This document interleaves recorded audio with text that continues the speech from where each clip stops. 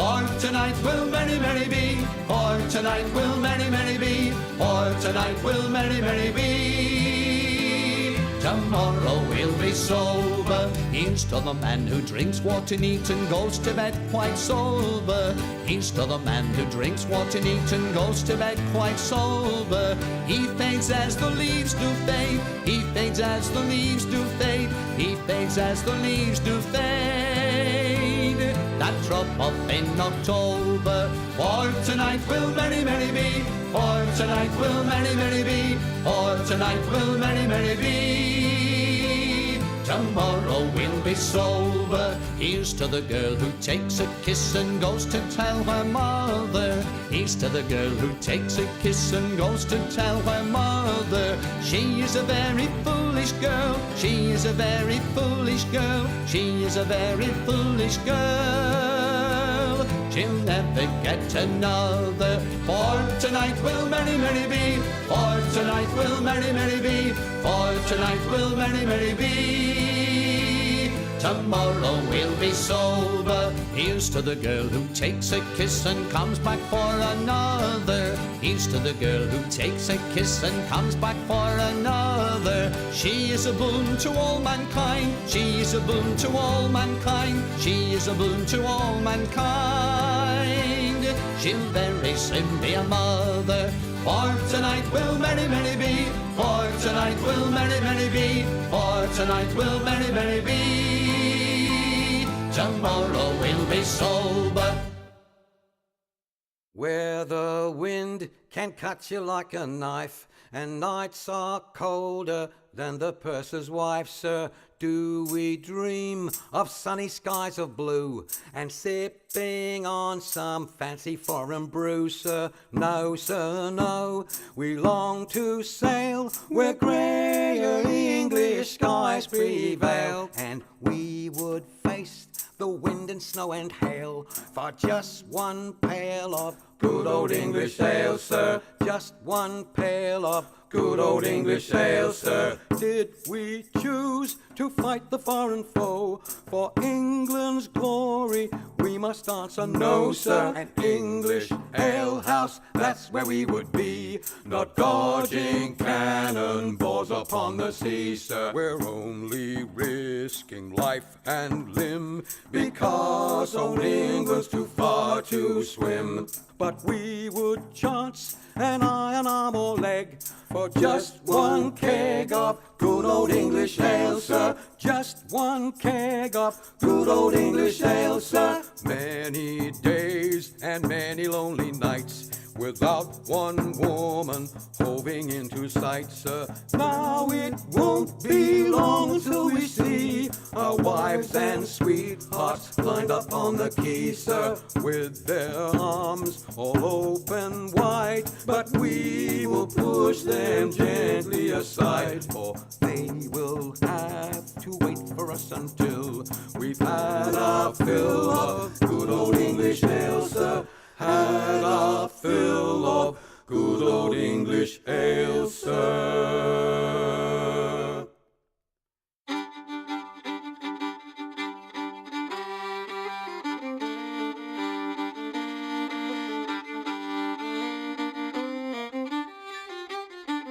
There were two little sisters a-walking alone, hey, the gay and the grinding.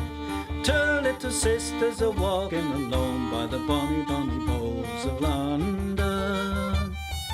And the eldest pushed her sister in, hey, the gay and the grinding. Pushed her sister into the stream by the bonny, bonny bowls of London.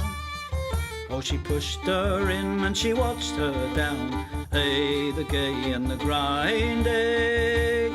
Watched her body floating down by the bonny, bonny bowls of London.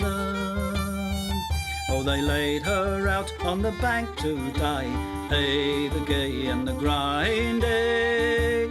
For with the fiddle came riding by the bonny, bonny bowls of London. And he made some strings from this yellow hair, hey, the gay and the grinding. Made some strings from this yellow hair by the bonny, bonny bowls and he made fiddle pegs from a long finger bone. Hey, the gay and the grinding made fiddle pegs from a long finger bone by the bonny, bonny bows of London. And he made a fiddle out of her breastbone. Hey, the gay and the grinding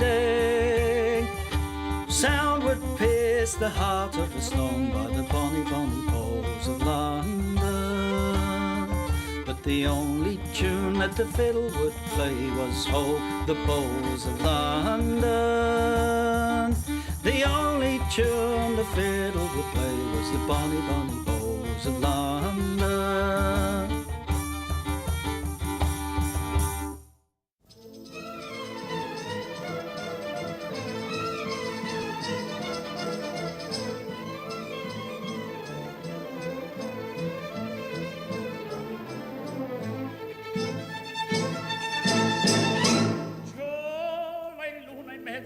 Mamma mia si salterà, l'ora è bella per danzare, tiene buon ma mancherà. Già la luna mezzo al mare, mamma mia si salterà, l'ora è bella per danzare, tiene buon ma mancherà. Già la luna mezzo al mare, mamma mia si salterà, resta in danza quando donna mia venite qua, un garzon bello giocondo ciascuna toccherà, finché in cielo una stella e la luna splenderà, il più bel con la più bella tutta notte danzerà. Mamma mia, già la luna in mezzo al mare, mamma mia, si salterà, fringe, fringe, fringe, fringe, fringe, fringe, mamma mia, si salterà, fringe, fringe, fringe, fringe, fringe, fringe, mamma mia, si salterà.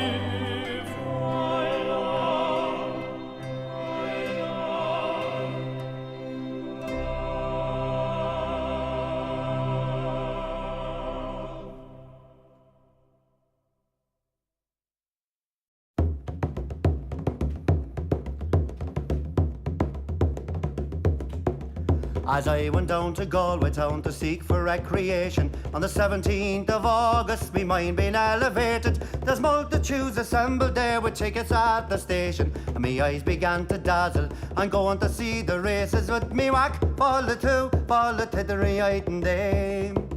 There's passengers from Limerick and there's more from Tipperary. There's lads from Connemara and a flare of married ladies, and people from Cork City who are true and loyal and faithful, who brought home the Fenian prisoners from dying in foreign nations. With me whack, ball the two, ball the tittery and dame.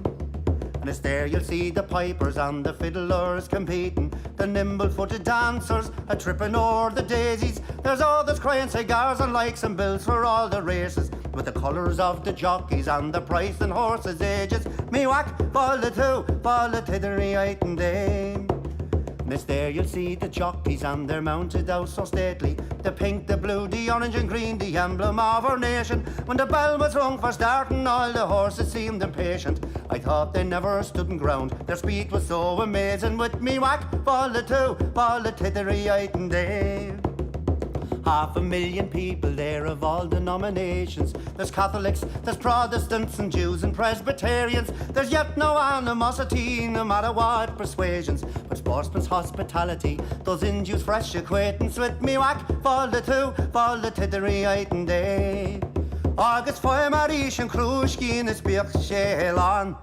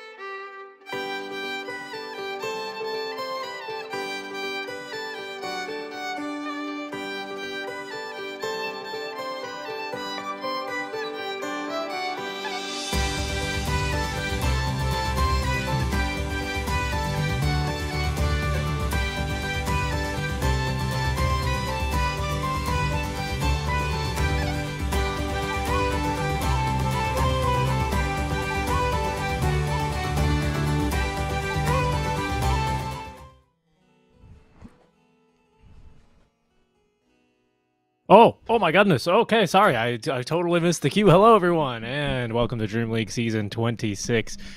We are back with Day 2 of the SEA Qualifiers. I'm Seeking Strike, and of course, joining us here is Winter. Welcome back, everyone. Day 2 here, as we will begin our journey in the lower bracket, getting some teams eliminated in our BO3 series here today. Winter, we're here for only 2 series today as it is, because of course 2 teams are qualifying to the main event out from the SCA region. Let's take a look at our matches yesterday, kind of refresh ourselves with what happened, how we got here. Were you surprised by anything that we saw yesterday in particular, Winter, in our 3 games? I think just Ivory. I think Ivory looked really good even though they lost, so hopefully we get to see more of them in the future. I think apart from that, the rest pretty straightforward, and also not to forget, Essence beating Talon, even though we didn't get to cover the game. Yep, that's what I was going to say. I was going to say that was a bit noteworthy for me. But we are not covering that match. We are covering a different match. If you're looking for the Talon and Execration game, you can check that one out on the ESL_Dota 2 Storm stream. So just change that. What are we on? Clarity. Change that Clarity to Storm, and you'll be able to find that match there. We are instead of covering the other lower bracket elimination match. This is Trailer PB versus Team Nymeister. Now, we didn't get to catch Trailer PB yesterday. It looks a lot like old IHC, what was the other Mongolian team besides IHC? Lil Gun, right? Lil Gun. Yeah. With fellow Malaysian Chuan sneaking on through here, huh? Yeah. I think they didn't really look so good the other day, but let's hope that they are going to be better today for their own sake. I mean, to be fair, their opponent also didn't look too good yesterday, Team Nymeister. They lost to Excretion, right? Was it? No, not Excretion. Yes, they lost to Boom. Both of these teams lost 2-0, you're right. Ivory 2-0-ing Trailer PB, and Boom also taking down Team Nymeister pretty easily, I think, in the first series. And, well, now this is it. First stop for elimination. They find themselves here in a draft. It is Team Nymeister with last pick as Trailer Park Boys. Have you ever seen that show? I doubt it. It's a very American-Canadian show. Well, they're going to open up with the Tinker. I mean, not too surprising. I mean, just Tinker. I mean, A is a decent... A is not exactly like a very strong counter to it, because you can still use the barrier. I mean, you can't heal it that much. That's pretty much it. I wouldn't say like A is like, oh, damn, I'm useless, as the Tinker. He's not exactly like an all heal. It's all just about his heal. It's the barrier. The barrier is actually very good into the Ice Blast. You can stop your teammates from dying. It's also pretty good at doing other things. Like Tinker is able to, help alleviate your map pressure. He's a hero that you can send back to TP and march the waves and make sure that opponents aren't able to. Like very different. Like when you compare that to A, because only Tinker can do that. Unless you are no, exactly. That's what I'm saying. Yeah. But no, I'm talking about like one-to-one counter, right? Because they have the opening pick, and Nymeister decides to go for AA against Tinker. I'm just comparing that. Got it. Because they've already decided to give up the Tinker. They opted to ban out Dazzle. I would say the rest of the bans are okay, but just the Dazzle one was a bit surprising for me because Dazzle didn't really look that great. It might be something to do with their specialty hero. So they decided to ban that over the Tinker. And they feel like AA is like a decent soft answer into the Tinker, which is not like entirely like Encounter.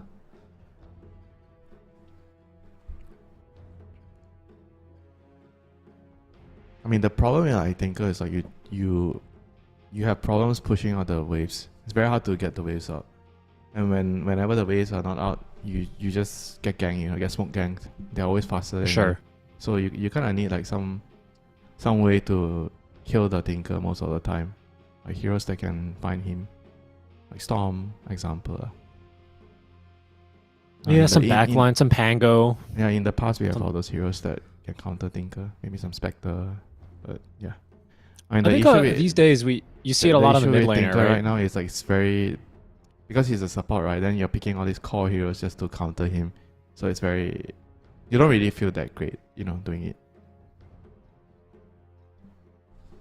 Maybe before it was like a mid Tinker. So if you were to pick like some Zeus or Storm, like it was gonna be worth it for you because it's a core. Nowadays it can be a core or support, but in pro games I think most of the time it's a support. I agree. I was thinking about gap close, and I was just thinking we see it a lot on the mid laners these days. We've seen like Quaps, Pangos, Pucks, Storms, Embers, a little bit of gap close, right? You can kind of find those back liners and poke at them. I feel like No, it you don't tends kill to be him, a right? lot of that. Not all of them can kill him. Like you need to be able to kill him alone, or at least right now because they have Ice Blast, so they have to be able to set up for the Ice Blast. So like something like an Ember would be, I think would be very reasonable overall. You can set up for the Ice Blast because you're going to be playing with that, and Beastmaster can kind of set up for the Ice Blast too. This is a decent hero into the Tinker if you can find him.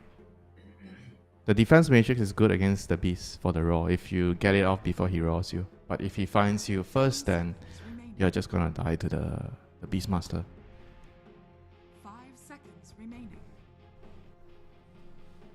Yeah, not a lot of blinks we've seen. I think mostly we've seen the Ags build, right? I think one time it was like a Helm into Ags or something like that. But The Bling build was only in one game where Jabs was playing. right, I axe into Right. Dagger. I think that build is actually pretty good.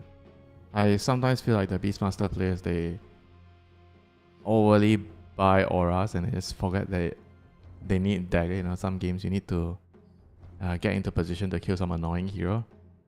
Because in half of the games, maybe, I'm not sure if it's correct, the statistic, you know, half of the games. So half the games you can just use your auras and use your creeps and push the towers, so you don't really need to initiate, you just wait for your opposing team to come to you.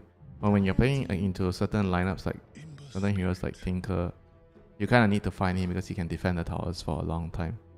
So that is something that you have to consider when you're playing Beastmaster. And now we see the Ember, one of the top like mid heroes right now.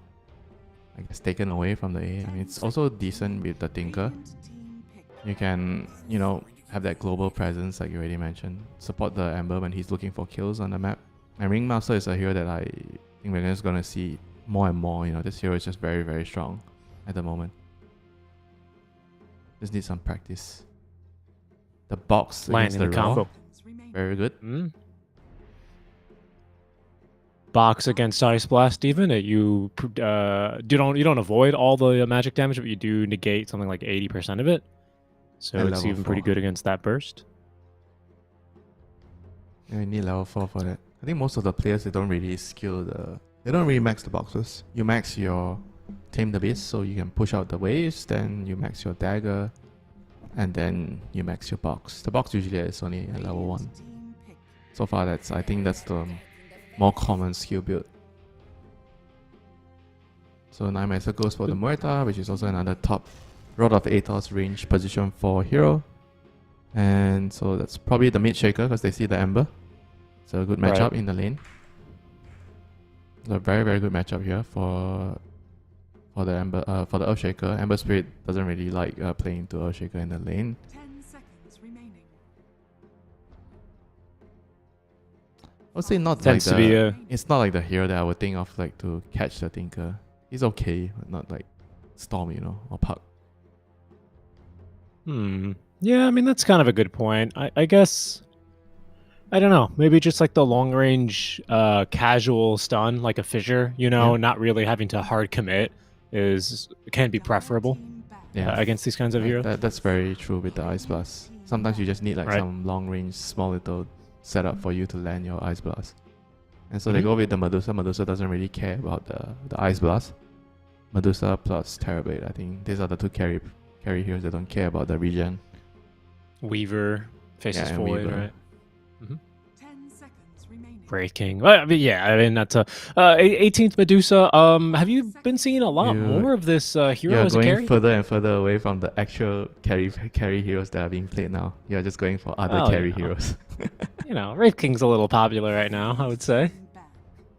He's Yeah, starting not to, his really. stocks are going up. Actually, not really in pro games, but I actually expected after they buffed the Bone Guard, I thought it actually might come out into Me too. play.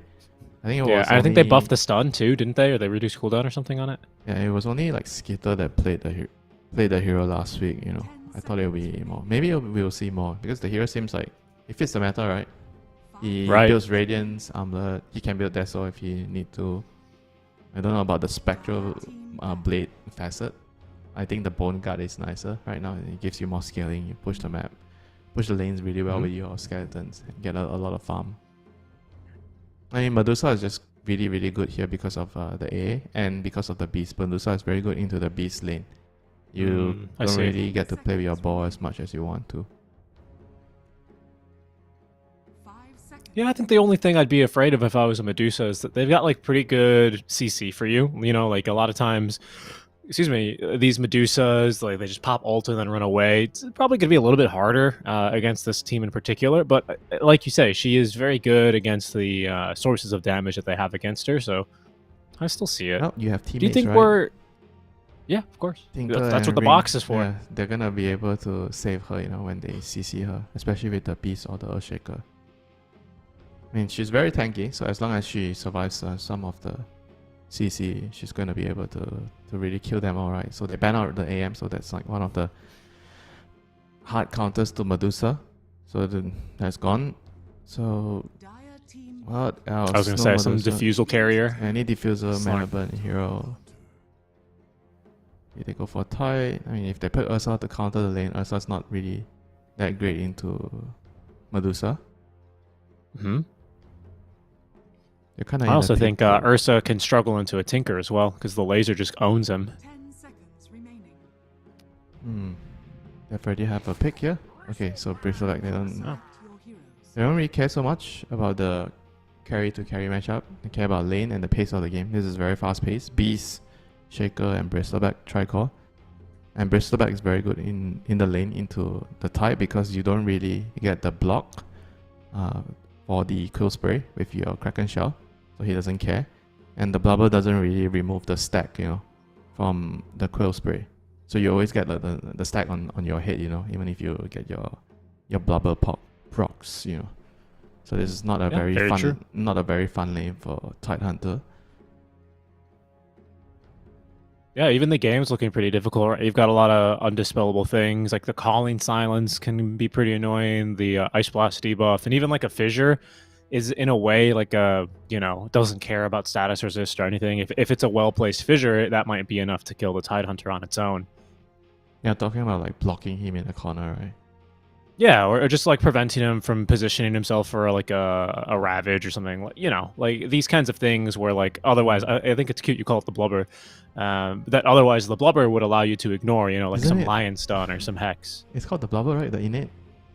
Why Is it? Yeah, it's called the Blubber. Maybe not the Blubber. It's called Blubber.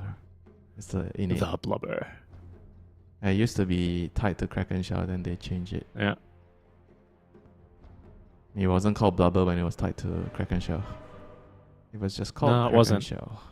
I mean, it's No, nice, it's you know. just I mean, this Kraken Shell. hero is like fat in a way, so. Well, okay. I mean, I suppose Look that at is his true. Cosmetic. Look at his tummy hanging out. He's a cutie, man. What do you mean? He's got a little starfish on there, okay? The starfish makes him look a lot bigger than he is. We'll see here as we get underway with game number 1 of our elimination series. Winter, do you believe in this carry Bristle for YG Young God? Seeing red? Bristol is a very good hero. I think I believe in it. But in this game against Medusa, they are gonna have like a very sharp timing window, right? If they don't finish the game quickly enough, then I suppose you don't really have much to deal with Medusa. I don't think you can kill her. But if you can actually run over her, you have this insane timing with your Beast, Bristol, Shaker, like 20 minutes timing. If you're, I presume you're not gonna go Helm. I actually don't know if you should go Helm. But if you want to finish the game, I think you ought to go Helm. If you want to finish the game quickly. 30 seconds to battle. Abuse your timings. I think you will have a sharper timing with Helm, with your Tricore, Bristol, Shaker, Beast. It's a sneaky camp block. Did you see that from Carlo? Use the dead shot to break the tree and then planted it Yeah, right in there. I hate all these spots because it's so difficult Yeah. to deal with. I feel like sometimes it's a bit unfair. They remove some I of those agree. from the bottom. I don't know if you remember initially in the bottom medium camp, you had some spots where it's impossible to reach without Quelling Blade. Tino trying to go for the rune, but that's March. Untouched rune. I think it's Do you good believe, that they remove it, They okay. remove some of it, This one is like a bit special because you have to use dead shot to break the tree. Are you a fan in general of using? Oh, are they going to? Oh, I thought they were going to try and push the wave here, nuke the first wave. Are you a fan of like the quelling blade past meta? You gotta cut trees and carry one as a support to try and plant some cheeky wards, or do you think that's you shouldn't be able to manipulate terrain like that more? I think it's a What do you- good what do you thing to like? have, but this one is a bit, I feel like unfair, what Carlo did here. Because I don't think you'll be Uh-huh. able to deal with this in a normal circumstance. Yeah, it's tough. That one's real annoying. That one's really annoying. He already placed a sentry in anticipation. He knew he was doing something there, that he placed a sentry but he couldn't find the sentry. And that's just what it is, Yeah, right? it's- If you can't clear the trees, and if you don't have a hero like Beast, for example, I doubt you'll be able to find a sentry, Carlo will be quite pleased with that. Yeah, Tinker is not really known for his terrain destruction. And all Tino needs to do is to make sure he doesn't throw any axes over in that direction, and they should be able to have that camp blocked for a while. We'll see. I mean, I don't know. I feel like I'm really curious now if he'll be able to sneak in and find that one. Yeah, It's this always is- really frustrating when you can't find it, and then you get your sentry destroyed. At that point, there's nothing stopping me. I'm buying all the sentries. I'm dewarding that camp, It's definitely a pretty big deal. Like, the way you play the side lanes, I think a lot of it comes down to which side can pull if you are looking to gain an advantage.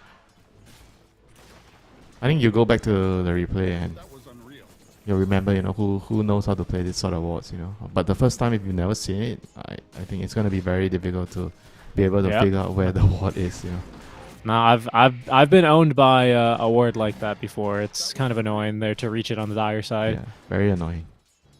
I don't know if you stand on the watcher area, you stand on the high ground, do you see it or Let's you don't see. He's it? gonna investigate it now. He's like, where the Oh, heck he is finds this? it. Oh, We are oh, all nice. He got dummies. it. I guess that is the only spot that it can be placed. That's why he Yeah, went pretty straight to much. that spot. Yeah, we are the dummies. It's true. I mean, that's why these guys are the professionals. Every now and then they need to humble us in one of these ways that isn't really that exciting, but is actually very consequential, isn't it?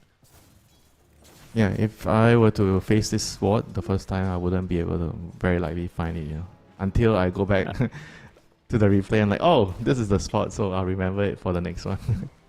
It's too late. By then, your carry's already reported and avoided you, Winter, for not unblocking camp. How hard could it be? Just unblock the. Just click the ward. What can you do? Sometimes you just get outplayed. Yeah, Like the Amber, is he getting outplayed by the Shaker? I mean, so far he's doing decently. I mean, there's a Doing lot fine, of denies. the the it's Shaker. Shaker though. Well, what can you do? Yeah, Shaker I think denying. that's to be expected. This enchant totem, right? Oh, nice last hitting though, I have to say. I think the Tide's buying doing the well. Shaker. 17-0 versus 15 at 3. I mean, the lane should start to get harder once I mean, they already have level 3. The second point in close speed, and the lane is going to be difficult for the Tide now. He can't really play too aggressive when he has a lot of stacks on him.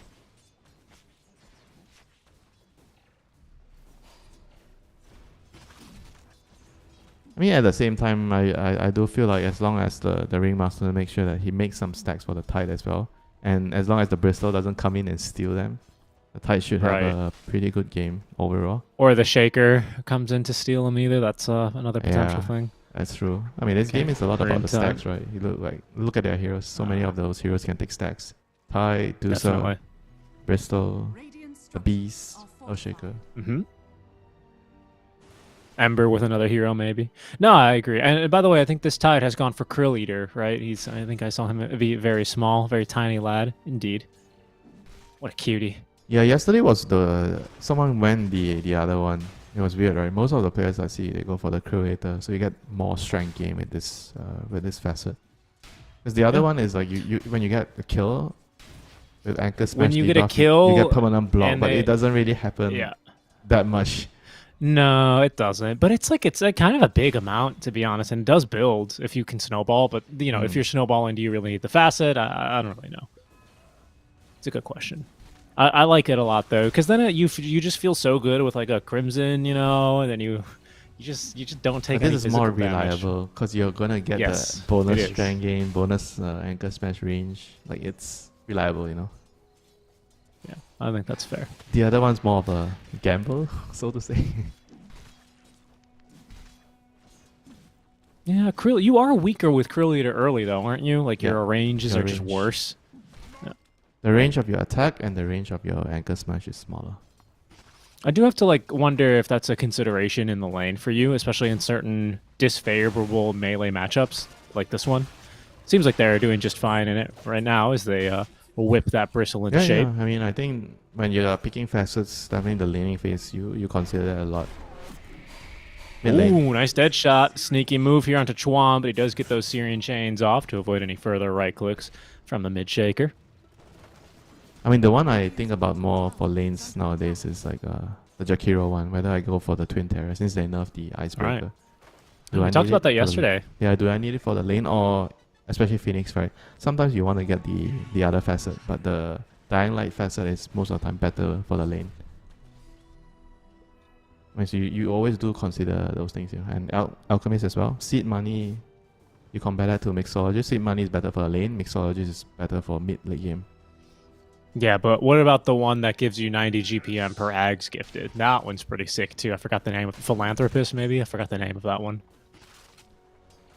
Yeah, you definitely consider the lanes a lot, you know, when you're picking the facets. You do.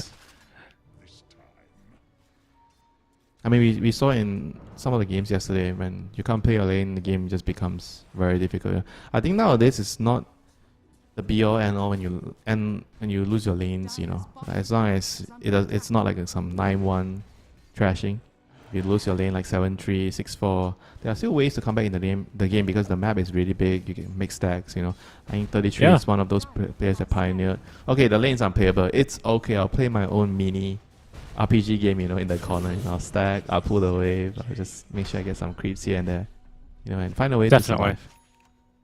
I think it's that's one of the better things about the bigger map. But you have to still kind of play your game strategically, right? You can't just, all right, well, I lost the lane. The early game is going to be hard. I'll just play late game and scale. You know, if everyone does that, you're just going to get ran over, kind of a thing. I feel like we've seen some drafts yesterday that were just way too greedy and, you know, didn't really give themselves a fighting chance early. As we can see Narman getting sandwiched here by an Ancient Apparition. Another good Syrian Chains here. The headshot as well, but it is still going to be first blood. Actually going to Abeng, who managed to close the gap and get the kill first. Yep, they had the numbers. They have 3 heroes. Tinker wasn't there to join the party. He's just busy stacking. I mean, Medusa's having a really, really good time as expected. And in this lane, Medusa into Beast is a very, very good lane. Ooh, they get the Shaker mid though. Chuan getting the last hit. It seems like they're going to get the +1. That's 11 rotating on through. No Ravage used. That blue diamond means he didn't have mana or doesn't have mana for it. Yeah, maybe the Ember could have killed him with the Remnant, you know. If he actually plays the Remnant early during the slide and then go to it, it'll be really, really, really, really close because he had mana for 1 more. And bot lane, we see like Naman coming back to this lane. 2-0-2 right now. So he does a lot of damage. I mean, this Impalement Arts is very good against tanky hero because it's percentage-based damage. Yeah, adds up if you can consistently connect them. Yeah, not the easiest. That's Young God's core, to you're being land. killed. Very similar to Shadow Poison, but I guess Shadow Poison is easier to land. Definitely. And it doesn't cost as much mana, and there's a way shorter cooldown. Much more spammable than the daggers. I find myself really struggling to play this Ringmaster here. I think his auto attack animation is one of the worst in the games. It's just horrendous. Yeah, it's pretty slow though. Oh yeah, I know. I guess you get used to it at time. I'm gonna try to learn this hero. I feel like this hero is something that should be very fun to play. What excites you about him? Is it the Wheel of Wonder? Is it the whip? The daggers? Being able the to box? farm with your nuke, tame the beast. Wow. Okay. Well, very well. It's a boring answer. I'm just kidding. You know, I like the Rod of Atos combo. Whitemon kind of inspired me to play this hero. Okay. Rod of He's a Atos, good one to watch. Wheel of Wonder. Then you make a quick tame the beast cast. Wow, this AA is level 6, by the way. I don't think it's going to really make a difference as he is whipped into oblivion. Yeah.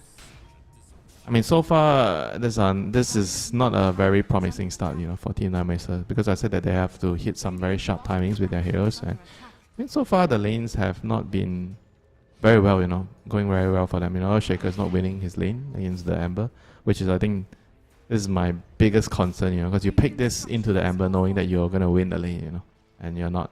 He's going to echo, clear some camps, get his dagger. This is going to put him in a much better position, but he is supposed to be further ahead, with this sort of hero matchup.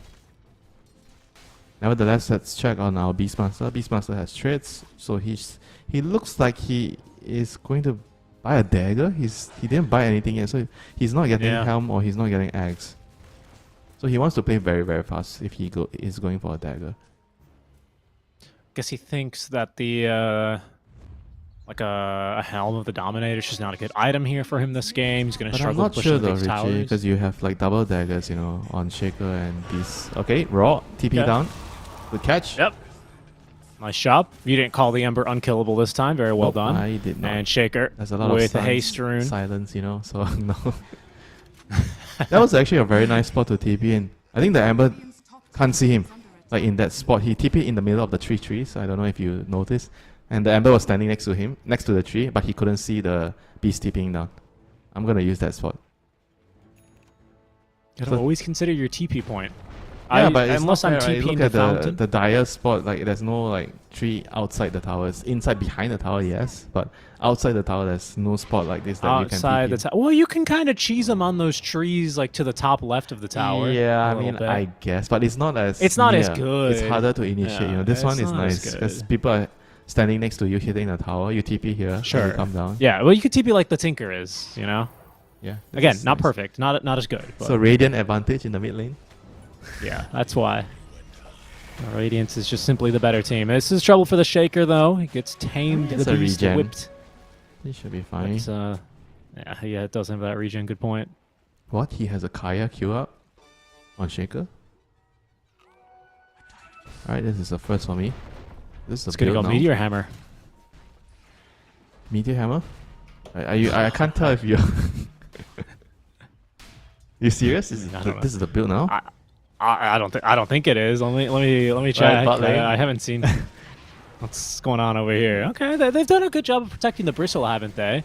He's gonna receive some support now. The rotation's coming through. Echo Slam used the blubber. Oh goodness, the Ravage connected onto 4 heroes. However, the Ice Blast already applied its debuff here to the Tidehunter. He is getting ran down off screen as Young God looking to counter initiate. Seems like 11 he will live, thanks in part to this Tinker. Yeah. Like you said, on that defense matrix, able to keep everyone alive. A few ultis used, Winter. Everyone walks away nice and healthy. Yeah, they were unlucky a little bit with the timing there. The Earthshaker, he was like, I think he was trying to wait for the blubber to proc so he doesn't get, dispelled on the Echo Slam. He waited and decided, okay, I can't wait anymore, he has to go. And then the moment he slammed, the blubber procced and the Tidehunter moves away, so they couldn't kill him. Winter, I have news for you. It seems like Kaya is actually now the standard build. I'm seeing that a lot on Dota 2 Pro Tracker. Again, these don't include the top end builds anymore. Excuse me, but they Yeah, do rather still strange. include some.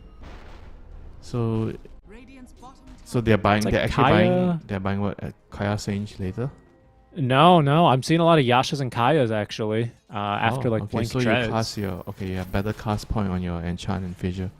Yeah, I mean, it makes sense. I thought it was like one or two games, like some weird situation for you to do it. I didn't know it was agree. like a. Oh, Wheel of Wonder. Can they actually get him? They messed up the combo slightly here, but there's a lot of heroes around him, and they will be able to connect the kill onto Yoei. Looks like a tier 1 tower might be up next as Abeng being surrounded, Yep. dying Bonus underneath kill. his trees.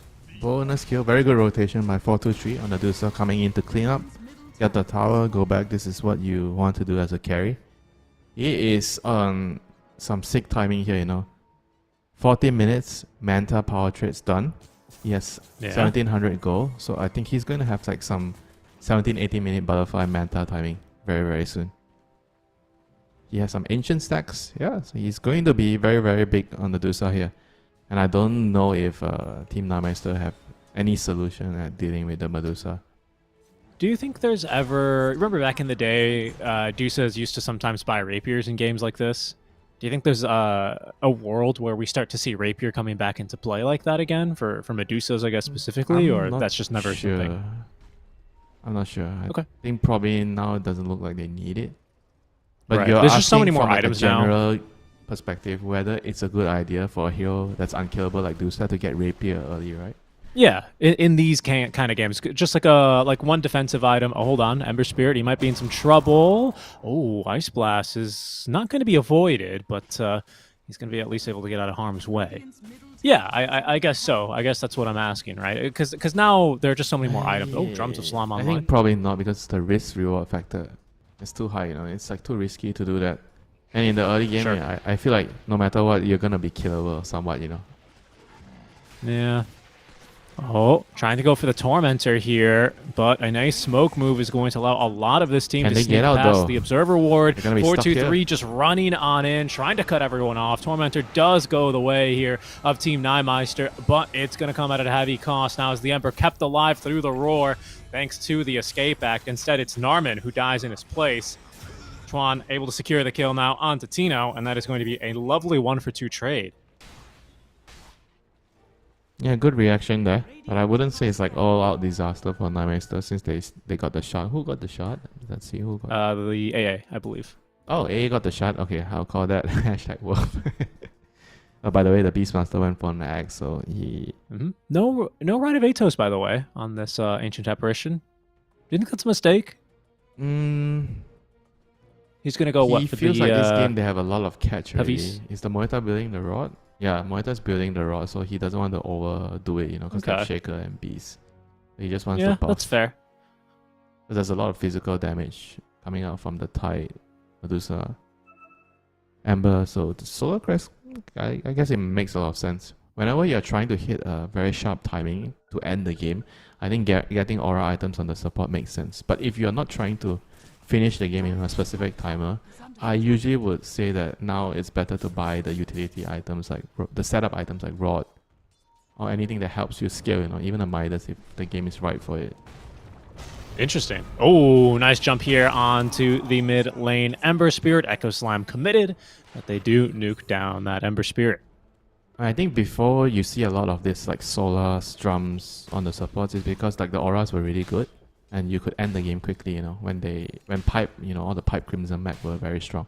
But now because they nerf all those items and it feels like it takes a longer time to end the game. So I think it's important to get catching items as support so you can set up for kills because the game is going to naturally progress longer.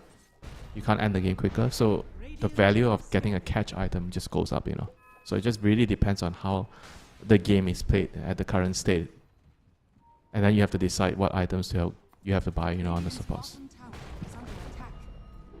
Yeah, obviously things Yeah, like I you think that- mentioned, if you have a lot of catch on your team, definitely you don't want to overdo it. But I think in general, as a general rule of thumb at the moment, this is something good to think about. Whether you can end the game quickly enough.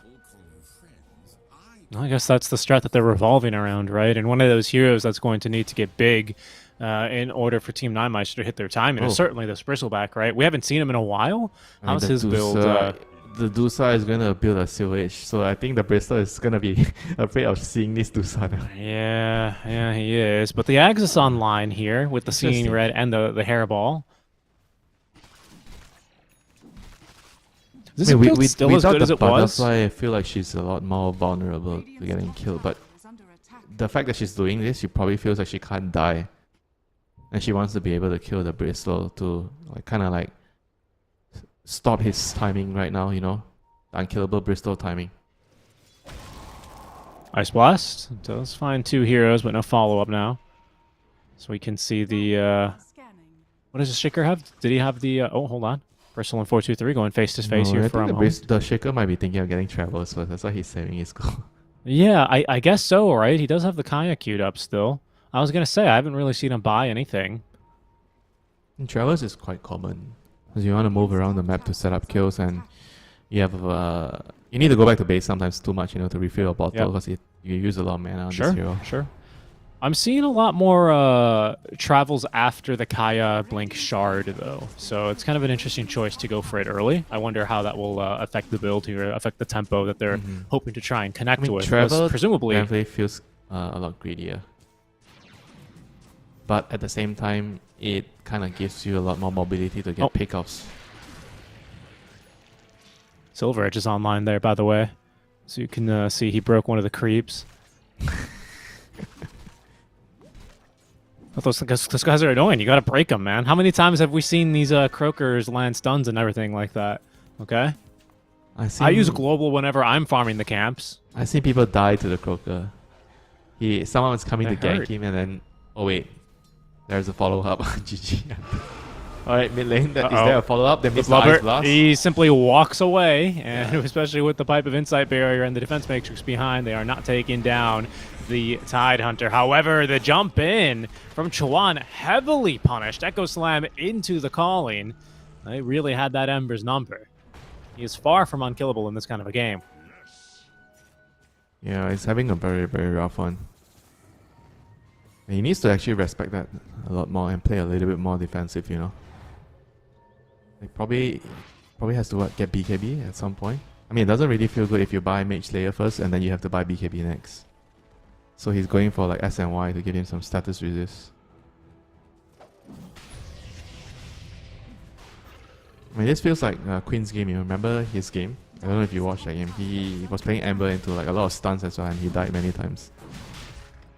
And he also had a Tinker in his game, and the Tinker was fatter than him, his teammate. I think I've seen a screenshot of that game. Yeah, he was like the poorest guy on the team. Well, to be fair, I think he was in some more insane matchup. He was Ember into Husker or something. It was probably... Ice Blast is coming. Shaker waiting outside of the pit, but they don't have an Echo Slam here. This Roshan currently being contested. Pipe's going to block a lot of that. Tinker's coming back. It is. I think it's going to block too much of it. Yeah, I mean, the Stinker Medusa is actually pretty insane with the Locket. Just keep giving mana. Yeah, especially with the reduced cooldown as well that you get on the Tinker, which I believe, I'm not sure if it's the case, but it certainly feels like it when I play the hero. I think Tinker's innate also works on the recharge time of the... It does. So you charge quicker. You get your charges faster on Locket. Yep. It's pretty crazy, honestly.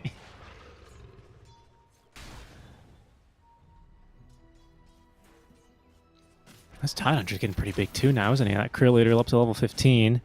Tino continuing to farm. He's going to go for the Blink Drums BKB build. That's what he decides on being best this game. But it seems like Team... what is it? Team Trailer PB, sorry. Trailer Park Boys are starting to feel a little bit more confident playing together, pushing some objectives. I mean, it seems like they've got a lot of their items that they want online, right? This...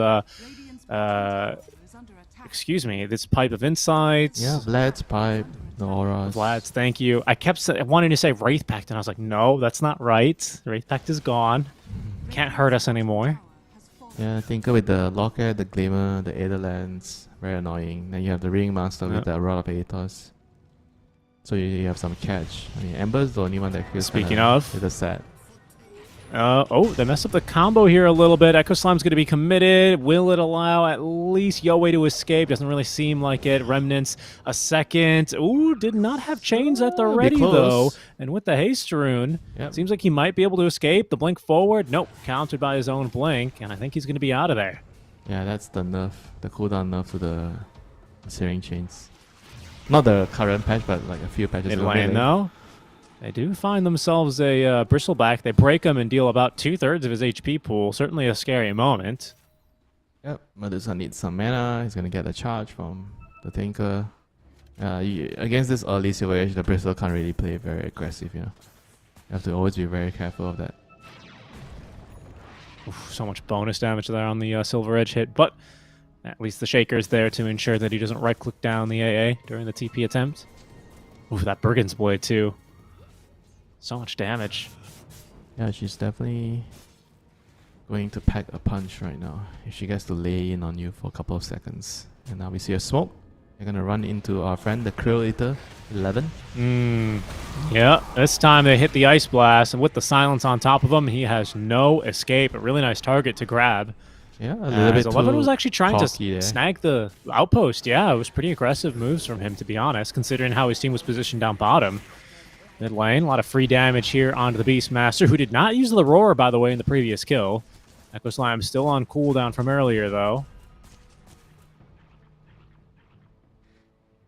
You can see Trailer Park Boys not willing to get too aggressive here, not without their trusty Ravage. But what? They're playing into what is a double BKB timing now, right? Because the Beast has his ready. Bristle has his. So they're 2 9-second BKBs. I believe at this point, the Shaker might decide to invest in the power... Or sorry, not the power tricks, the Boot to Travel. No, it's going to be BKB first. Okay. Yeah, that's triple BKB. It's going to be like a time that they have to strike back, you know. They can't just let the Medusa just farm and do nothing. They have to kill her once. And the longer the game goes, it's just going to get harder and harder, you know, with the Tinker buffing him. The more aura items come out, the harder it is. The Butterfly's almost online as well. Yeah. Whoa. 500 I can't gold. believe they managed to sneak past Yoei. SC, I think his smoke has broken. They him. do actually scout the Shaker now. A nice stun now onto 3, but the Silver Edge break ensures that they easily pick up that kill. Another +1. Carlo. Out of Atos. They do force Carlo to pierce the veil. Silences through the Wheel of Wonder. Combo not executed perfectly here, but the Ember still able to try and give chase. Another dagger misses thanks to the Tinker's toy. The Tumbler's toy, sorry, and Carlo finds a nice trusty tree to TP away from. But that Butterfly's online now. Seems like this is a very strong window of opportunity for Trailer Park Boys. Radiant's middle tower is under attack. Yeah, Butterfly online with the auras, with the Tinker behind him. This is going to be very, very difficult to... I mean, the Aegis is running out, so they have to kill her only once. 10 seconds before he runs out. Radiant's middle tower has fallen. There it goes. First tier 3 tower of the game demolished. It's an amplified damage rune in the river. We'll see if either team's going to be able to scout that as the Aegis regeneration kicks in. Full heal for a 4-2-3. Still waiting for like a big fight to break out here. 6-7. 26.5 minutes into the game as Team Nightmeister forced to try and hold the high ground. Wow. The cast animation is a lot faster. I'm not used to seeing a Shaker get out those spells that quickly. He's normally a little bit more clunky, you know, of a hero to play. Sometimes, you know, playing Shaker, you ever go to the arcade and play one of those like racing games where you have to shift manually, you know? It's a little bit like that. You have to like kind of You were shift telling everything. everyone about how I only play one game yesterday, remember? You were going That's on true. So some- have you ever gone to a video arcade or no? Prove me wrong. Yeah, a long time ago when I was very little. Yeah. I went like last week. What do you mean a long time I play like ago? the shooting game. I don't know what's the name of it. Yeah, Trigger, Time Chrono or whatever. They've got a lot of those games. Amplified damage on the Ember. Hold on, Chuan. He is about to pop off as this poor Ancient Apparition is going absolutely nowhere. Trying to get off an Ice Blast here to hit the Dusa. I think he's just out of range. The Roar, the Echo Slam, everything committed, but Dusa inside of a box, able to evade now as Tide about to unleash a Ravage as soon as that silence ends. Oh, Dusa. Ignored by the BKB No mana. of the Beastmaster, but the She has to Dusa run. out of mana away in the fight. I think she's up there in the river. Chuan chasing down here for Carlo, as it seems like Trailer Park Boys will be able to They defend would have the actually Dusa. killed the Dusa if the Ice Blast landed there. That was a bit unfortunate. He got jumped and he was like panicking to use his Ice Blast because they were going on the Dusa. Didn't land it. And the Tinker kind of kept the Medusa alive in the end. Though. With the March, with the Locket and the barriers, the defense matrix. Very tough to kill. Was that all 3 BKBs used on Team Nightmeister? Ashika doesn't have his yet, so it's just 2. Oh, that's right. Yeah, so just the 2. Yeah, fair enough. Okay, well, that's a pretty powerful cut into the BKB timings then, especially as Trailer Park Boys. They don't lose a single hero. Sure, they only get 2 supports, but by far the better trade.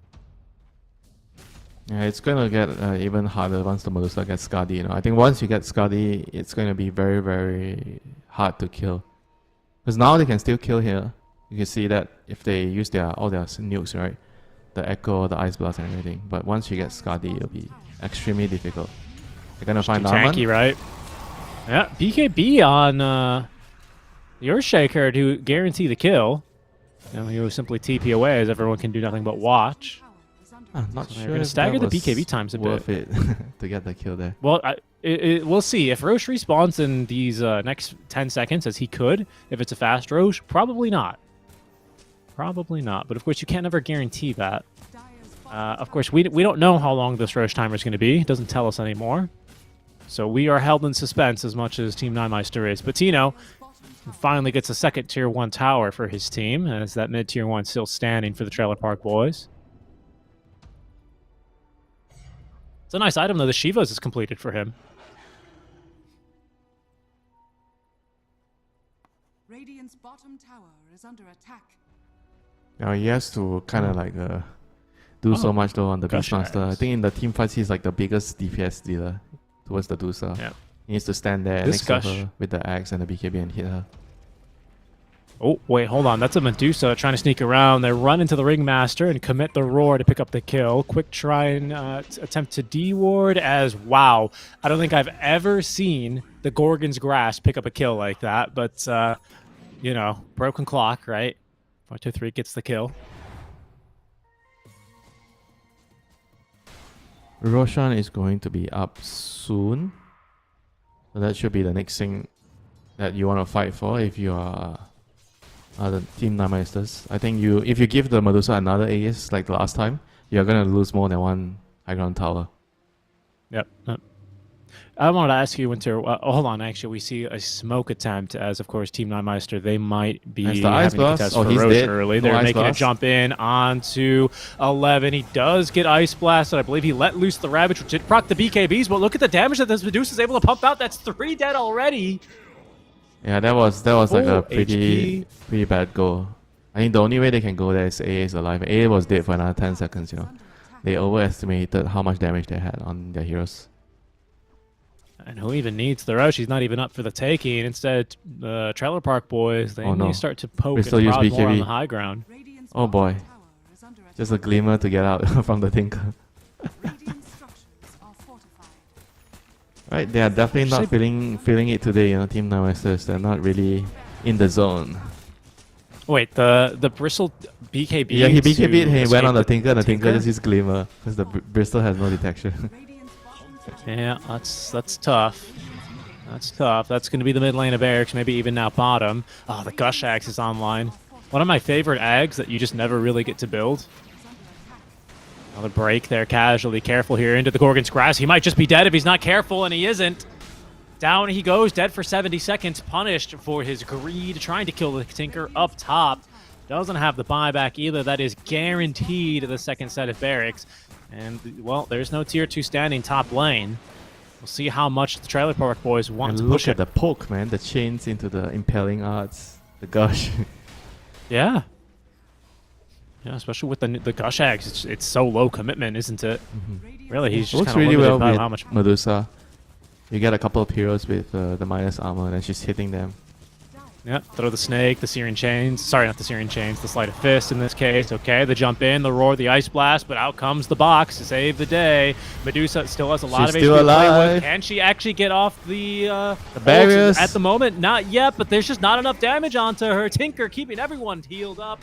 Everyone makes the jump. The disconnects immediately out from Team Nymeister as they GG out, failing to kill this Medusa a single time in game number 1.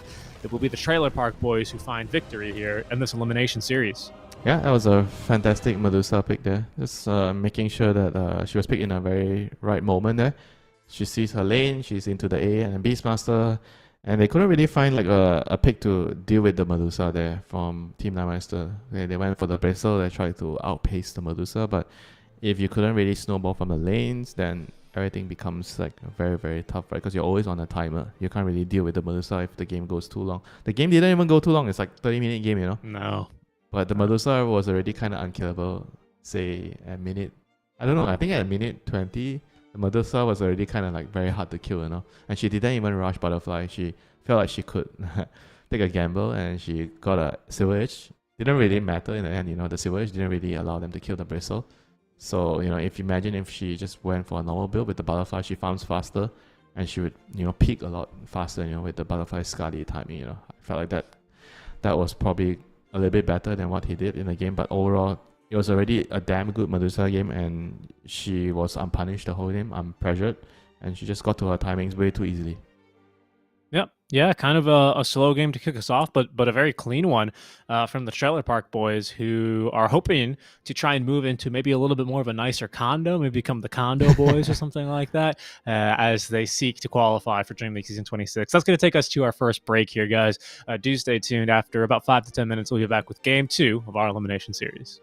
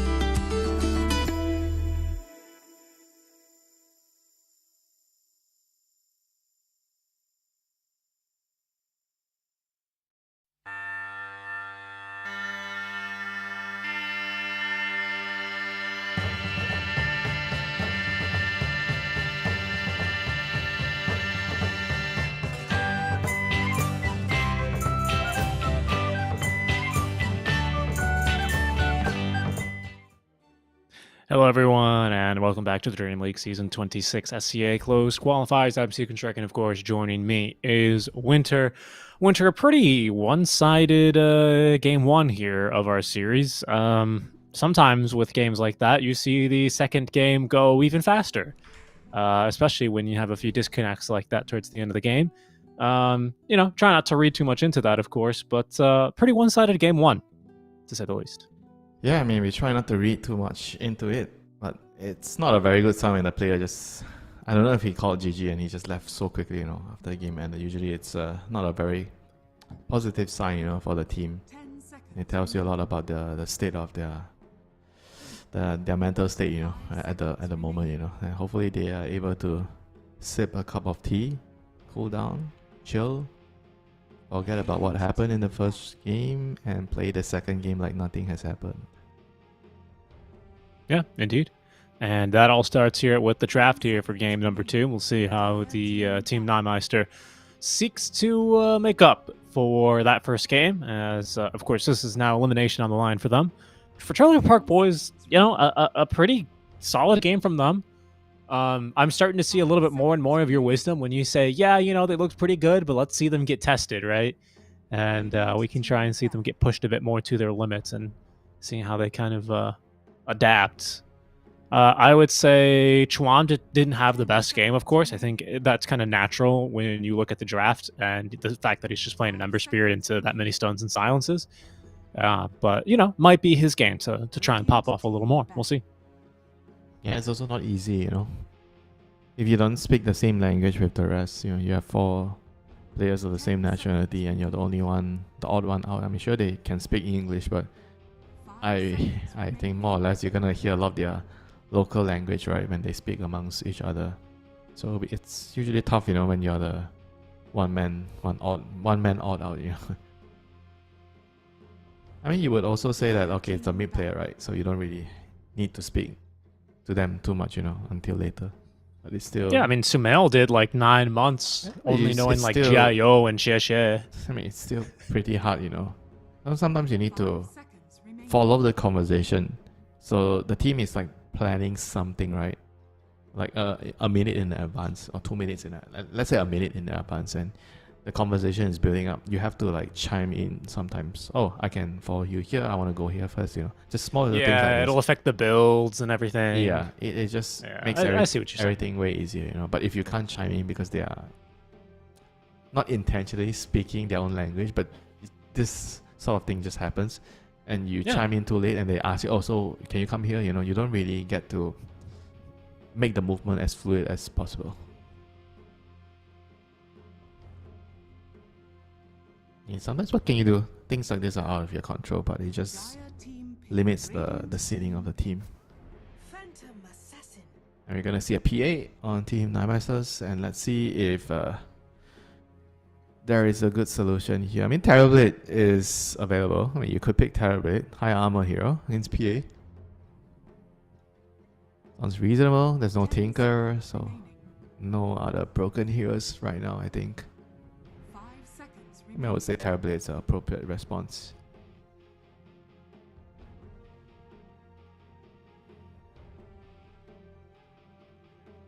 What else did you say? There was another Agi carry that you liked a lot into the PA. Morphling.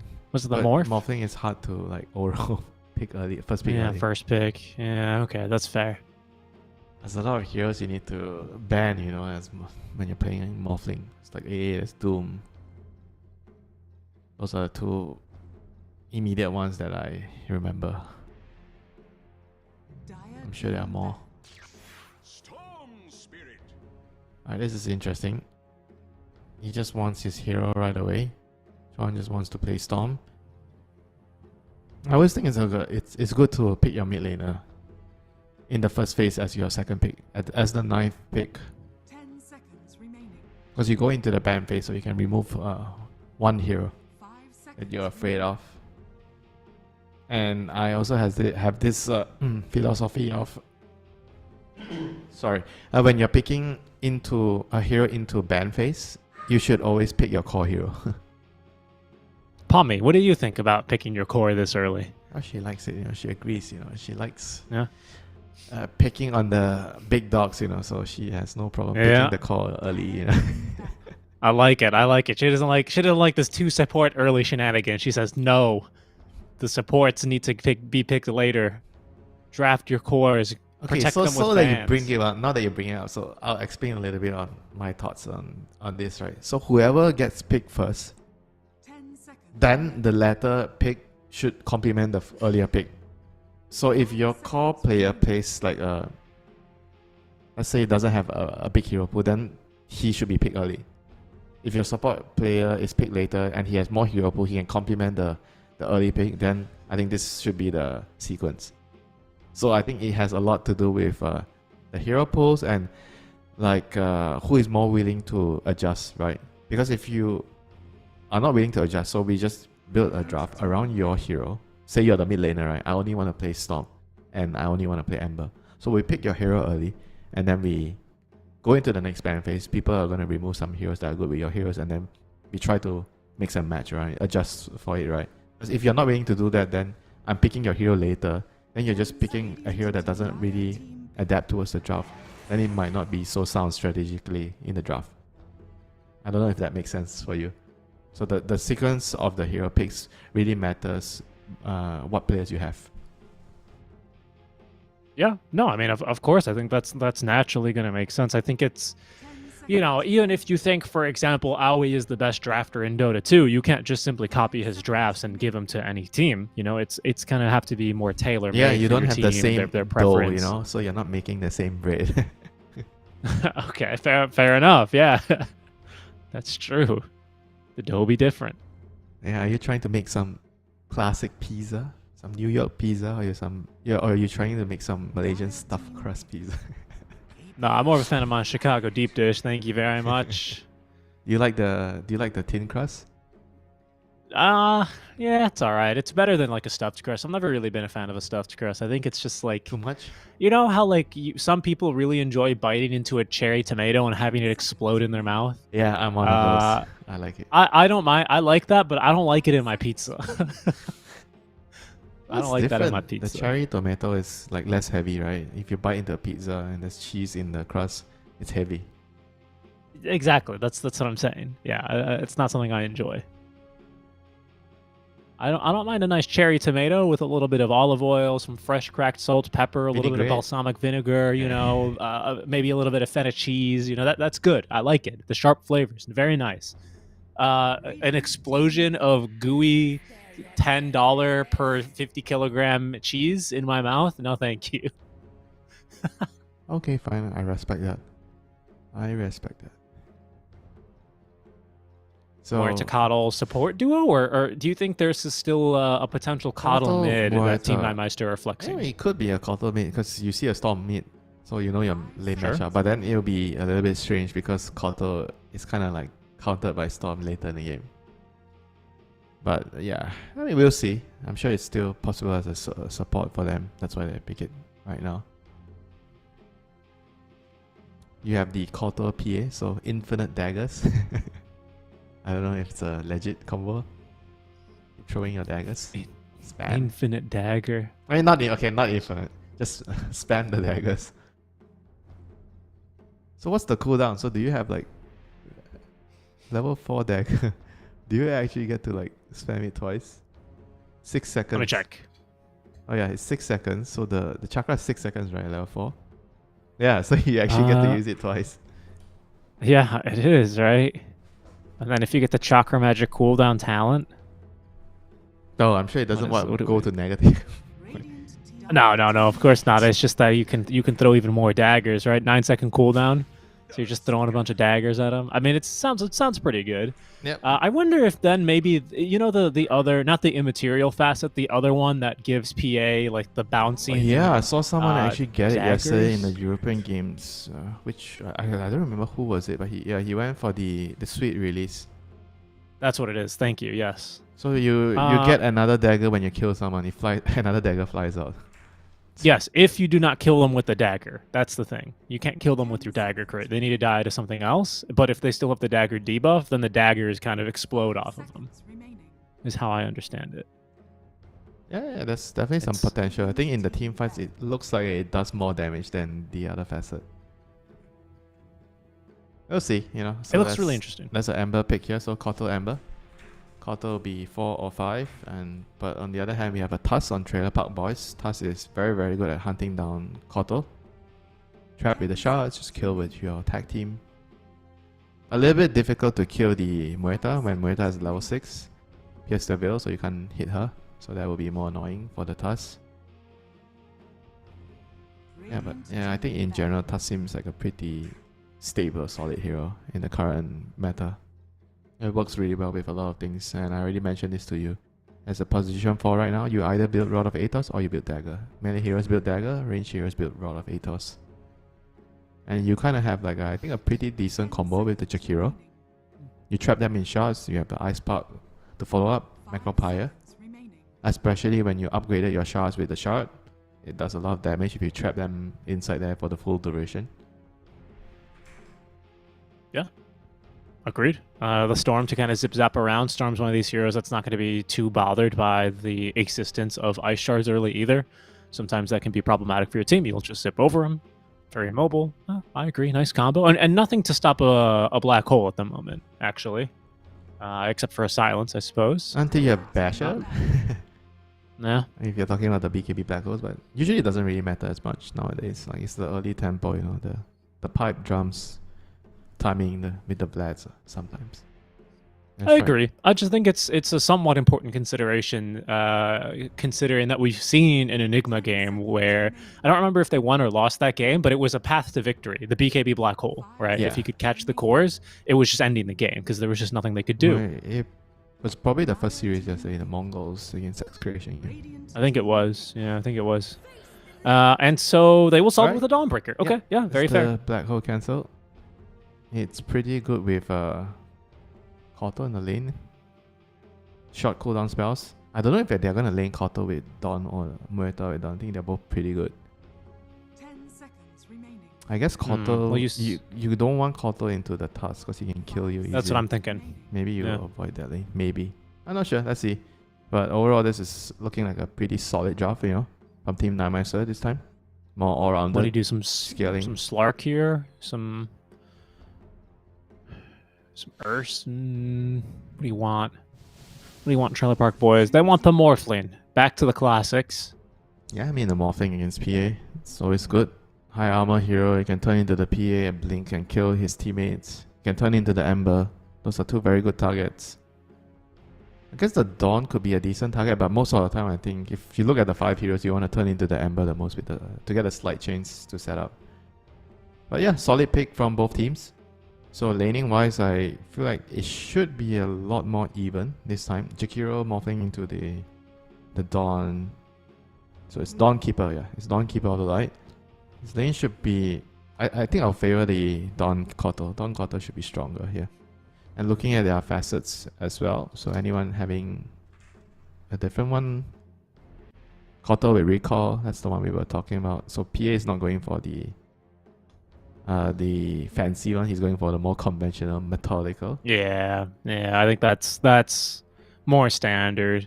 Dance of the Dead, we double impact, solo charge on the rest. Yeah, everyone has like a pretty normal one. Yep. No. I forgot the left one for Jakiro, not the icebreaker. The other one. Pintera. That's what it is. Didn't choose it. Splitting image, pretty standard. And of course, tag team, right? For Hustler, my boy Narman. Actually, the splitting image one is kind of like new for me. I think I see more of the event horizon. So for the move speed penalty, that's what's more common. So this one is when you take damage, you spawn Eidolons. So I think it seen makes this a little bit. sense when you're going into heroes that can gap close and reach the main hero. All right, you just kind of, it's like lizards when they chop off their tail and then run away, right? Have you seen that before? That is such a strange comparison. It's exactly what he's doing, though. You don't think? So you're hitting. Enigma's- So hitting the Enigma is like the lizard dropping off the tail because you're spawning Eidolons. Yeah, exactly. And then if you're not a very smart prey or predator, then you're going to go for the easy Eidolon and not the big Eidolon. But the downside is you don't control your tail, but Enigma controls the Eidolon. That's true. Yeah, that is true. It's a pretty legit. I give you 10 out of 10 comparison. Hey, thank you, thank you. I'm glad you finally agreed with me for once. What? On one of- Finally, I agree with you all the time. I mean, finally. Not on my jokes, unfortunately. Sneaky word there by Yowie. He's able to not have his smoke broken. And that's going to allow Team Non-Meister, the rest of them anyway, who are smoked up and maneuvering gang through squad. the jungle. Incoming. Yeah, it's a bit hard, though. Their smoke's going to expire. The ward scouts them as well. And there's a watcher here. Trailer Park Boys, they've smoked as well. We'll see how they want to respond now that they've seen at least the Dawn and everyone is Coddle. hiding in this tree, Richie. You know this tree here, where the P Which is tree? hiding. This location, this new area where you can just hide here. I think I'm gonna place my ward lower next time. Because of all the games we've casted yesterday and today, there's so many times where before the game starts, the team is hiding here because of that tree. Yeah, it's a nice tree. This looks. Is this new? Like the last one, or it was there before? You know. I think it's been there. I'm still not really memorized the trees myself. I cannot tell a lie. Runes will go to a piece here at the horn. Oh no! But found yeah, the ward? it's Holy. Okay. nice. So they felt like because the Morphling and the Jakiro, they dared to come down and contest the rune. They felt like there might be a ward there. Okay, that was pretty good game sense. Because if you think about it, right, if the two heroes are running into contest the rune, they must have some sort of information that tells them there's how many heroes there. So that alone was enough to tip it off that there was a ward on the high ground. You know, these Well players, played. you know, playing games every day, 10 games, you know, you have somewhat of a second nature, you know, to the game, second sense, you know, game sense. Yeah, when something just doesn't really look right. No, it's early D ward, and it'll make any rotations towards Chuan potentially a little easier.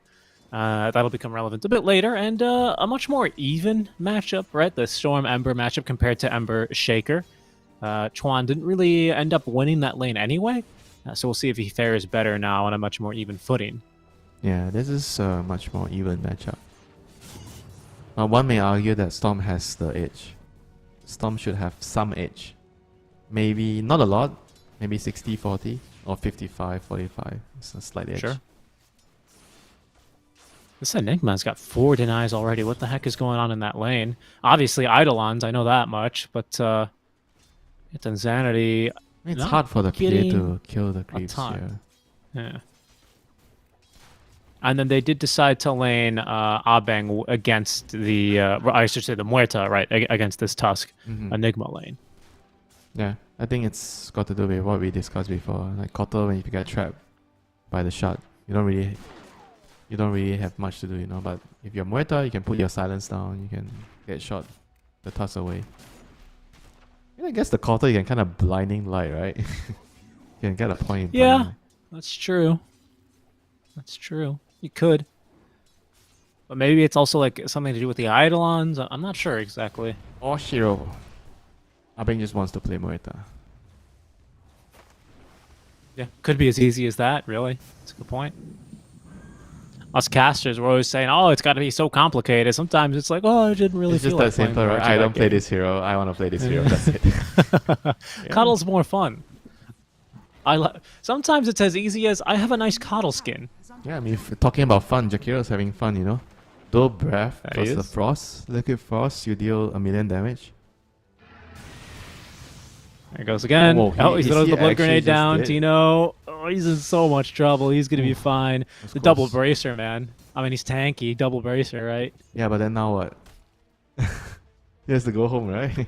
Oh no, there's a salve, but Kotal doesn't want to salve him. Get half the regen. Yeah, get half the regen. You're gonna heal for like 100 HP effectively onto that Dawnbreaker. It's I mean, difficult this life is here. The power of Jakiro. I mean, once he gets level 3, it's going to get even more disgusting. Yeah, Coddle doing the next best thing, just making sure he secures a lot or as many last hits on the range creeps especially as he can to at least allow the experience to surprised they flow. didn't block the small camp, so they just want them to pull, and the Kotal is coming over to steal the creeps, yeah. because they just didn't intend to block it. I don't know. I feel like it's making the Dawn uncomfortable in his lane.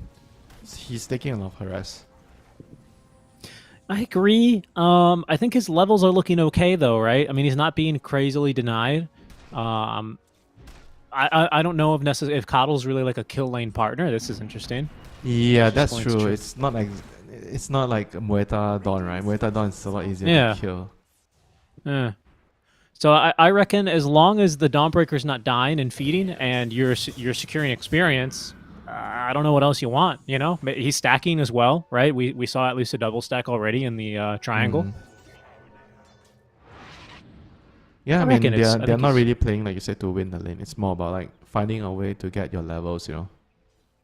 Definitely. And then, you know, Dawnbreaker can farm the stacks and start rotating around. You can see she's like kind of stacked a wave, and now she's TP'd home to try and lose out on as little as possible. I don't know, maybe it's still worth blocking this easy camp now that I'm seeing what they're able to do with it and kind of maintain equilibrium. I think in most cases it is very bad to let them pull, you know. I mean, I could see some very, very different like special scenario, like you have a bristleback, you can just go in and stack and pull all your axe, you know, and clear it. But other than those two heroes, I feel like it's just better to block it.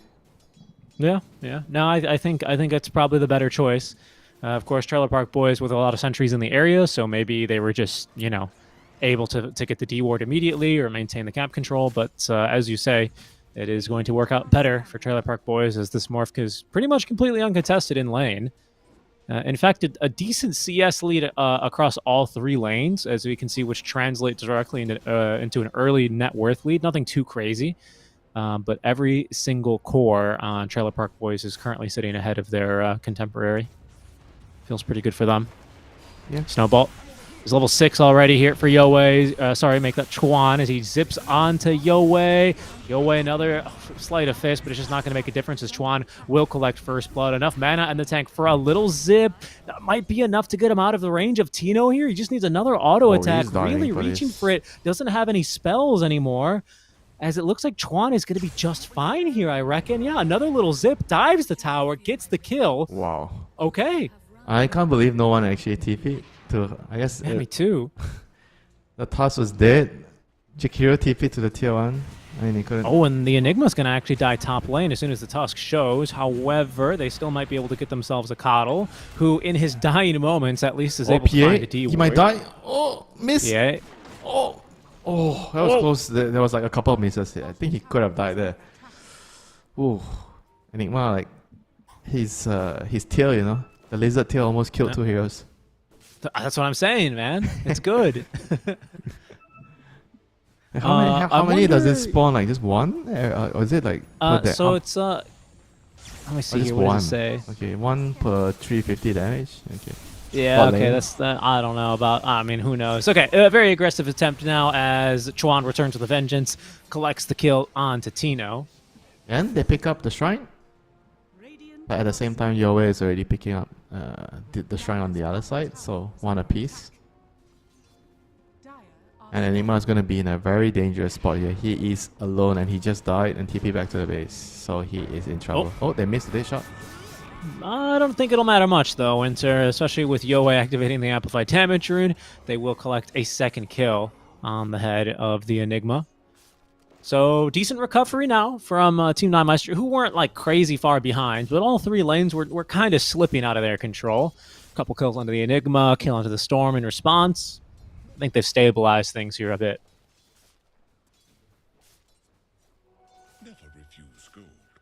Yeah, Morphing is the one that kind of got unobstructed laning phase, you know. He killed the tower, he's 3.8 kill over 8 minutes, very, very fast. So he is going to definitely be a problem, you know.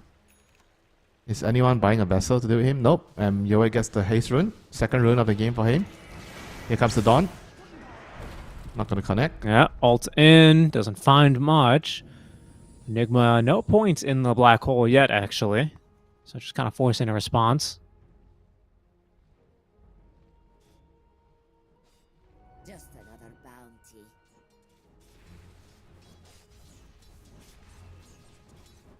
Gonna be a much slower game this time because no one really has like some squad to, you know, end the game before. Like both teams have like pretty well-rounded scaling drafts.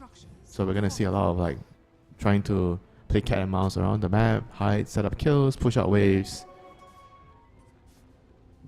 And here comes the runes. Yowie. Yowie has the second rune, haste rune. He's going to be running in. Again, still no black hole. This Enigma level 5 is kind of starting to struggle, but does have the drums of endurance. The Eidolons, you know, they will pack a little bit of a punch. I also was reading Enigma's facet here. Apparently, his Eidolons that he splits, his lizard tails, they do not split, which makes sense. You know, it wouldn't make sense if a lizard tail fall off and then another tail fell off the lizard tail. Oh my goodness! Goodbye, Morphling. Whoa. It's absolutely bursted, assassinated from the trees by Team 9 Mister. That is a huge boo-boo. 560 health hitting the tower. That was like a level... Okay, it's a level 3 Illuminate. Maybe he did not expect that, yeah. Full charge Illuminate, 400 damage. That's how he died. I think it was a what? Illuminate plus the dagger from the PA? Oh, and they shot. Illuminate, dagger, and then the calling on top. Yeah, maybe a dead shot even. Looks like with the Muertes damage contribution there. Yeah, no, I mean, it was effective. It looked good. Yeah, and they we just have did a it from recall range as well. Coming to the rune. Who is he taking over? Right, just the Ember, just to give him chakra. Absolutely. Chakra. Yeah, Sure. double chakra, a little sleight of fist action there. Force Chuan to use all of his regen here momentarily. As he's going to be building into the Kaya. No surprise there. No surprise whatsoever. Any fun, exciting builds that we're starting to see? Don't really expect like we're going to get much, right? Yeah, Battle Fury for Denzanity's Phantom Assassin. Yeah, Dawn is It's going Blade Mail for Mail. Tino. Mm-hmm. Just wants to stand in the front line, stand in the macro pyre, pop the blade mail. Yes. Just kind of Yes. your nice warm sauna. Radiant structures are fortified. I'll die, Back but in I'll the take day, you down together, you know. Oh, careful here, Abang. Is just going to get caught off. Doesn't have Pierce the Veil available, being only level 5, so he dies. Yeah, got a Back little in the too day greedy. when Tinker was more of a core and March did a little bit more damage because it didn't heal, I was playing in a batting game where I bought a Blade Mail and just sat in 4 or 5 marches and killed a Tinker. I remember that was the thing. Like you would buy because everyone hated Tinker so much, so everyone would just come together, work together. You hated your teammates, but just because there's a Tinker, and again, everyone held hands, bought blade mails, and stood in the march of machines. Oh yeah, that's the good stuff. You have a common enemy, you know.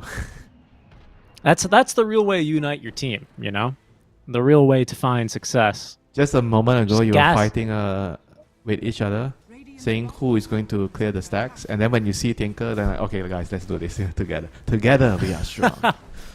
Absolutely. It's the respite in team fighting, and I don't mean a 5v5. I mean like a 1 versus 1 versus 1 versus 1 versus 1. That kind of team fighting. Together be strong. Don't worry, guys. Guys, look. I agree. His fan is really annoying, and his microphone sucks. But we hate Tinker, right? Yeah, that's right. I do hate Tinker. Trying to find this Phantom Assassin. A bit too far away, though, for Chuan, out of reach of him. I mean, this chakra magic is going to come into play so much in the team fights, you know. I wonder who's going to get the chakra the most. You know? Is the Ember, the PA, or the Dawn? You know, they all want the chakra. Yeah, I mean, even Phantom Strike's got a 5-second cooldown. Everybody wants it. All the costs. Yeah, seriously. Who's the favorite? Yeah. 11 just didn't really have anywhere to move there with the calling as it was. He gets caught and killed. They read the Trailer move Park wrong. Boys. Trailer Park Boys, they were kind of expecting someone to show up bot. They were there with the Enigma, and they left. And that was the moment he got jumped. Okay, they're going to try instead to gank onto Tino. He's got this Blade Mail active, and they realize he's a little bit too dangerous there. They'll have to retreat, so they fail to contest the stack. They fail to find a kill. They only lose their offlaner for the 3rd time this game. Pretty tanky, double bracer. With all the armor, soaring. It was a good poke. They forced 2 TPs. It's the Quarter Walker. It's just Arbing TPing in. small little things. But then Zanity, holy, he's got a. I mean, they're both dead. Force down. Oh, Whoa, how did they black expect hole? that to work? Yeah, that How? was a little questionable. Really did him a A favor. little as, questionable. Tino, Okay. there is no running from that. Yeah, they just. That was crazy. Like, there was no way that would have worked. Like, there was no stun, right? So he daggered and he blinked in and Dawn outed in. They expected to kill an Enigma like that? Maybe with they black were hole? thinking he doesn't have a level in black hole. Like, okay, sure, Richie, sure. I mean, that's how they kill him, right? If he doesn't have black hole, maybe he's just farming with Midnight Pulse in the jungle. yeah, then what? He is in front of the tier 1 tower. And what do you think would have happened? Look, I agree. I will say, I thought maybe they were gonna kill him for a second, and then he force staffed, and I was like, wait a minute here, what's the plan, guys? What's the plan?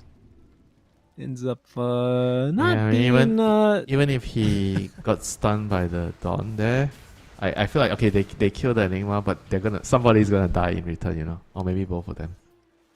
Yeah, that's like a play you see of PA make. Like, you know when you play a game of Dota, it's like a long game of Dota, and you're like 6 slotted. Yeah, and you're fighting, bored of the game, and- right? Nothing's happening, and you make a play like that. No. What I'm saying is you just played like a 45, 50-minute game where you were really strong. You felt like you could do whatever you wanted, and then you play another game immediately after, and then you're like, man, my hero sucks. What am I doing? You know, you're still kind of playing with the mentality that you're 6 slotted and level 30. Yeah, this is why they always tell you don't play the same hero twice in a row. It messes with your decision making. The muscle memory kind of positioning. Yeah. It looked like that kind of a move. I'm not gonna lie. Where's the smoke ended up? Oh, it ends up finding Schwan, but it seems like the Searing Chain's just coming off cooldown there. Even with the Chakra Magic, they fail to connect onto the Storm. Yeah, you missed the first chains here. That was going to cost them a pretty big kill. Now they're still moving on the map, going to sweep bot. Tormentor is on the bot side, so looking to maybe collapse over that area. SE getting run down by Danzanity. Really, really aggressive, blinking in on the PA. This guy also is get the kill on insane, him. man. He was kind of alone for like 4 or 5 seconds, He wasn't really having backup Chuan. with that shot. Very, very nice dead shot there. That's perfect. Absolutely perfect from Abang. Finally connects on one of those. Chef's keys, right? Middle tower That's what you like to call them. Yeah, absolutely. Wait, 11, he is still here? Doesn't have black hole for 10 seconds. Only the 4 staff will drop some Eidolons alongside the drum charges. He's and doing with some the Ember. significant damage now. Black hole in 5 seconds. They punch Yoei to the skies. Down he goes. And Zenity's back. jumping out of this one as Tino, he jumps right inside. That's a buyback, actually. You're right on the Ember Spirit. Still trying to get on top of 11. Will find the kill. Now has these Eidolons to contend with. As that is our Morphling Whoa, what's joining this happening? fight. Another Insanity, buyback? another jump away. Walrus punch catching Tino, but they just not enough damage here. 11's going to buy back as well, actually. TP's right into the middle of the fight. Black hole in tow, ready to use, but Yoei, he's out of remnant charges for sure at this stage. Just trying to make a run for it with the Glimmer Cape, actually able to still stay alive somehow. That buyback will work out here for the side of Niemeister. Even only the Phantom Assassin and Tino end up dropping. Was it a 3 for 3? Yeah, Kind of a crazy buyback, three wasn't and it? one buyback each. 16-minute fights, 2 buybacks happening. And now Ember has the Arcane Rune. He's bloodthirsty, he's ready to go again. He just might. Yeah, that was a totally crazy fight. Did that Enigma... Did he try and Black Hole a second time? I think he did. I missed it, right? Because it's on cooldown. Not sure what happened there. Yeah, I didn't catch it. Probably got cancelled by some silence or dead shot. Dead shot, silence, or whatever. Yeah, the call-in. Sure, probably. Oh, a bit unlucky for him. Dire are scanning. Crazy, crazy fight, though. Tier 2 diving the tower. I don't know, man. Team Leicester, they're on something right now, I have to say. Trailer Here Park comes Boys, the Ember. Arcane Rune, recall. He's here to play. Another chakra, Yep, another that set of spells. Oh my god, he is having so much fun. this is looking to be an easy one on the SC. Just no way he can escape. I hear a zip. Is that Storm just farming? It is. Underneath a ward, though. Oh, he's going to go back for all the camps. Okay. quick zip away, TP zip, very well done. And this time, this Kotal is really like amplifying the Ember and the Dawn. And all the cores, so much, in the team fights. They're just so strong and they feel like they can just fight all the time. And now SMY is done on the PA, so PA is going to get upgraded. Always nice to have a status resist against like something like Punch.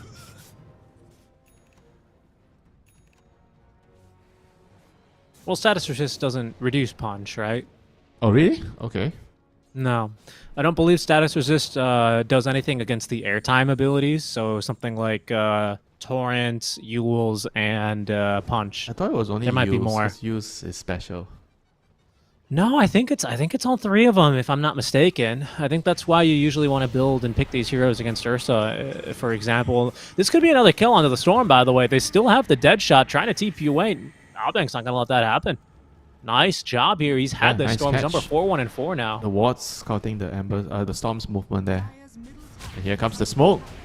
No black hole yet. Yeah, Still on cooldown. Well, it's a great catch, actually, and Albank's worth a pretty penny.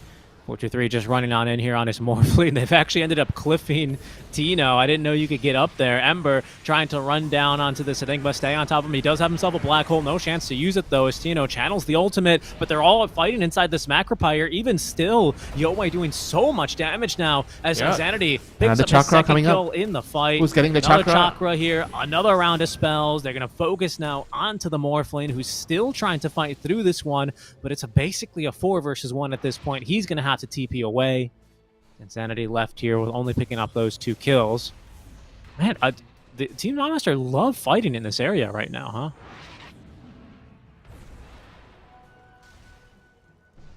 I mean, they have wards here, so why not, They are just abusing the vision they have in this area. And the chakra is just on so we know who's the boss. The Ember was getting all the chakras in that fight. Everyone was there, but he's getting all the chakras. So he's setting up a lot of these like side chains for the team, doing a bunch of damage. And now we're gonna have like a SMYPA with a Glimmer. I kind of like this Glimmer choice here. Just some magic resist against the Storm, against the Jakiro. Because you don't really want to like buy BKB too early. And Glimmer is like a very, very cheap alternative right now.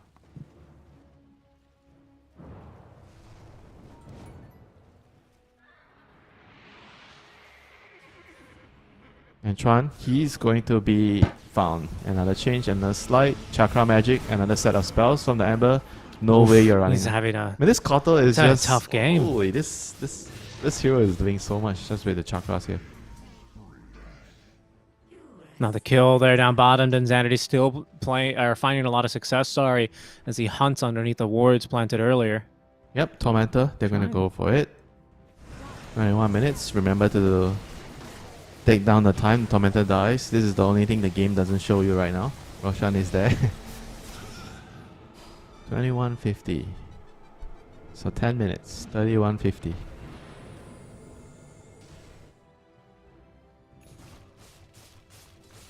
I'm not sure. I always thought that status resist was did not reduce airtime, but I know for Torrent it's like that. I always included Walrus Punch there. Every other stun, except for things that are channeled or placed on the well, even actually some things that are channeled if they're unit targeted, like a Shackles, they will be reduced by status resist, right? Whereas like a Black Hole, obviously status resist isn't helping you there. Because if he's going SMY this game, I'm just assuming that it really helps with the. Because if you don't go BKB early, it's usually because of BKB piercing stuff. I mean, it still helps against Ice Path and everything else. Definitely. Yeah, what else is really stunning you here? I guess Storm? Vortex and Snowball, whatever, yeah. Radiant's bottom tower is under attack. And he's pretty strong right now. Glimmer, SMY, very hard to kill. I mean, at the same time, he also has the Solar Guardian to back him up. And it's just looking really good, for Team Nightmaster. Just night and day, compared to Game 1. Game 1, it looked like they were not themselves. They're really running around, not sure what to do. But this game with the Kotal, just playing around the Kotal with the Chakra on the Ember. And now this is going to be it could be the game-defining fight here with the BKB done on the Morphling. He wants to leave a mark on the Team Nightmaster side. He wants to kill some heroes. They need a vision. That they do. They need wards. Underneath this bottom Armand side of the blinks map, in. the jump in, trying to find Densanity, gets the Glimmer buff. They do have Dust Firm available as there's the jump in from the Storm. They find the Coddle, Autos get down, rid of that's that big. pesky hero. Okay, a beautiful two-man ice path into the Nice Macro black Fire, hole. sets him up perfectly for the black hole. They do cancel it with a dead shot though, and Tino's in there as well. It's a full 3-on-3 core fight, but it's one that down. it looks like Team Nymeister are kind of losing out on. Down goes yeah, all the cores, Yowei and Densanity both dropping the Storm, and 423 still alive as Tino at least lands a killing blow onto one Whoa. hero before he's dropped. That was But a very what cool a fight. That was a very cool fight. I mean, the fact that they were able to win the fight, it was just down to because they found the Coddle. Because the Coddle didn't do a single thing there. He got caught. He was the first hero to go down. But it was still a very close fight, you know, in the end, just because of the goal lead that they have on Team Nymeisters. But I mean, you saw the recipe to success for the Trailer Park Boys is to kill Carlo first. And that was the BKB reveal, and it's going to net them Roshan. This is going to be very, very big. Yeah, absolutely perfect there. Great reveal for the Trailer Park Boys to get them back into this game after you were just commending Team Nymeister for looking like they were about to run away with it. Instead, they can do nothing but try and, you know, throw in a few core abilities to slow this Roche.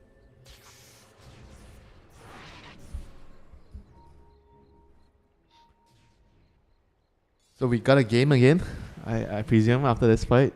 I mean, they still have like Think some so. sort of a lead, but now I feel like there is a lot. It's gonna be a lot closer, you know, in the next fight. You probably have to dodge a little bit until the Aegis expires on the Morphling. And this Morphling is very, very strong right now. He's going to get level 20 soon, you know. Level 20 is a big spike. Get 20 agility. And Black Hole, a BKB Black Hole is coming up next, so he only needs to worry about the Solar Guardian.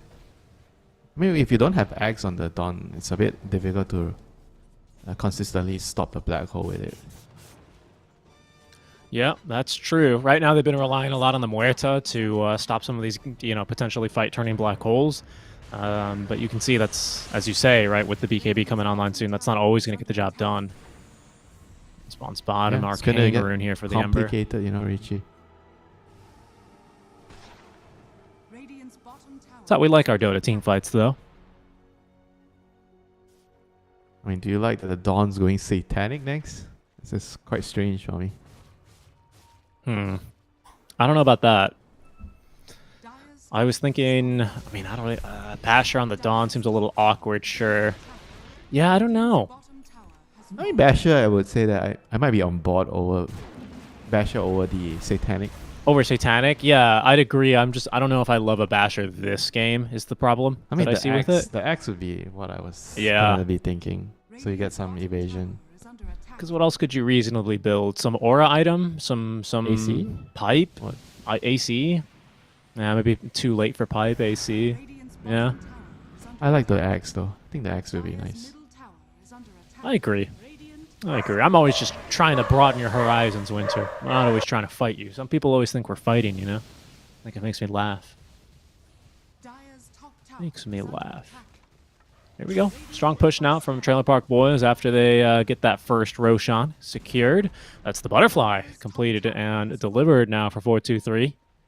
Does that really change the pace of things here? I'd say a little bit, right? Middle tower is under attack. A lot, you know. The Butterfly is going to, it's like the Medusa game, you know. You get Butterfly, you're like some unkillable hero.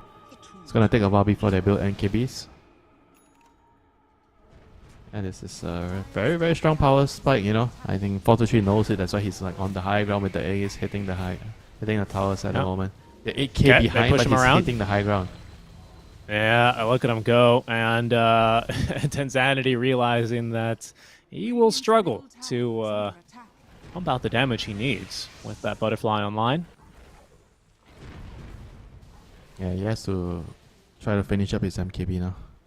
Actually, he's going for Bloodthorn. He changed his mind. I thought he killed out the MKB. Okay, I don't know if I love Bloodthorn in this game for as much as the MKB. The silence is pretty nice. There's Storm, there's Morphing Shield, you have BKBs, but as a PA, you're trying to play in and out, kite the fights. Yeah. That's Okay, true. very long And you do have the fights. coddle as well. I mean, I see it. I see the thought process there. I mean, I don't know if it's going to be more reliable in the long run, but the MKB seems Right. like it's the safer build, you know? Yeah, that's what I'm thinking. I mean, 423 is going for it as well here, right? Realizing that eventually he also needs to be able to hit this Phantom Assassin. Trying to get through backdoor here. I think eventually they'll be able to break that with the creeps up coming. Oh, Lots of by the way, the Eidolons here to Dawn is tank a very bit. close to Axe. He changed his mind. He's buying Axe. Good. Yeah, good. Good. But 423 eventually demolishes this tier 3 tower. It's got less than a minute of this Aegis remaining, though. As they did force back Yowei. He TP's on home. Try and defend a bit more. Solar Crest really starting to do a lot of additional damage now onto these structures alongside the Eidolons. This backdoor once again kicks in briefly. Will spell the end of this push. And I think that's going to be Aegis reclaimed as well then. Solid stuff, though. Solid stuff from Team Trailer Park Boys. Yeah, they have to try to win a team fight again like what happened last time. Get a good smoke, wrap around. Find the quarter. They have to remember how you win the team fights. It's very important to remember how you won the team fights. Which hero did you kill first? The Kotal. So Kotal has Glimmer, Force, and Eidolons now. They're gonna get Narman, Chains, Ice Path. Yep, He's gonna Insanity, die. No he's buyback. in there. He's got the kill on an Armin. Now Chuan, he's looking for his own Yep, Kotal's backliner. dead. We'll actually find the coddle. It's the BKB charge expended here by Chuan, however. So Oh, both teams Kotal now buys look to back. resettle. Coddle, he's going to buy back. They actually get on top of 11. Ice Path's not going to do much here as Yowei has the BKB ready to go. 11! They missed on the Solar Guardian, so he turns with a pretty decent duration Black Hole. Does allow 423 to get some damage in as 11 falls. There's the jump back in with the Morph PA abilities. He's trying to 1v5, and he's not doing such a bad job of it thanks to that Vlad's offering. They managed to take down at least Tino as well as one of the supports, but it's just too far, Winter. Denzanity, he will clean up alongside his Coddle and PA. They take the fight here, even if it's cost to buy back up a Coddle. I mean, he Really can't get the good hits fight. onto the PA. There's Blinding Light, there's Evasion. It's just too much, you know. That was a good buyback from the Kotal.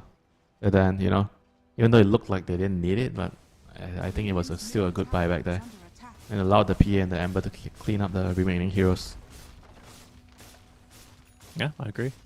I think it looked really solid for them, and now, you know, it feels like Team Nightmaster back in the driver's seat here, threatening to push up the high ground with that 14k now net worth lead. Maybe it's going to be a tier 3 tower and back situation here, maybe just a straight up back, as Roshan likely to be the next target. Oh, hold on, I say that, but they do get on top of the Jakiro. He's in pretty deep, but had already used Ice Path.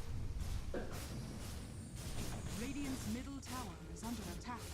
10 seconds until the Storm Spirit respawns, with another wave coming in to make sure that backdoor stays offline. That is going to be the first tier 3 tower achieved for Team Nightmeister. Radiant's middle barracks are under attack.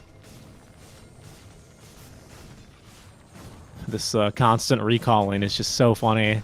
Yowei taking full advantage of it. Ice Path missing here, Has fallen. as the melee racks will fall in the mid lane, and Top tower that will signal the retreat here for Team Nightmeister. I mean, it is so broken, right? Because when you do it, you get the chakra on Kotal and the target, you know? Yep. It's so, it's actually so broken. is under attack. I've seen a clip. It's I don't know if he's Malaysian. I think he's Malaysian. There's a Malaysian YouTuber. It's, you know, not like immortal or anything at the game, but he does like a lot of funny builds. And he played a Beastmaster game with a Coddle where they just kept recalling him and Chakra Magic, and he had like 7 or 8 Hawks. Just kept stacking all the animals. It's very funny video. It's good. It's a very strong ability, Dire are scanning. especially Smoke up? in the hands of these strategic masterminds who are able to kind of recall all around the map, right, and set up Yeah, kills especially and- in pro games, it's going to be more broken, you know. In pubs, maybe not so much. It's too difficult to coordinate. No. In pubs, 7 Hawks. In this kind of a game, you know, seemingly unlimited map mobility. Especially now with an Ag Scepter on Muerta. Didn't they change the ults, the Ags on Muerta? Or is it still that you shoot the soul thing kind of? No. It's the AoE deck shot. The big deck shot. Okay. Very, very useful. Very annoying in the team fights. It's very easy to like fear a couple of heroes and does a lot of damage too. It's very annoying. Like you become this like annoying long range hero, just spellcaster, just hiding, right? So this Muerta is not gonna be seen in the team fights. He's just hiding in some tree randomly, shooting his dead shot. It'll be a challenge here, to be certain, as a smoke play now from Trailer Park Boys, trying to get onto Denzanity. They find a Walrus Punch. Chuan is zipping in pretty deep now as the Ember Spirit, he jumps over onto the other side of the fight, looking to try and get the backlines. That's Chuan's and Yoei's BKB. Denzanity eats the Abyssal Blade, eats the damage, trying to stay alive. He will live through this, and with the MKB threatening to turn, 11, trying to set up there for a potential black hole or something, but the Ice Path didn't follow through there. Took so much damage in a moment. That was just like a couple of hits from the PA. Almost died. Yeah, scary stuff. And Team Nightmeister, they feel like they've created enough space for themselves to go for this Roshan. It's falling too quickly, and Trailer Park Boys will have to try and defend this against... where are you going, Roche? Come back. They'll have to defend now against this Aegis, as well as, I believe, the banner, right, being second Roche. Yeah, this is going to be rough. Seems like the Morphling is not going to be able to stand toe-to-toe. He has MKB, but he needs time to right-click the PA, and it doesn't seem like he has time, you know? He's taking so much damage so quickly. Radiant's middle barracks are under attack. Are these BKB durations getting really short, though, for everyone? I feel like because of the BKB durations, they haven't really been able to Morphling accomplish is on much. 6-second BKB. Okay. Oh, they got the pull. Hold on, I hear a There's storm. Aegis. He's found the PA. PA's trying to live here through the mischance. They actually managed to save him with the heals. And it looks like in his place, SC Jakiro, he is going to die to the blinding light of Carlo. Nice opportunity there. Just not enough damage here again. There's going to be the initiation. Oh no, 11. He completely whiffed it. He doesn't even get able to get Force Staff on back. He gets eaten alive. Denzanity popping off now as the Storm Spirit forced to BKB and zip back defensively. Ooh, that was the BKB Black Hole. They really needed that to do something. Yeah, that should be another set of racks down, I guess. There's no way to defend now. Radiant's top tower is under attack. I mean, to be fair, That's brutal. he didn't know there was a ward there, so they saw him. What can you do? Yeah, I mean, had to try and find an opening there. Unfortunately, just wasn't the one he thought it was. And now, his BKB and Black Hole still on cooldown as that tier 2 tower falls top lane. Insanity feeling very confident now. He's up to level 25. He's all gone for the right side talents here. As they plant the banner and get to work on that tier 3 tower.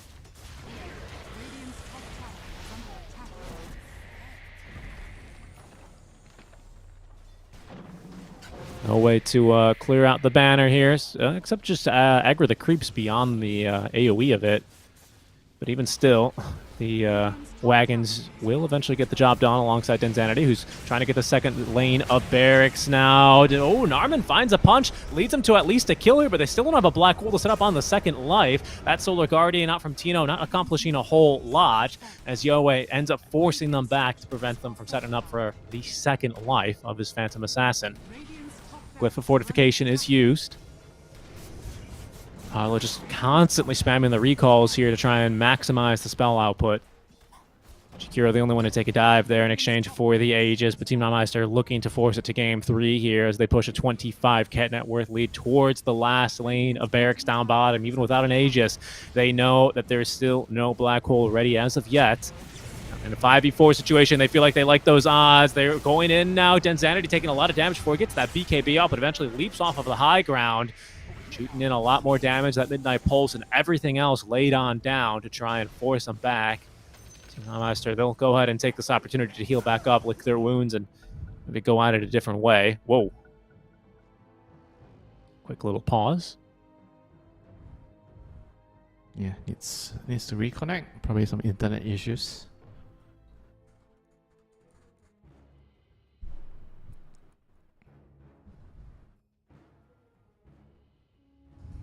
I mean, it's very, very tough now. Because if Morphling is not right-clicking, right, the rest of the heroes are not doing damage. So all they need to do on Team Nightmeister is to just make sure that the Morphling is control, right? When he goes in, I think it's very easy, straightforward. With the Dawn Breaker ulti, you just stun him during his BKB and that's it. I mean, the Black Hole is like not really that big of a problem as well anymore. Because the Storm and the Enigma, they don't do damage. They don't do enough. The Morphing is the only one doing some real damage. And there's a lot of like poke and prodding with the dead shot, with the Embers like chains, you know. What a dead shot there as well. I mean, just look, it just completely ruins him. He can't even do anything.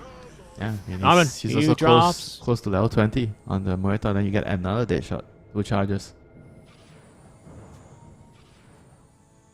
And this is so imba. The more I look at this Kotal with the shard, now he has the shard, so he has the double recall, giving the chakras everywhere. Oh, amplified damage as well by Yowei. He's going to be joining the fight quickly with that. He's got that one bottled up. Narman's bought back. It's going to have to be the last hurrah here from Trailer Park Boys. They do have another BKB Black Hole ready. The Muerta's tipping to pick up the XP, the shrine. Yep. Yeah. It doesn't matter. She'll just be recalled in, you know, if the fight breaks out. 2 charges.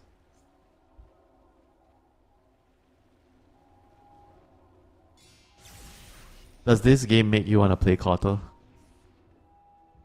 Yeah, a little bit. But every time I play Coddle, I remember how unfun he can be sometimes in the lane. You know, you want to try and do some damage, but you end up just pushing the wave. Your carry gets a little bit too upset because you're pushing the wave and stealing last hits. And I find his laning stage should not be the most enjoyable, to be honest with you. Obviously, he feels great when your team's able to set up and siege properly. He's one of maybe the more fun support heroes to play beyond, like, I don't know, a Tinker or some other, like, backliner support hero. Which there are many of, to be honest.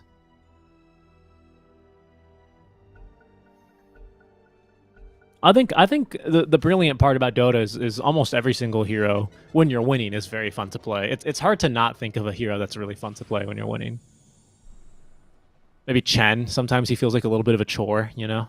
And might crawl your creeps, and even if you win the fight, the enemy is still like focused on your Chen army, so you have to go and like rebuild it, and then your team is so far ahead that they just keep killing all the creeps before you can pick them up, you know? Like, no, please, give me the Centaur Conqueror, and they're like, what? And then they one-shot the camp. Even your Lion, your other support, he's just fingering the camps before you can pick them up. It's tough, you know?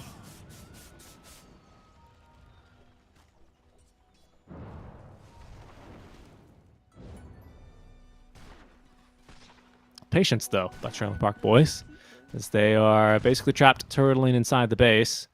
Yeah, not really have much of an opportunity. I mean, at this point, they can just wait for the enemy to come. Just wait for the push to arrive. I mean, it's even hard for them to smoke out because of this Dawn as well. This Dawn innate. They see them.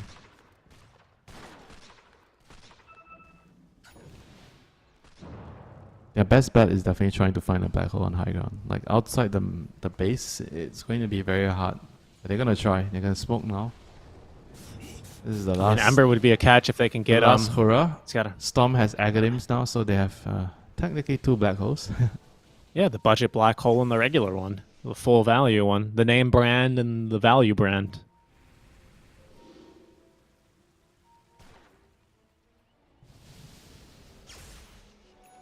You know, Mr. Potato and Lay's.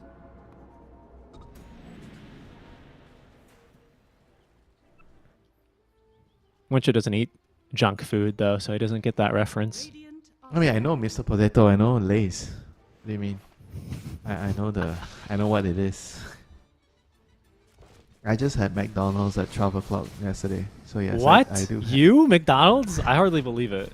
Are you one of those like guys who's like, actually, a McDouble gives you everything you need: carbs, protein, for 370 calories? I toss out the buns and I eat the patty and the salad. That's it. Interesting. That makes a lot of sense.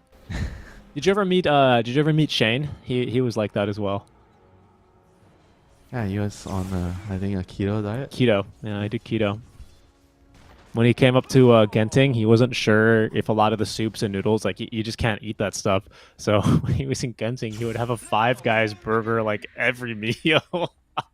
Poor guy. That sounded like Slacks. Just eating. Yeah, Slacks was the same. Yeah, Slacks would tell a story about how he would go into the green room and there would be a pizza there.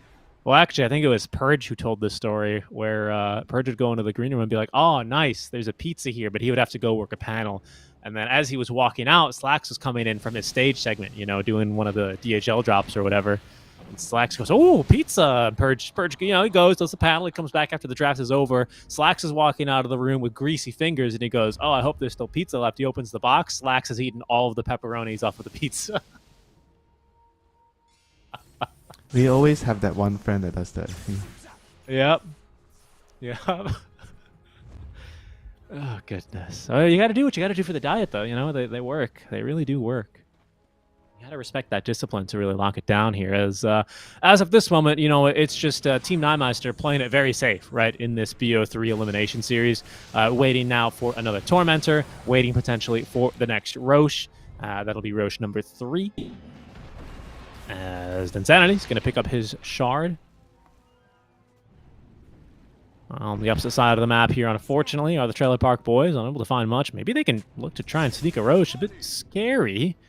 But that's an idea here. Chuan really thinking about it. Gets hit by this dead shot, but he was smoked, so I'm not sure if they've seen him, actually. In goes Yowei. Sees the Eidolons now. And now it's going to be a little bit too difficult here. I don't know. I say that. Chuan waiting in the pit. No. Decides that it's best for him to zip on out and take a fight a little bit more honestly. I mean, same plan for them. They need to kill this Koto again. He has buyback though, so they have to kill him twice. Chuan hiding behind the trees. Forced back again here by the dead shot. PA up to level 27 now as she farms those Croakers. I don't know, man. 423 is pretty close to level 25, but I'm not sure how much that cooldown reduction will really change things in this fight. In they go, though, trying to take down Roche, and he's going fast. They will make an effort here. There's going to be the disarm out from Roche's Belch. As the Tusk is the first one in, tries to find a punch. I'm not sure what he punched, maybe a Roshan, but he's going to be taken out and killed. All of a sudden, 423's in, trying to finish off the Roche. Aegis here on the deck, and Aegis snatched by 423, picks that one up. Hasn't found a single kill here yet in the engagement, however, as he avoids the dead shot. Oh, unfortunately, Denzanity jumps onto him. There's going to be the Budget Black Hole onto 3, forcing out the Solar Guardian here a little bit early. What does 423 have on the second life? He's got an amazing ice path here to help him out. Where's the Black Hole? Nowhere to be found because 11's already dead. Denzanity activates the BKB, forcing Chuan to do the same as he tries to engage on him. It's Yowei who is killing these backliners, though. And now another Budget Black Hole. Can 423 do the damage? Tino finds a stun, and that's going to pick up the kill onto 2 that they needed. The buyback by 11 came far too little, too late. And it's probably going to force more buybacks now as Team Nymeister. They didn't lose a single hero, did they, somehow in that fight? Yeah, it's perfect fighting, just kiting in and out. Smorfin couldn't really stick onto the target long enough to kill any heroes. He did a good job to steal. He stole the cheese, he stole the banner, he stole the Aegis, but it just wasn't enough, They were just too far behind. What is this? Triple buyback. BKB Black Hole. That's not bad, but of course there is going to be that Abyssal Blade. That's a little bit of a problem. The Budget Black Hole now to follow up. Can they do anything? No. Chuan instead, he's caught and killed, and Abyssal 423 is dead. Up on the high ground. It's too much here. Oh, goodness, Team Nymeister. They push us to a Game 3 here in the lower bracket round 1. Well played, man. A much better game here for them than compared to Game 1. Yeah, this Koto is a hero that it should be on the radar of Team Trailer Park Boys right now after this game. It's a hero that works really well for Team Nymeisters. A lot of, I guess, the synergy between the hero pools, between the players. It works really well for them. It's just very difficult to deal with this constant chakra and the global presence of the recall, right? It just makes it very difficult for you to play the map. You're always on the constant pressure with the creeps on your side. It just makes it difficult for you to make moves, And for Team Trailer Park Boys, they were really putting all the eggs on the morphing basket. And initially, before the Abyssals, before the Axe from the Dawn, I mean, this Enigma Black Hole could work, in the early game. But after that, it just became too unreliable. And team fights were just getting harder and harder, with Morphing being the sole DPS hero in the game. The Storm just didn't have I felt like it just didn't really have like a huge amount of impact in the team fights, He couldn't really do enough to kill off these heroes. Yeah, no, I mean, I completely agree. It ended up being Unfortunately, just too difficult there for them as the Morph, as you say, struggled to keep on top of heroes. The BKB even the Black Hole, even with the BKB, didn't really give them the lockdown that they needed. And, well, it's going to force us to a decisive third game. Now, do stay tuned, folks. That third game is going to be coming up here rather shortly. Thanks for joining us here for the SEA Qual DreamLeague Season 26. There's another stream ongoing. A lot of other regions will be starting, but stay tuned here because in about 5 to 10 minutes, we'll have our third game to close us out. See you soon.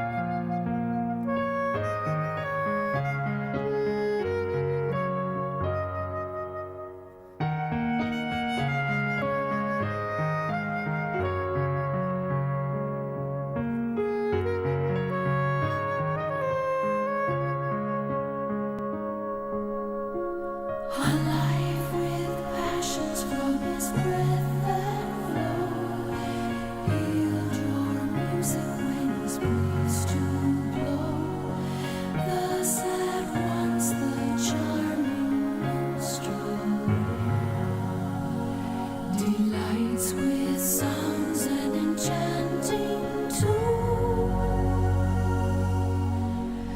With sweet songs fill the air. Go happy by, and ever mindful be, to court my handsome troubadour for me.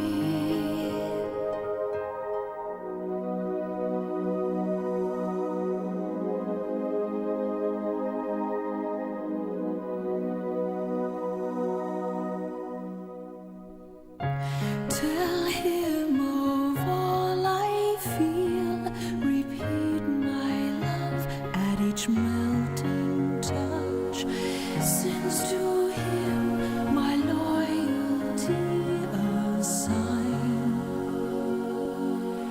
Take thou care to tune his heart, tune his heart to mine.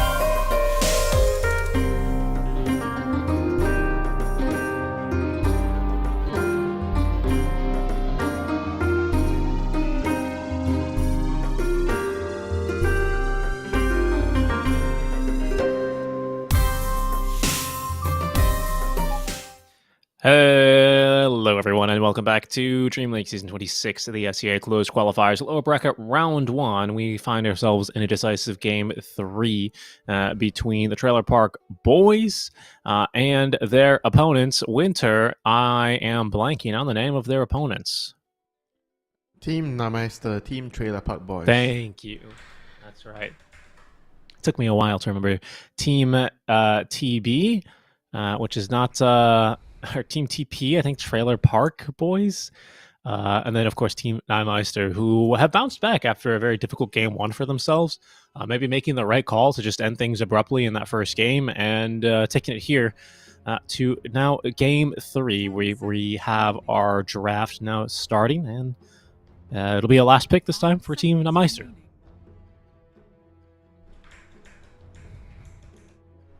Keeper of the Light, question mark. I wonder, yeah. Him, who else has been really pivotal in this series? The Embers, right? I mean, the first PA? big storm didn't work for them. For Team Trailer Park Boys, last game the first big storm. I just feel like he had like a very lackluster game. You know, he had a decent start, but after that he couldn't really do his job in the team fights. Right, he didn't really feel his impact as much. Like he was the guy that needs to find the quarter and Muerta, right, kill the backlines over and over again. I mean, what was his build the last game? He went Kaya plus Witchblade. Maybe he should have gone for Orchid this game and just keep going for pickoffs, you know, the quarter. It felt like he wasn't really a threat on the map, you know, without the Orchid.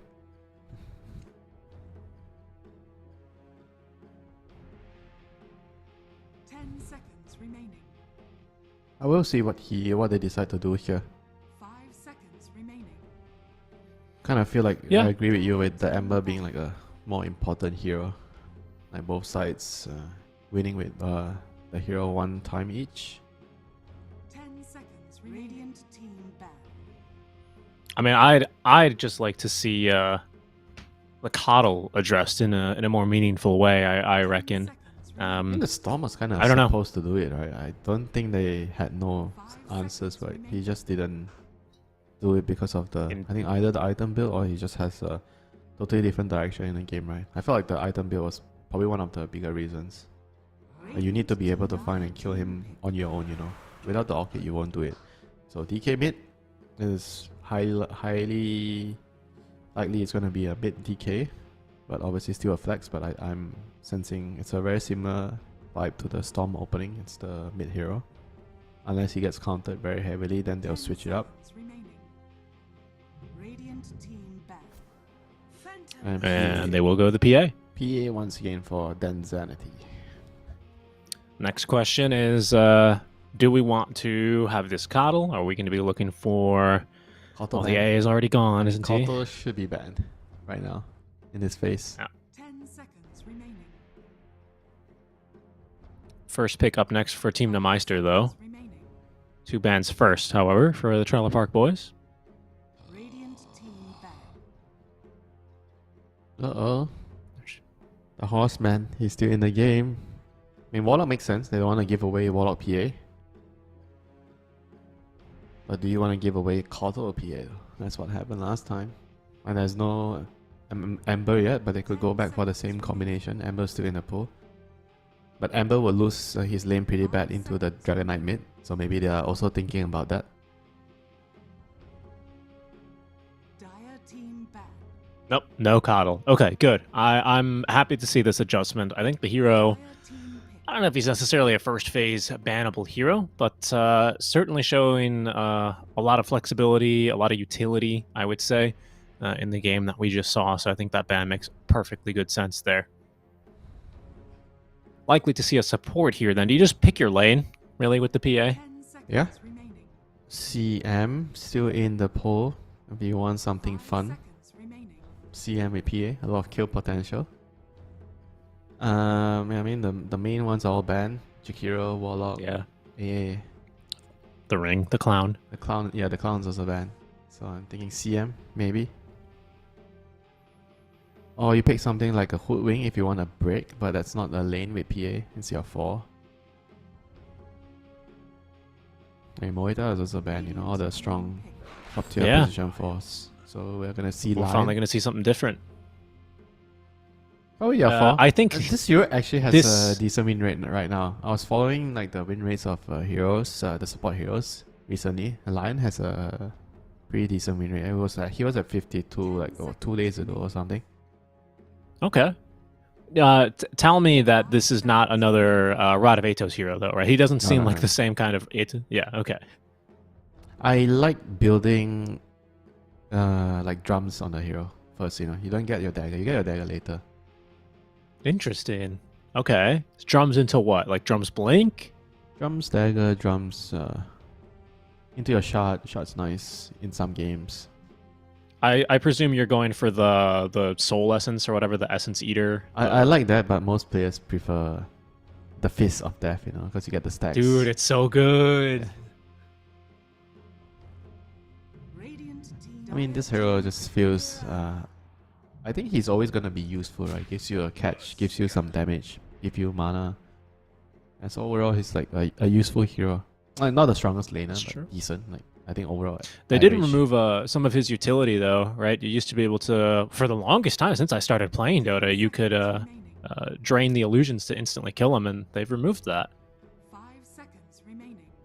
And not the worst. Just, yeah. I mean, how many it's just- illusion it's just carries seemed- you see nowadays? There's no PL, you know. PL is like the most annoying yeah. one.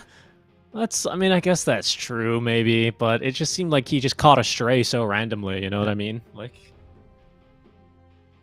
I mean, Ice Anyway, Frog doesn't, we're on a Tusk doesn't combo. like the illusion heroes, apparently. They're all nerfed. or he likes them, I guess, because now he's nerfing the solutions, one of the solutions. But anyway, it's Mirana Tusk support combination. Probably again, DK gonna see more stun. of the tag team stuff. DK stun into arrow. Already very nice. Position 5, Mirana is very good. Lane secure. Very good bodyguard. I mean, he's also Got a a decent, snowball save as well. Yeah, he's also decent with the Tusk. Tusk can set up for arrow, so they have multiple ways of setting up for arrow. So Team Nightmasters, do you want to have a save against this, you know? Because they are very single target focused, right? Imagine you have like some Abaddon, some Disrupt, you know? They go on one hero, you just Disrupt. Or, I mean, the shield, you know, from Abaddon. Wow. Okay, back to the storm then with the lion, for the Yowie. battery. Mm-hmm. Mana battery. Storm Yeah, is like it's not so much of the. Go ahead. Storm is like the secondary. You without Kotal, Lion's like the secondary partner. Just the mana. Yeah, he's no longer as good as I think. What was the big one? The gas station. Pugna can do it. Pugna. Was that Bali? Was that all the way back during Bali? The gas station days? It might have been, huh? It's disgusting. That's so long ago. Back when Morphlane was the most Giga Imba hero in the world. Oof. What a... Because he what an stole event. your stats, right? Yeah, because you would counter... Because at the time, Universal Heroes did too much damage. So what would you do but just steal 40% of all of their damage? This is the only counter to Universal Heroes. And this is also a very high win rate hero as support win ranger. Very, very strong as a position for kill shot. They kind of have a lot of like this long range spells, you know, with the dagger, lion, wind ranger that stand behind. They throw the spells that kill you. But then again, they don't have any saves, right? So I was talking about the stun from DK into the arrow or the tusk into the arrow. There's a lot of kill threat on that, and it's not exactly addressed right. But Wind Ranger is like, if you lane into the tusk, it's pretty nice. He can't really hit you with tag team because of the wind run. So it'll be interesting to see how they place their lanes. You know, are they going to enforce the Wind Ranger into tusk lane, or they're just gonna put him as a 4, put her as a 4, regardless. You know. And for Trailer Park Boys, you see the storm, so you probably gonna pick your offlaner into the PA now. So they pick the Mars. Okay, this is also not very normal. You know? Normally you pick the PA into the Mars, you know, because the PA can jump in and out of the arena. And this is like more setup. They just want more setup, I guess, for their team fight. Yeah, I guess Tide is already out of the pool, so Mars. They feel like Mars is like the good secondary option here for them. Don't you think it feels like some Invoker game, some Sunstrike? For Trailer Park Boys, there's so many stuns. Just need a Sunstrike to get kills. Put the Honestly, DK as carry. I could see it. Some other kind of skill shot like hero. I don't know. I think you're right. Maybe, yeah. I mean, Odie is also Is another... Chuan an Invoker player? Another... not really. Odie is also Okay. like another up-and-coming mid-hero that's been getting picked a lot more now. So maybe that as well. That you could also set up for arrow. Astro into arrow. And you can do damage into the Mars arena. Throw your hammer down. It's kind of useful, you know. A lot of saves, you know. Touch, snowball, Astro. 10 seconds remaining. Or you want to go for Trying- Queen of Pain, you know. Just throw your Sonic Wave into the arena. Yeah, that's what I was thinking as well. I was thinking some other just kind of AoE damage hero is kind of the only thing I think they'd like. Because I think you have a lot of setup, like you're saying, so just more damage in these fights. Interestingly enough, Team Nemeister, they end up banning carries. So they believe that this is going to be a DK mid. We'll see how Trailer Park Boys look to close out their draft with the 23rd pick. Yeah, because based on the band, look, if you look at the bands that Trailer Park Boys used, the last two, Darkseer and Timber, so they're kind of protecting the DK on the safe lane in a way, in a way. So that probably leads them to... Actually, no, it doesn't make sense because they ban out carries. Oh yeah, you're right. Yeah, I don't know. We'll see. I think maybe we'll just see a different mid. mid. To think that the DK is carry. Okay, never mind. They know something I don't. I mean, I guess the Darkseer and Timber is also kind of protecting for a carry like Naga. So they have the song into the arrow here, but the Beastmaster is here to deal with the illusions with the Aghanim's build, So this is an excellent pick for Tino. We saw how much work he could do in the first game, even though they lost that game. Very, very early timing on the Aghanims, pressuring the map. And like you also already briefly mentioned, so you can't really kill the illusions with Lion anymore with the mana drain. So Naga doesn't really get bothered by it too much. So it's like a lot of massive team fight, right? Song, Arena, Song into Arrow especially. And you can reset as well to save your teammates from the raw, from the pull. Overall, just more team fight, for Team Trailer Park Boys. But whereas for Team Nine Masters, I think they look for more like a lot of like scrappy pick-offs, a lot of like single kills on the map with the Storm and the Beastmaster, Power Shot. They're trying to get kills and overrun you on the map, like push the lanes really, really quickly. And once again, we have to talk about the facets. Are there any special facets? Dragon is on the Poison Dragon, Corrosive Dragon. Mars is on Victory Feast. Yeah, Victory Feast. Yeah, this is a bit interesting. Usually you go for the Blood Sport, right? Yeah, but you there's go no for Blood save, Sport. so it doesn't really work. So you don't really need it to kill people. Whereas for the Team 9 Master side, I think everything is normal. I guess just Essence Eater if you want to talk about that, because most players tend to choose the Fist of Death to get stacks. But I think overall it's pretty normal with their facets. No one is attempting to do some crazy shenanigans.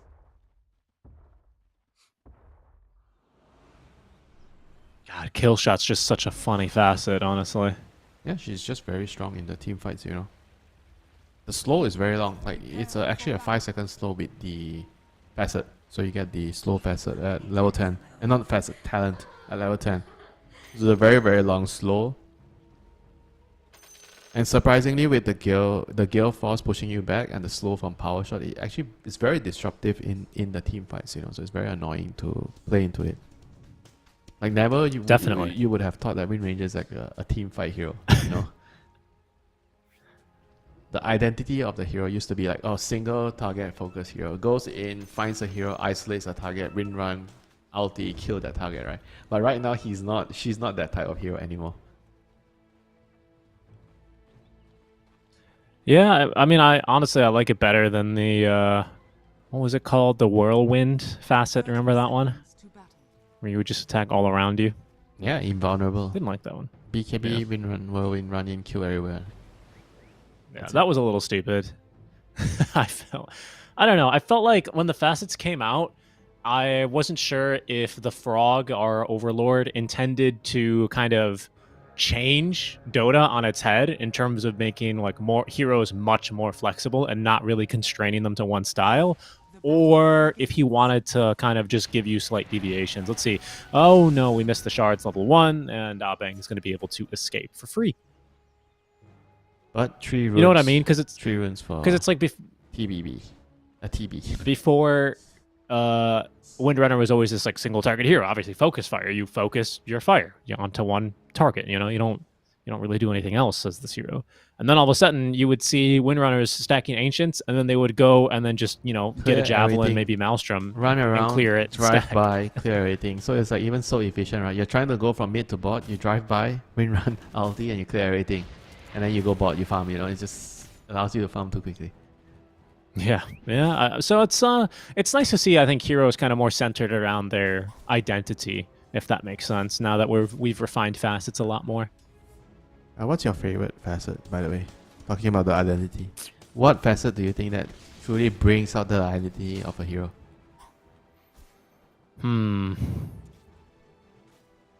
It's a good question, honestly. Dragon Knight?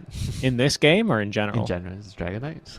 Dragon Knight has Dragon Knight has some good ones. Yeah. I did like the change overall. At first, I didn't really like it because I liked, you know, Poison, Frost, and then the Ice Dragon. You know, I thought those were meaningful upgrades. I'm gonna have to get back to you on that one, boss. I'm not really sure. That's a really good question. Which facet do I like the most from like a design perspective? That's a really interesting question. Not just the design. Just How are the the lanes lore breaking of out so far? The lore of the hero, or the identity of the hero, you know. Sure. Some just feel like they're, you know, placer facets, you know what I mean? Yeah, no, I agree with you there. I think some of them are more just interesting game mechanics, like Earth Spirit. He got one where you can roll over your teammates for even more stun and roll distance. Like it's interesting. You know, I like Undying's the Fiend's Gate summons that come through the gate. I think that one's kind of cool, like for the hero. And then I also really like... Oh, I just had it, and then I lost the hero in my mind. I think Phoenix is cool with Dying Light, to be honest with you. I think that's like a really nice facet. Shakers, I think, adds a lot of depth, you know, on the killing heroes with your abilities, sends them flying. I think it's just great. Slugger. Yeah, that's right. Thank you. You've got all these names down. I just click them. I mean, overall, there's a lot that's really interesting, you know. Yeah. I think the Wind Ranger one is definitely a very interesting one too, you know.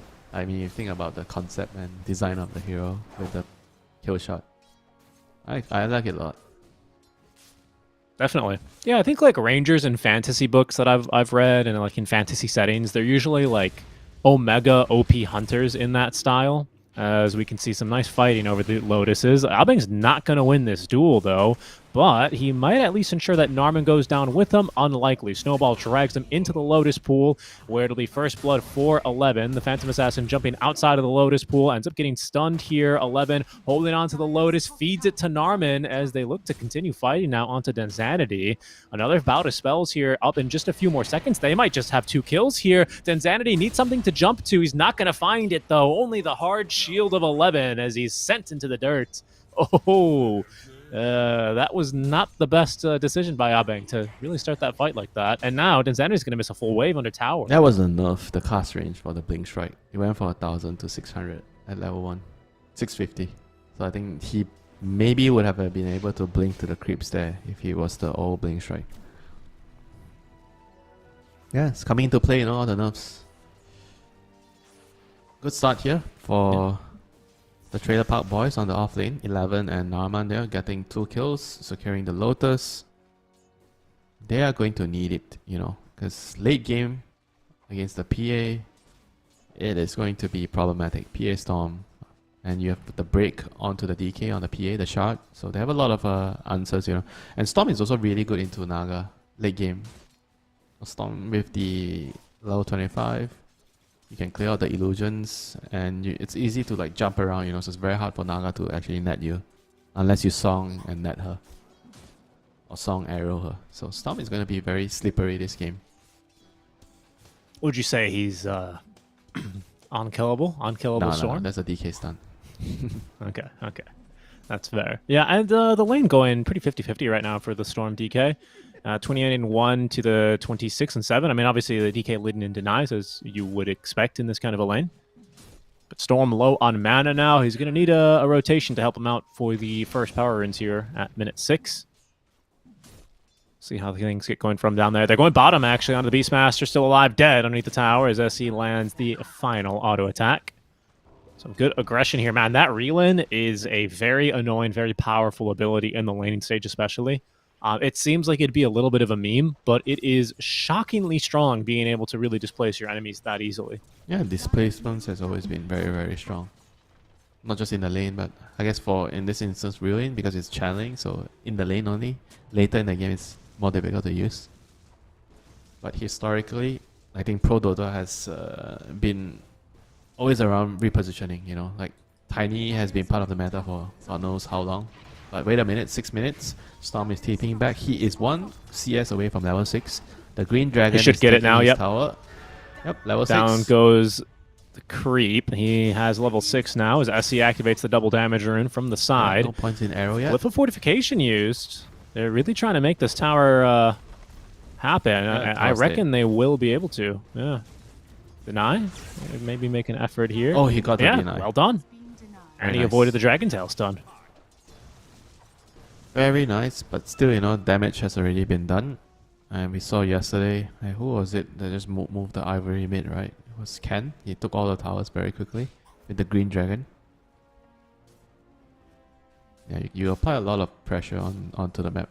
You get the towers and you get a very quick blink on the DK. Am I crazy, or do I remember a lot of Chuan DK games in his Yeah, past? he plays a lot of DK. Like this, he plays like the stable mid heroes most of the time. Oh no, Chuan is in trouble. Well, actually, they never missed their mind. abilities here. They didn't land their spells.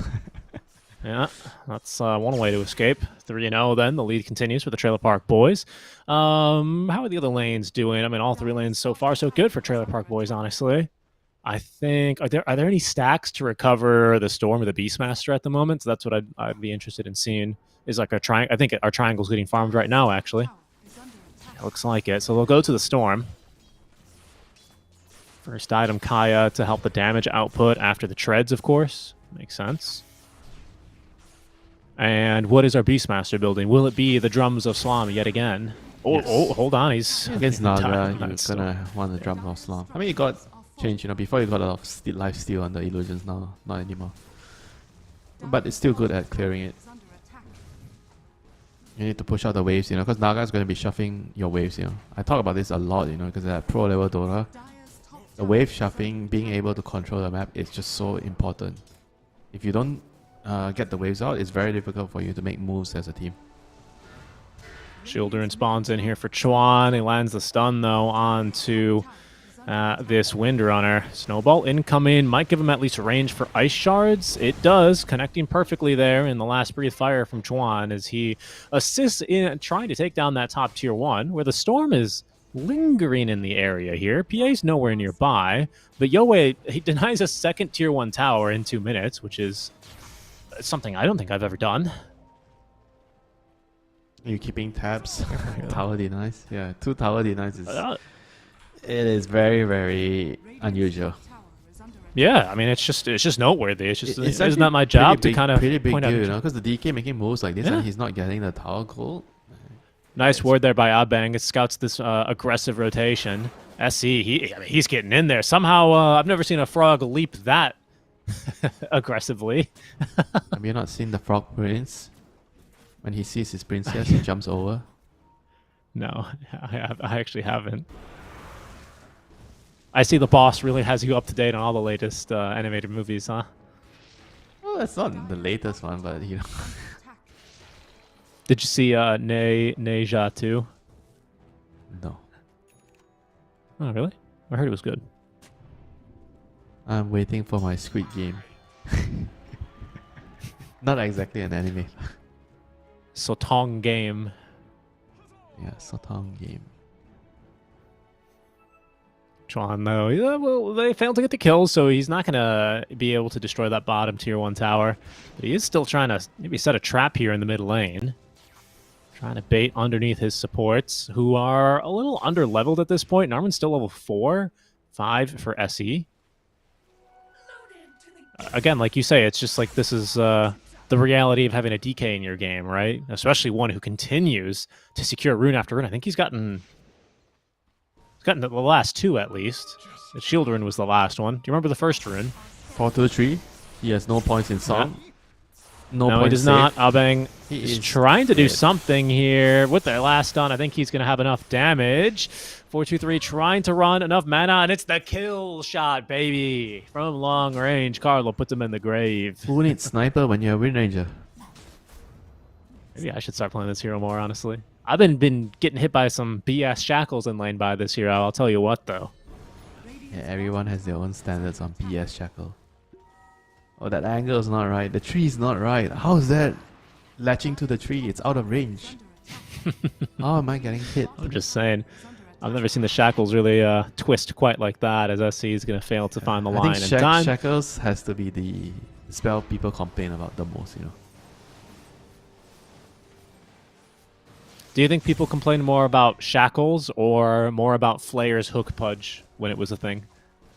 Yeah, but that's different. Like you're complaining about different things. Because player hook is just like imbalance. The shackle is like you think that mechanically or something's not right. It's not supposed to latch, right? You think it's a bug. You just like you want to argue with Dota, like pause the game and be like, "Excuse me, Like, these why angles is this don't add latching? up." Yeah, like for players hook, it's like a different thing. This is like too fast, you know. Like it's very hard to dodge, you know. Okay.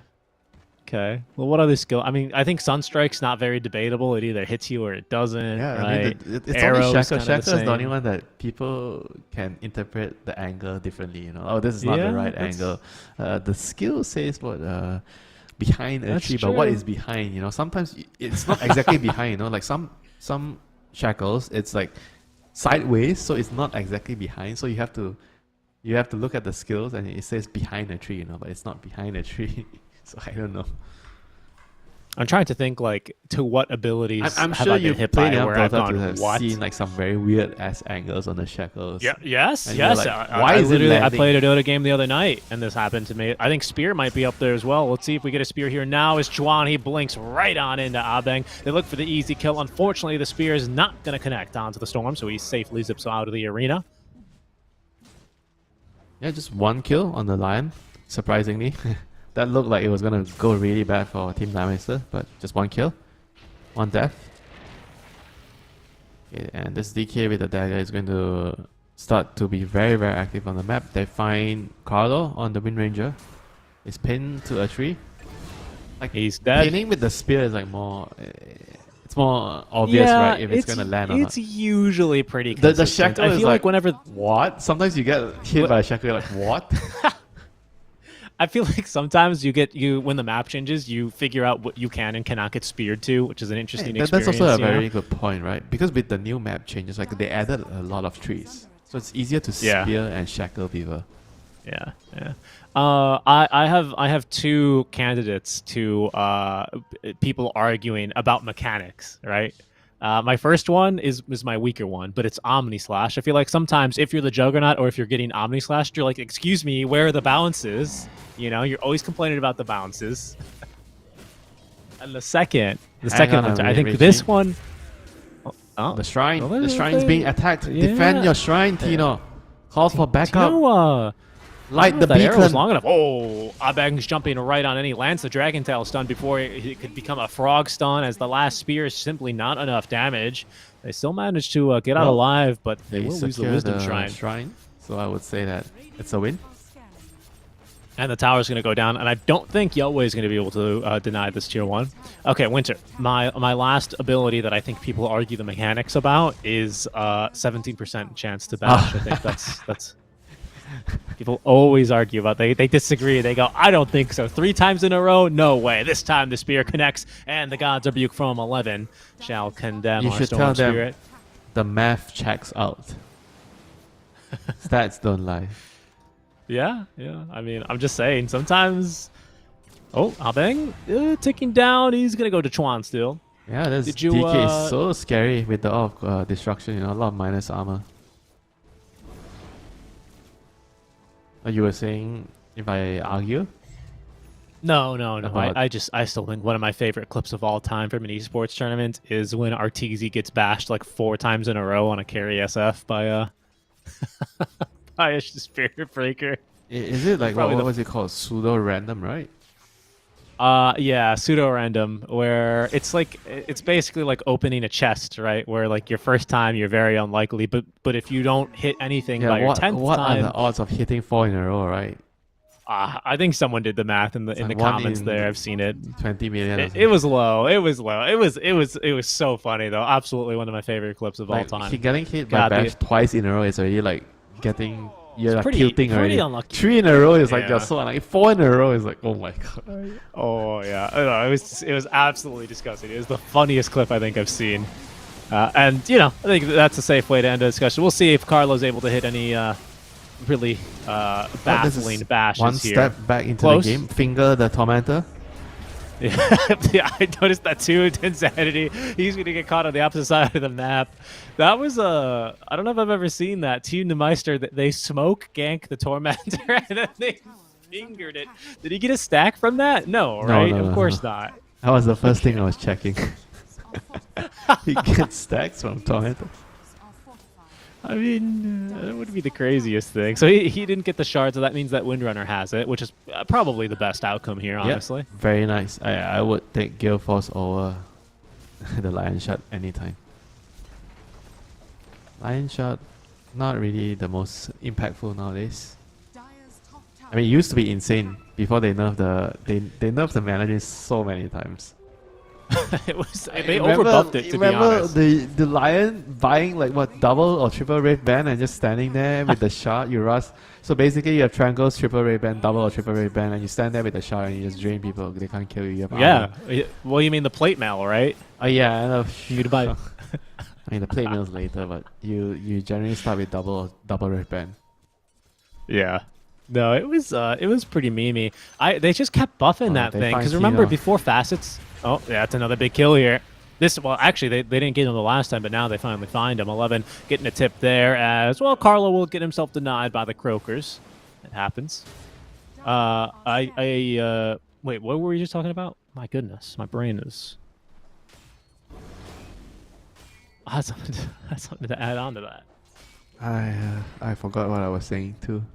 No, dude. The Croaker, when you mentioned the Croaker, my mind just jumped and focused on the Croakers, I was trying to think how many times did I die because of that random Ravage, I was running there, I got ganked, and randomly I was hiding in a spot trying to TP and I got stunned.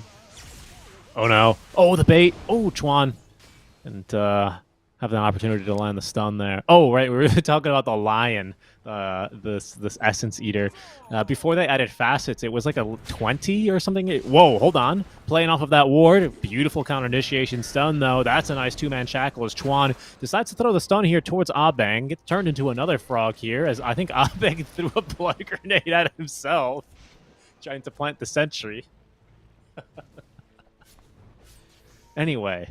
That used to be a talent. It was like a 20 or a 15 talent on Lion, I remember. 100% damage to mana drain. And I tried it, and it still wasn't very good. But then, when they made it the shard, ooh, boy, that was ridiculous. I mean, if you want to go one step even further, the death time, minus death timer on the Lion. Oh, that was so dumb. Didn't Techies have like a minus 110 second death timer or something? 100 seconds? No way, right? It was. I remember he had like some random number on. He had like what, plus 300 damage or something?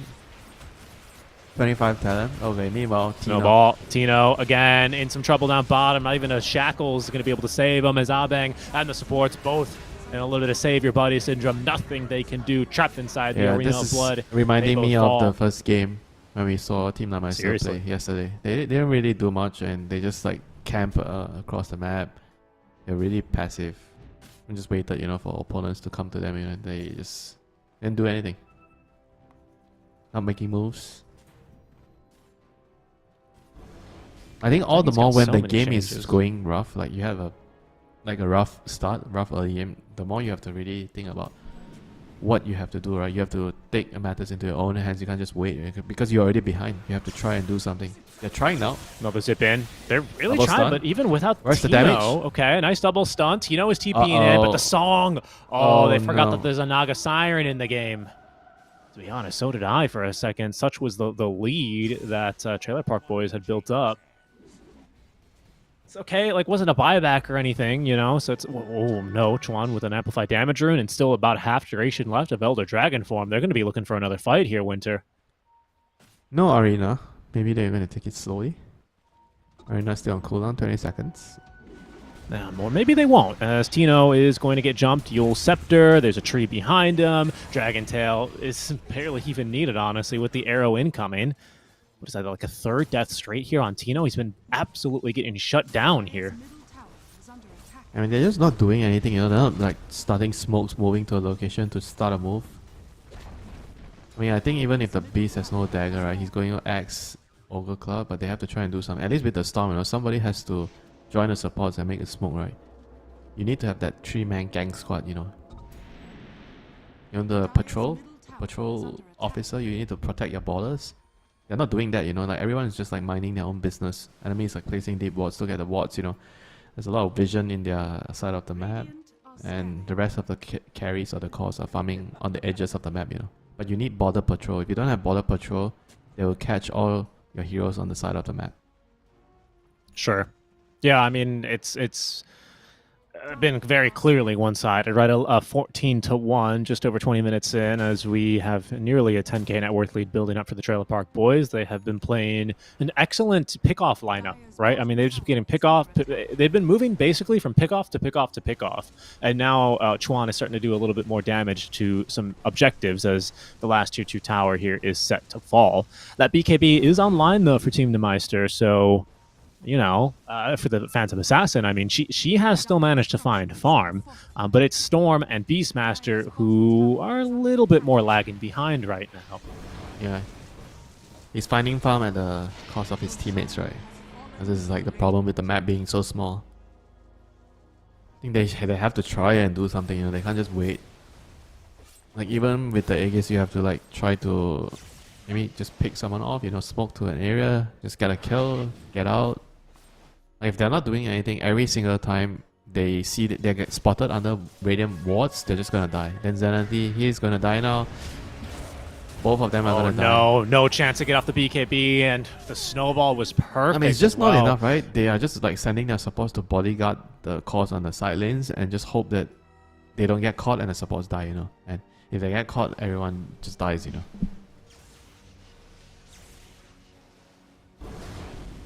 And this is just when you're playing against a coordinated team, it's just not going to work out, you know. You're gonna have a very, very hard time keeping your cause alive in a situation like this.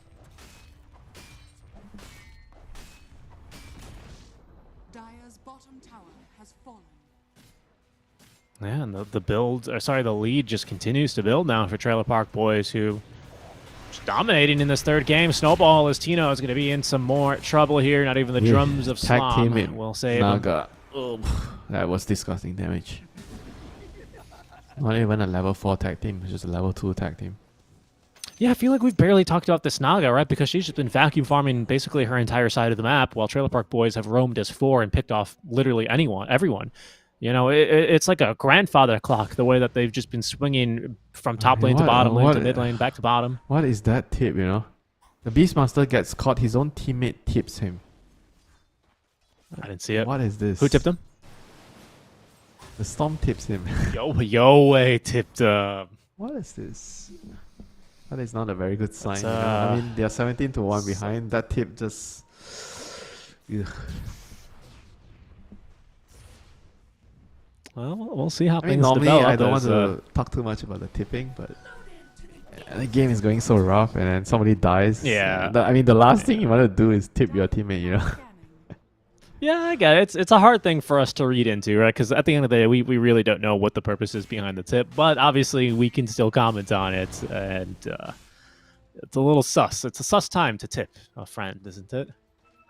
Like that we can agree on. Yeah, I think Too controversial. they're just trying to play for their own games, you know, instead of like the state of the game. I think it's always like really important when you're building items on your hero. For example, right, because the Beastmaster is going X BKB, right? But I would say that if you are recognizing the state of the game, you guys need to fight. So he needs to buy a dagger to make moves right on the map. Oh no. Well, Yoei's dead. He died to 423 and Hustler. In the meantime, they also get on top of Tino another time. Chuan just blinks right on in. He still has that Elder Dragon form ready. And it seems like now 423 will join them in this bottom lane push. 2 cores are dead. Chuan's leaping in, trying to find a third. The arrow perfectly connecting. The spear back. Oh, it's just wonderful play here for Trailer Park Boys. And I'd say for Team Nemeister, it's just a bit of a shame. The way that they took game 2, the way that they fought well together in that kind of a game. And now they just aren't playing as a unit here. And Trailer Park Boys, no disrespect to them, it's just pickoff after pickoff after pickoff after pickoff. It's looked like such an easy game to play. Yeah, I mean, props to them, you know, they've been doing really well with this Naga, especially the DK. I think the DK, Tusk, the Mirana, the trio of heroes from the early game taking the towers, putting pressure. They've been like the squad, the gang squad, you know, the patrol squad that Dire desperately needed but didn't have, and they just took the whole map for themselves, you know, for the Naga to farm and vacuum everything. I mean, Naga is probably one of the best heroes at doing that, you know, either Naga or like maybe a Terrorblade, you know, with the illusions, just clearing out everything. If you're given the space, you farm so much. Smoke play now here from Team Meister. It's the last one, the last Aegis Fura, double BKB. Still online for 4-2-3, but they're going to try and sneak around and catch these spellcasters. Another mirror image used. I see leaping in to get rid of the Observer wards, cutting the vision, making this jump even more difficult now is Chuan. He's going to be the one to get jumped here. Activates the BKB. The Roar is out, but the Song of the Siren and the Snowball save for the counter initiation. They're killing these heroes through the BKB. The arena is not really even used too effectively, but it might not matter at the end. Okay, the Fan of Knives, not enough though. Chuan, he activates his own BKB to dispel it. Tino, he's fallen in the meantime. Denzanity trying to do something in this fight, but he's disabled through the BKB thanks to the Walrus Punch. Focused down and killed off. Chuan drops a tip onto Denzanity. They run up to the high ground. Abega is dead. Yowei jumps in, trying to do anything as he can, but Denzanity types it out. Easy game, GG. Disconnects as it will be Team Meister eliminated from this SCA Quals Dream League Season 26. The Trailer Park Boys, they are upgraded now to the Caravan Boys, and they'll be moving on to the next round. Well played to them. Caravan Boys, the next round. I mean, if they qualify, then what? Then they're like, if they qualify, then they're House Boys. House Boys, yeah. Like, yeah, that's the seeding of the team, right? If they make it to the LAN. Just well done, you know, by Trailer Park Boys here. Just very, I feel like very straightforward game, right? They just had a very clear game plan. Team Meister somehow just couldn't do it, or just didn't want to do it. I'm not sure, you know, because when you're having like a rough game like this, and you have to be able to be a good team, you have to be able to play when the game doesn't start well. And when the game doesn't start well, your players need to take turns sacrificing their game, right? For example, like somebody has to change their build in order to take one for the team, fight earlier. Sometimes it's not very ideal for your build, for your own growth of the hero, but you have to do it because of the state of the game, right? They just sat and kept farming, you know. I felt like either the Beast had to make a change or get a dagger, fight with the Beast, or the Storm had to... I mean, the Storm went Witchblade into BKB, or the Storm had to... or the Storm just had to play early, you know, with the supports, you know, even without BKB, try to do something, you know, because it just felt like they just sat in the park, watched the cars drive by, watched the bicycles go by, and just did nothing, you know. Yeah, it kind of seems like as soon as that tier 1 tower fell mid, it was just like, okay, like I guess we're not going to do anything. I'm not really sure what signaled the start of that absolute shellacking, but well, it's over now, and unfortunately for Team Meister, they will be eliminated alongside Execration here in the first round of these SCA qualifiers. That means the only two teams. Sorry, that's not true. Ivory is also full Filipino. But 2 of the 3 full Filipino stacks have been eliminated here in the first round. Bit unfortunate for them. I also kind of thought Execration would have had a better showing, considering the games we saw them play yesterday versus the Mongols. But wasn't meant to be here for either of these teams, and they'll be first eliminated. That means winter, it is going to be the Team Trailer Park Boys moving on to play Team Essence. Talon Esports dispatched of Execration, as I mentioned earlier, 2-0. And, well, we're going to continue following the Trailer Park Boys as they upgrade their vehicles and try and get into permanent housing and into Dream League Season 26. That's going to be our next match, folks. We have about an hour break, I believe, before that match kicks off. So we will send you guys over to a break, and make sure you guys check out all the other channels and regional qualifiers that are ongoing. But be back here in an hour for our next series. We'll see you soon.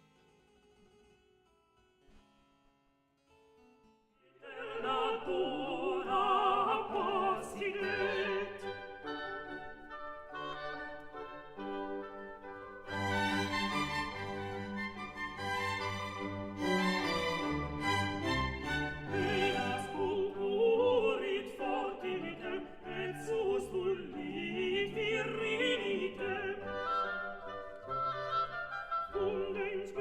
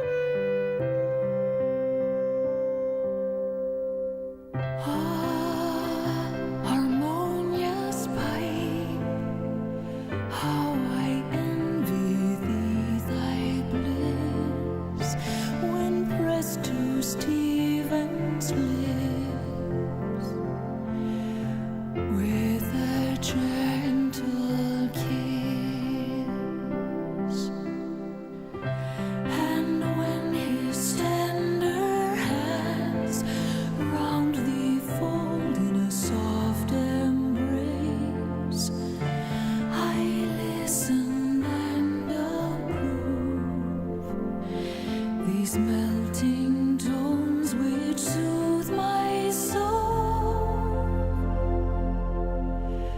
soothe my soul to love.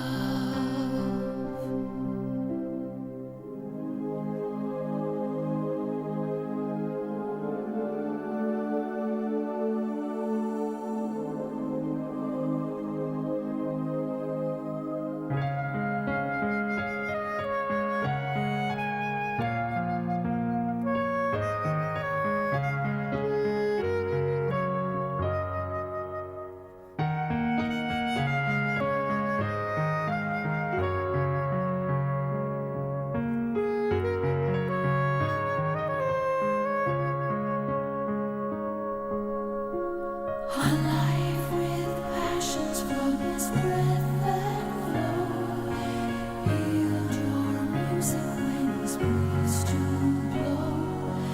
Thus at once the charming minstrel delights with songs and enchanting tune, with sweet songs fill the air. Go happy by, and ever mindful be, to court my handsome troubadour for me.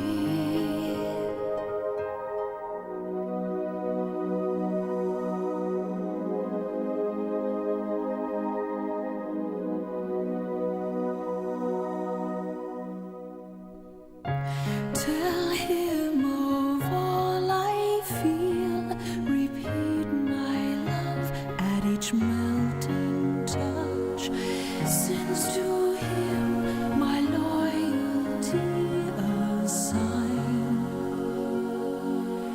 Take thou care to tune his heart, tune his heart to mine.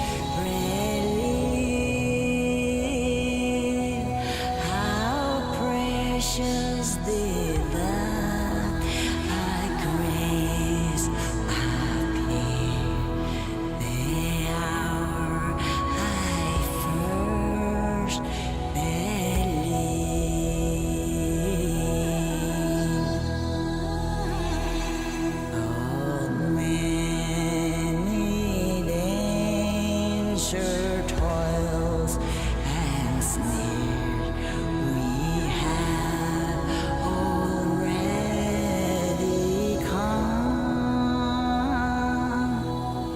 Was grace that brought us safe so far, and grace will lead us home.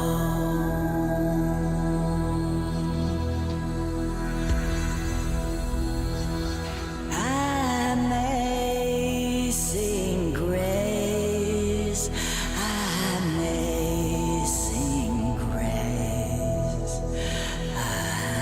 amazing grace, our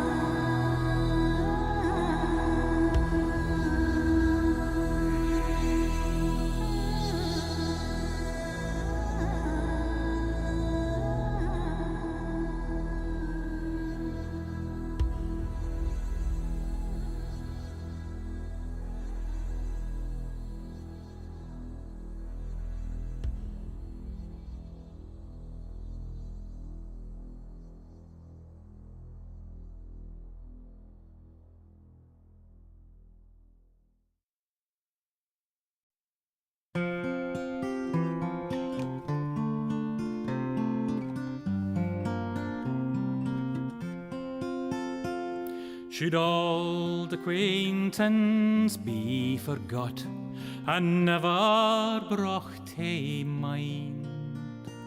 Should old acquaintance be forgot and old lang syne?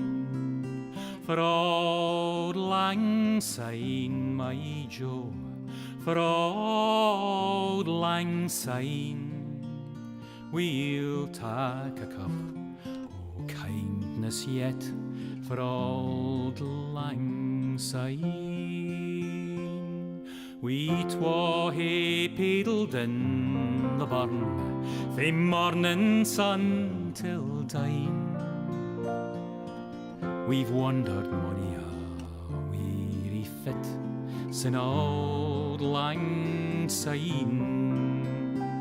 For old lang syne, my Joe, for old lang syne, we'll take a cup o' kindness yet for old lang syne. We twa hae rin aboot the braes and pooed the gowans fine. But seas between us braid hae rolled sin old lang syne. For old lang syne, my Joe, for old lang syne, we'll take a cup o' kindness yet for old lang syne.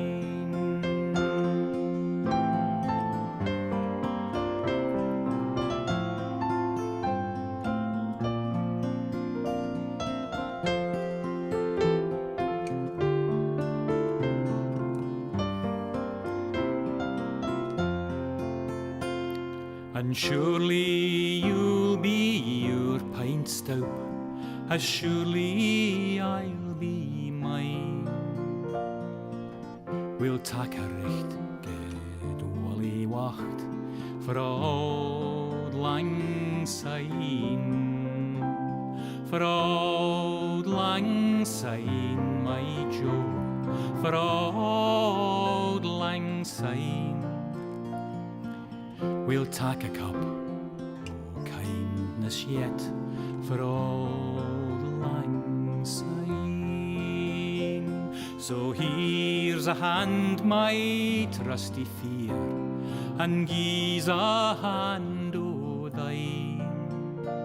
We'll take a recht gedol I wacht for old lang syne, for old lang syne, my Joe, for old lang syne. We'll take a cup of kindness yet for old lang syne.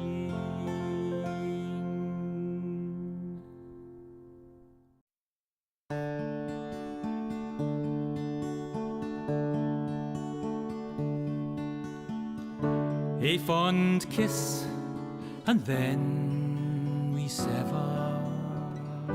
A farewell, and then forever.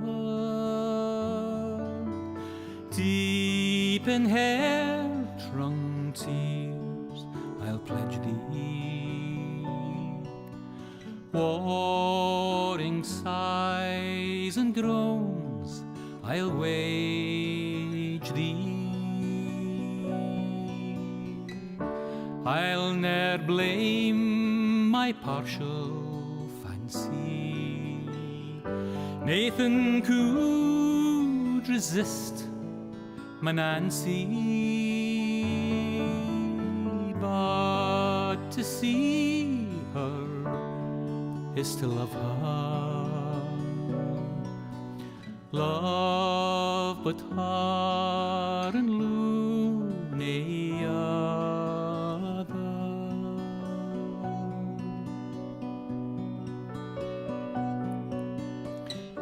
Who shall say that fortune grieves him, while the star of hope she leaves him? Meany cheer for twinkle lights me, dark despair around benights me.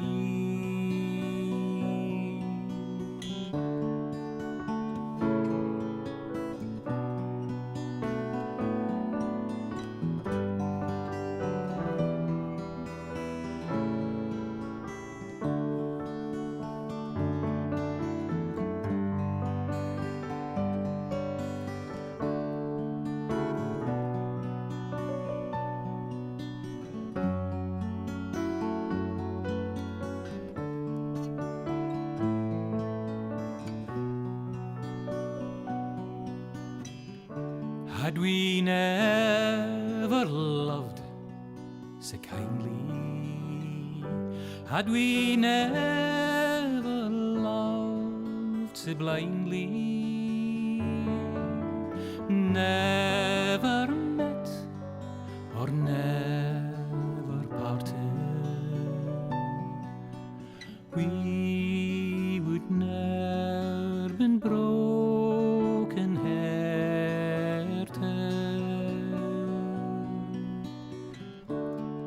Fare thee weel, thou first and fairest. Fare thee weel, thou best and dearest. Thine be ilke joy and treasure, peace, enjoyment, love and pleasure. A fond kiss, and then we sever. A farewell, alas, forever. Deep in hair-wrung tears, I'll pledge thee. Warring sighs and groans, I'll wage thee.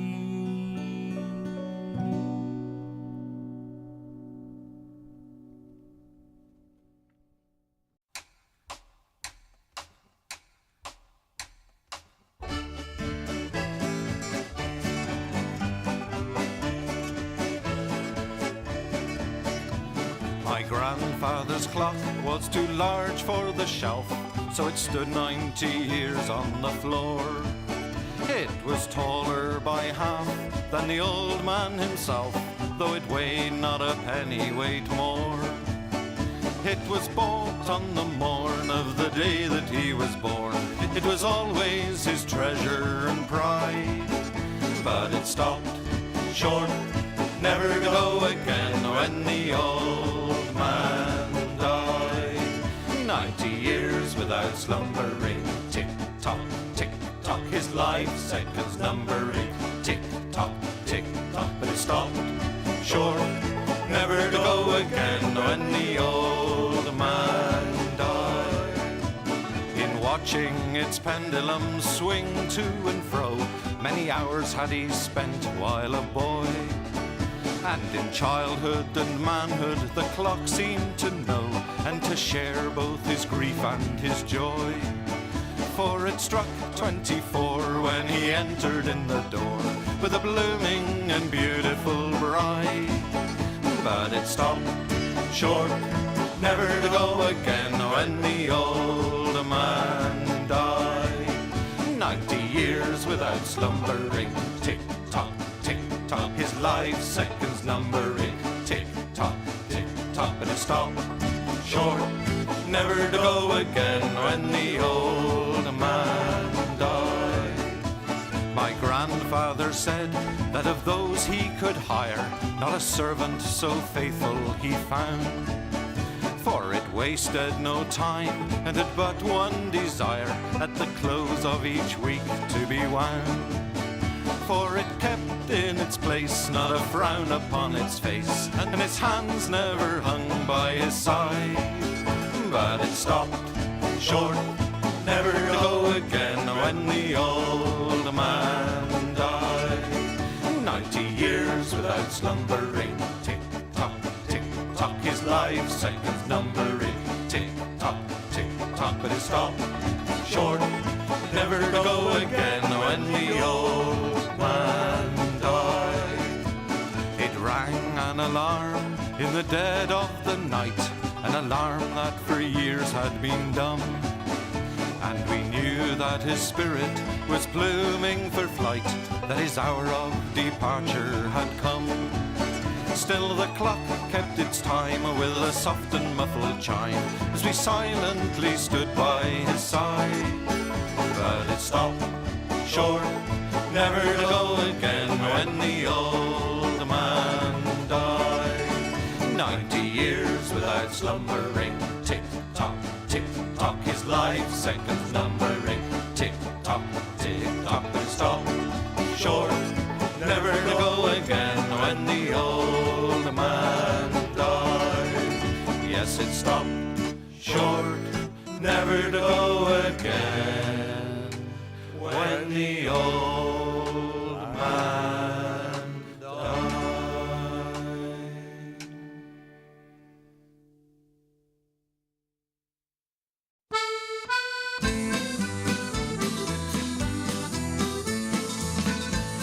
As I was going to Derby, 'twas on a market day, I spied the biggest rancer that ever was fed on hay. And indeed, lads, it's true, lads, I never was known to lie. If you'd have been in Derby, you'd have seen the same as I. His rammy had 4 hooves, sir, and on them he did stand, and every step he took, sir, it covered an acre of land. And indeed, lads, it's true, lads, I never was known to lie. If you'd have been in Derby, you'd have seen the same as I. The wool that grew upon him, sir, made 50 packs complete, and that was sent to Flanders to clothe the British fleet. And indeed, lads, it's true, lads, I never was known to lie. If you'd have been in Derby, you'd have seen the same as I. The tail was 50 yards, sir, as near as I can tell, and it was sent to Rome, sir, to ring St. Peter's bell. And indeed, lads, it's true, lads, I never was known to lie. If you'd have been in Derby, you'd have seen the same as I. This rammy had a head, sir, that reached up to the sky. The eagles built their nests in it, I heard the young ones cry. And indeed, lads, it's true, lads, I never was known to lie. If you'd been in Derby, you'd have seen the same as I. This rammy had 2 horns, sir, that reached up to the moon. A man climbed up in January and didn't come down till June. And indeed, lads, it's true, lads, I never was known to lie. If you'd been in Derby, you'd have seen the same as I. And all the lads of Derby come begging for his eyes to make them into footballs, for they were football size. And indeed, lads, it's true, lads, I never was known to lie. If you'd been in Derby, you'd have seen the same as I. And if you don't believe me, sir, if you think I lie, just ask the folk of Derby, they'll say the same as I. And indeed, lads, it's true, lads, I never was known to lie. If you'd been in Derby, you'd have seen the same as I. And indeed, lads, it's true, lads, I never was known to lie. If you'd been in Derby, you'd have seen the same as I.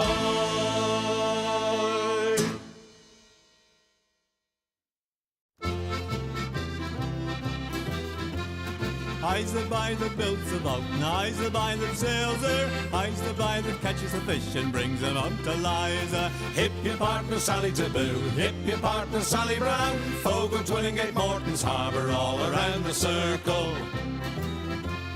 Sods and rind a covey a flake, cake and tea for supper.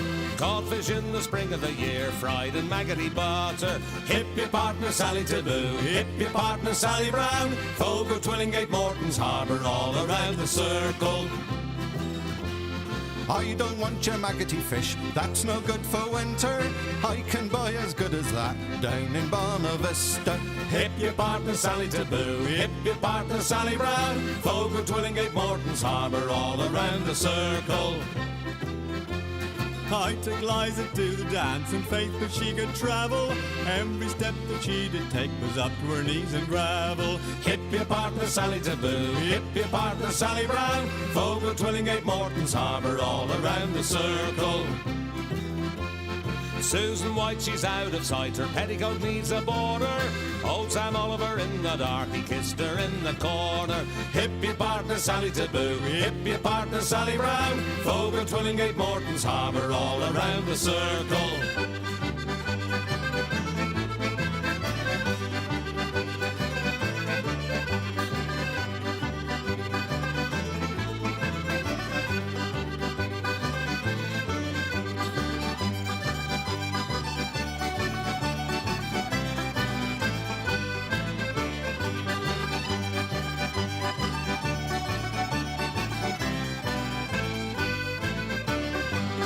I's the boy that builds the boat, and I's the boy that sails her. I's the boy that catches the fish and brings them out to Liza. Hip your partner Sally Taboo, hip your partner Sally Brown. Folk of Twillingate, Morton's Harbour, all around the circle. Hip your partner Sally Taboo, hip your partner Sally Brown. Folk of Twillingate, Morton's Harbour, all around the circle.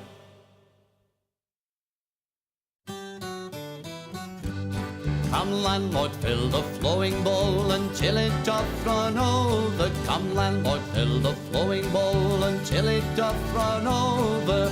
For tonight will merry, merry be. For tonight will merry, merry be. For tonight will merry, merry be. Tomorrow we'll be sober. Here's to the man who drinks strong ale and goes to bed quite mellow.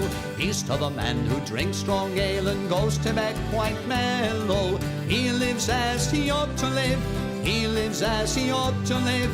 He lives as he ought to live. And I's a jolly good fellow. For tonight will merry, merry be. For tonight will merry, merry be. For tonight will merry, merry be. Tomorrow we'll be sober. Here's to the man who drinks water neat and goes to bed quite sober. Here's to the man who drinks water neat and goes to bed quite sober. He fades as the leaves do fade. He fades as the leaves do fade. He fades as the leaves do fade. That drop off in October. For tonight will merry, merry be. For tonight will merry, merry be. For tonight will merry, merry be. Tomorrow we'll be sober. Here's to the girl who takes a kiss and goes to tell her mother. Here's to the girl who takes a kiss and goes to tell her mother. She is a very foolish girl. She is a very foolish girl. She is a very foolish girl. She'll never get another. For tonight will merry, merry be. For tonight will merry, merry be. For tonight will merry, merry be.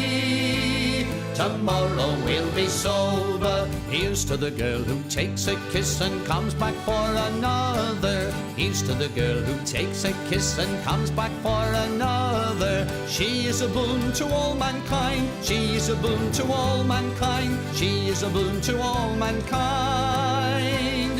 She'll very soon be a mother. For tonight will merry, merry be. For tonight will merry, merry be. For tonight will merry, merry be. Tomorrow we'll be sober. Where the wind can cut you like a knife, and nights are colder than the purser's wife, sir. Do we dream of sunny skies of blue and sipping on some fancy foreign brew, sir? No, sir, no. We long to sail where greyer English skies prevail, and we would face the wind and snow and hail for just one pail of good old English ale, sir. Just one pail of good old English ale, sir. Did we choose to fight the foreign foe for England's glory? We must answer no, sir. An English ale house, that's where we would be, not dodging cannonballs upon the sea, sir. We're only risking life and limb because old England's too far to swim. But we would chance an iron arm or leg for just one keg of good old English ale, sir. Just one keg of good old English ale, sir. Many days and many lonely nights without one woman hoving into sight, sir. Now it won't be long till we see our wives and sweethearts lined up on the quay, sir, with their arms all open wide. But we will push them gently aside, for they will have to wait for us until we've had our fill of good old English ale, sir. Had our fill of good old English ale, sir.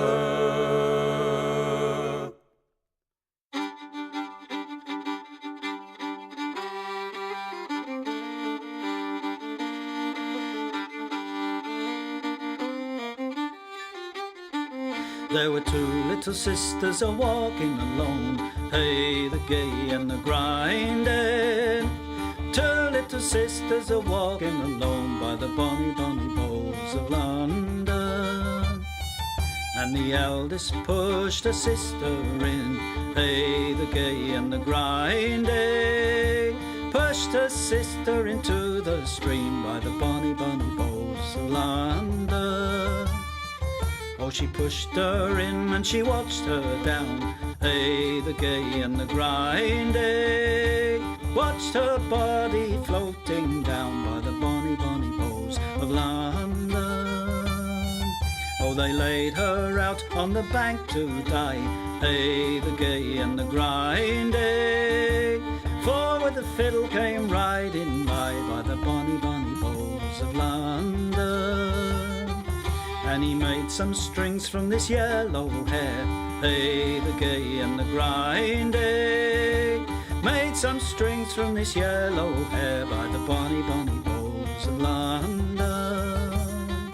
And he made fiddle pegs from a long finger bone, hey, the gay and the grinding. Made fiddle pegs from a long finger bone by the bonny, bonny bowls of London. And he made a fiddle out of her breastbone, hey, the gay and the grinding. Sound would pierce the heart of a stone by the bonny, bonny bowls of London. But the only tune that the fiddle would play was, oh, the bowls of London. London. The only tune the fiddle would play was the bonny, bonny bows of London.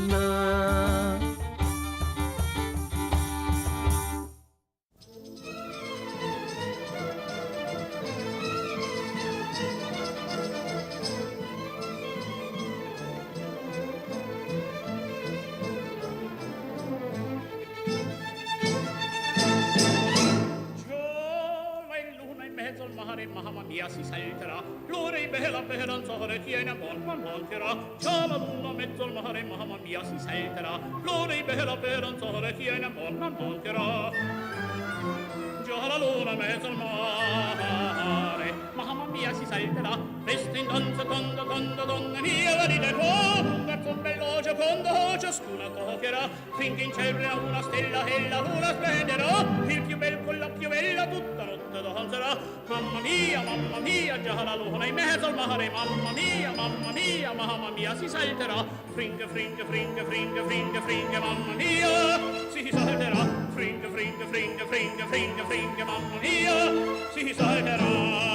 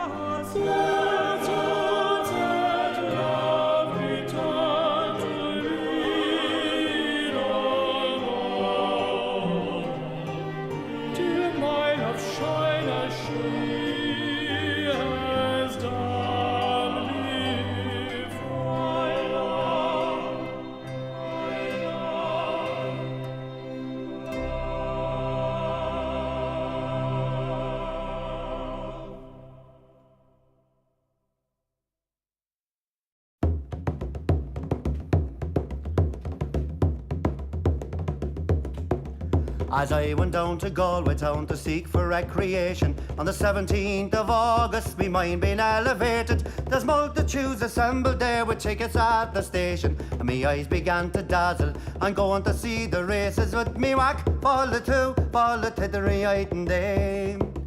There's passengers from Limerick and there's more from Tipperary. There's lads from Connemara and a flare of married ladies, and people from Cork City who are true and loyal and faithful, who brought home the Fenian prisoners from dying in foreign nations. With me whack, fall the tittery and dame. And it's there you'll see the pipers and the fiddlers competing, the nimble-footed dancers a tripping o'er the daisies. There's others crying cigars and likes and bills for all the races, with the colours of the jockeys and the price and horses' ages. Me whack, fall the tittery and dame.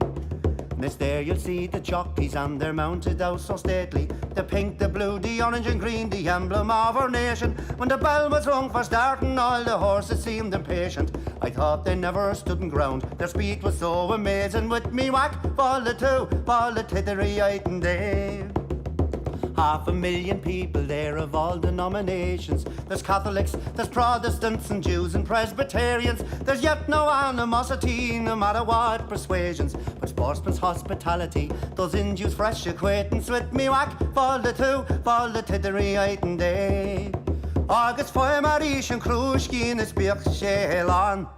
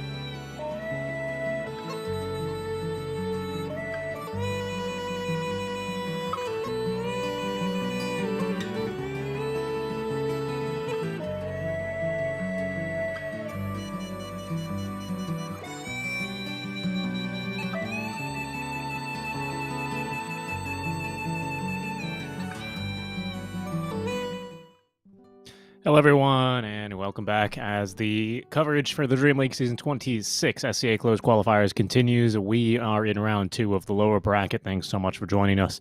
If you're here for the Trailer Park Boys versus Team Essence match, you're in the right place. Thanks for joining myself here, Seek and Strike, and, of course, joining us with his words of wisdom is Winter Dota 2. How's it going today, Winter? What did you have for lunch? Chicken. Only chicken. What do you mean, only chicken? Okay, cucumber and rice. Soy sauce. Oh, you had chicken rice. Yeah, chicken When you rice. say that, it makes you sound like you ate like a wolf, like you just went to the hen house and grabbed a chicken, you know?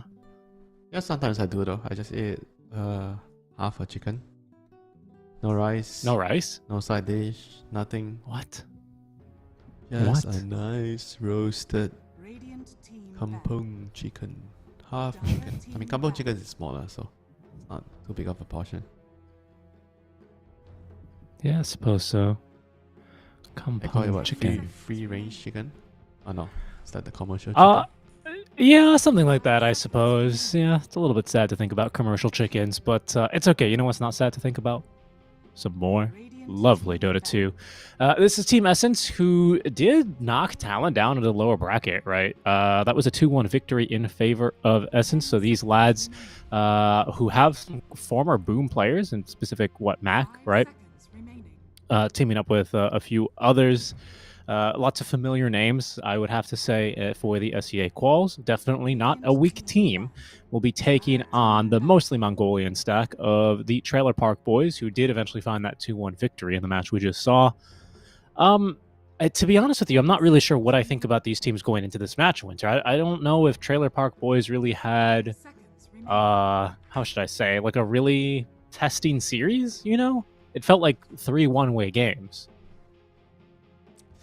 Yeah, I don't know if they are going to be able to challenge Team Essence. I think what I've seen in that series, in the previous series, wasn't really like very convincing, you know. Not like the Ivory series against Boom, where even though they lost, but they put up a pretty good show, so they showed a lot of potential. So in the previous series, I didn't see the same for Team Trailer Park Boys. I mean, hopefully they prove me wrong this game.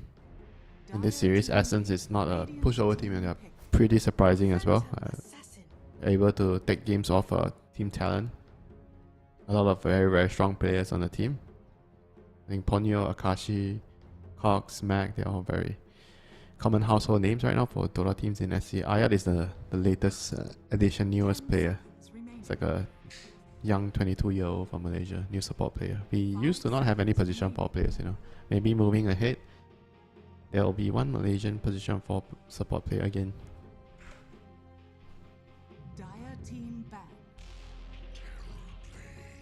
Okay, and maybe a carry, maybe a position 4, Yeah, right? We've seen this hero what get I flexed. mentioned in the previous series. When you open with PA, you should respond with TV, unless it's banned. I kind of wanted to see this in the previous series, but now I'm going to see it. It's a very reasonable response. High armor hero.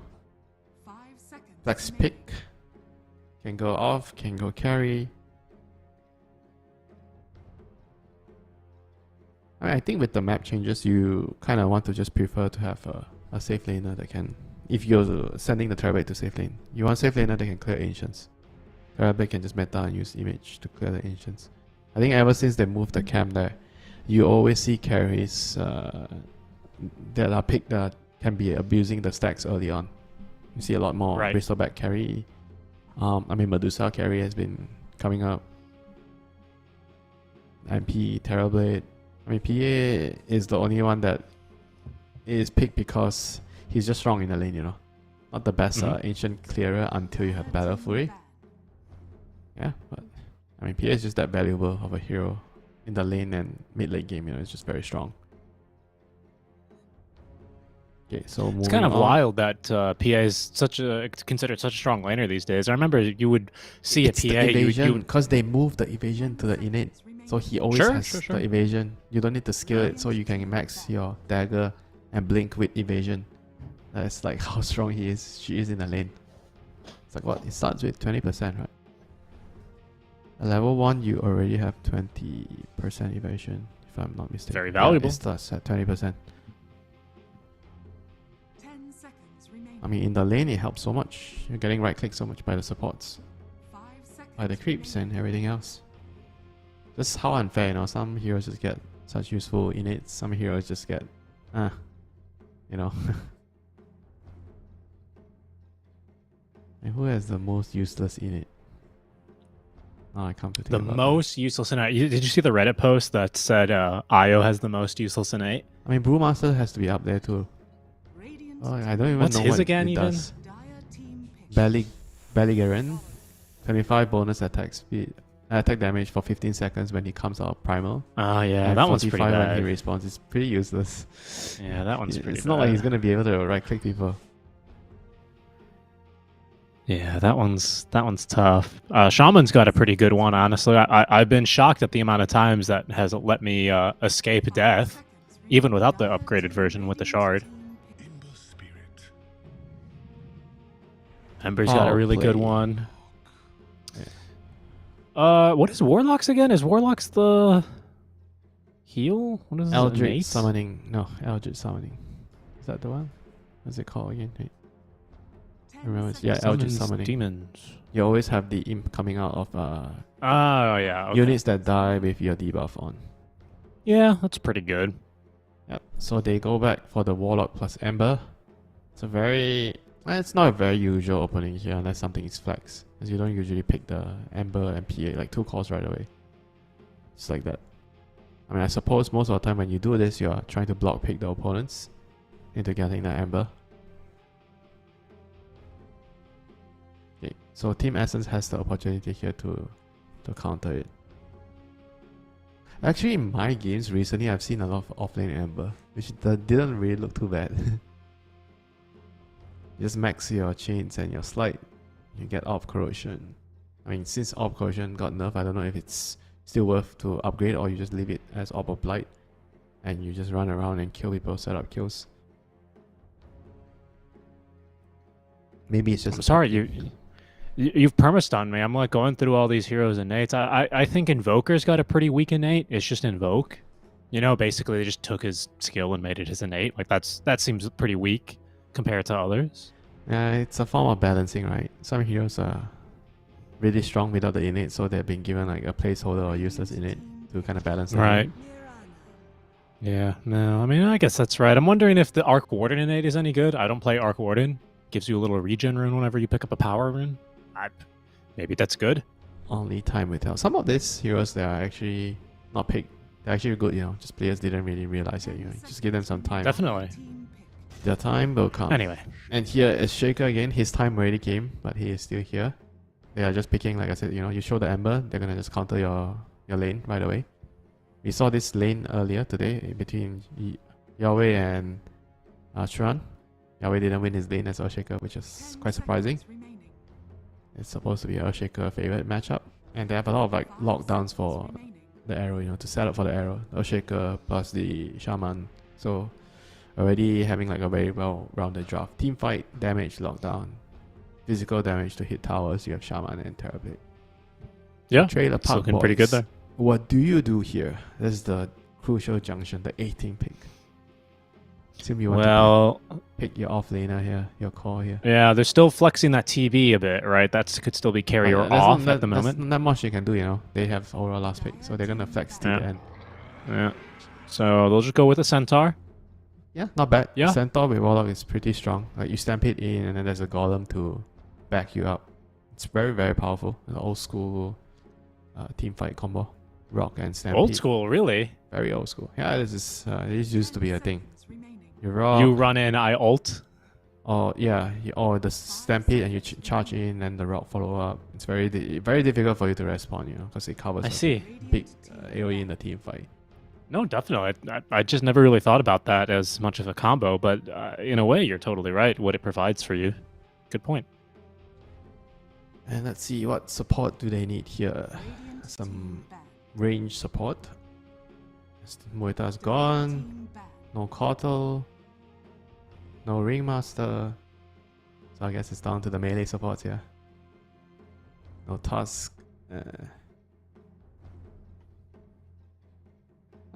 Most of it are already gone. I mean, there's still AAA, I guess, if you want to have AA and Warlock support though.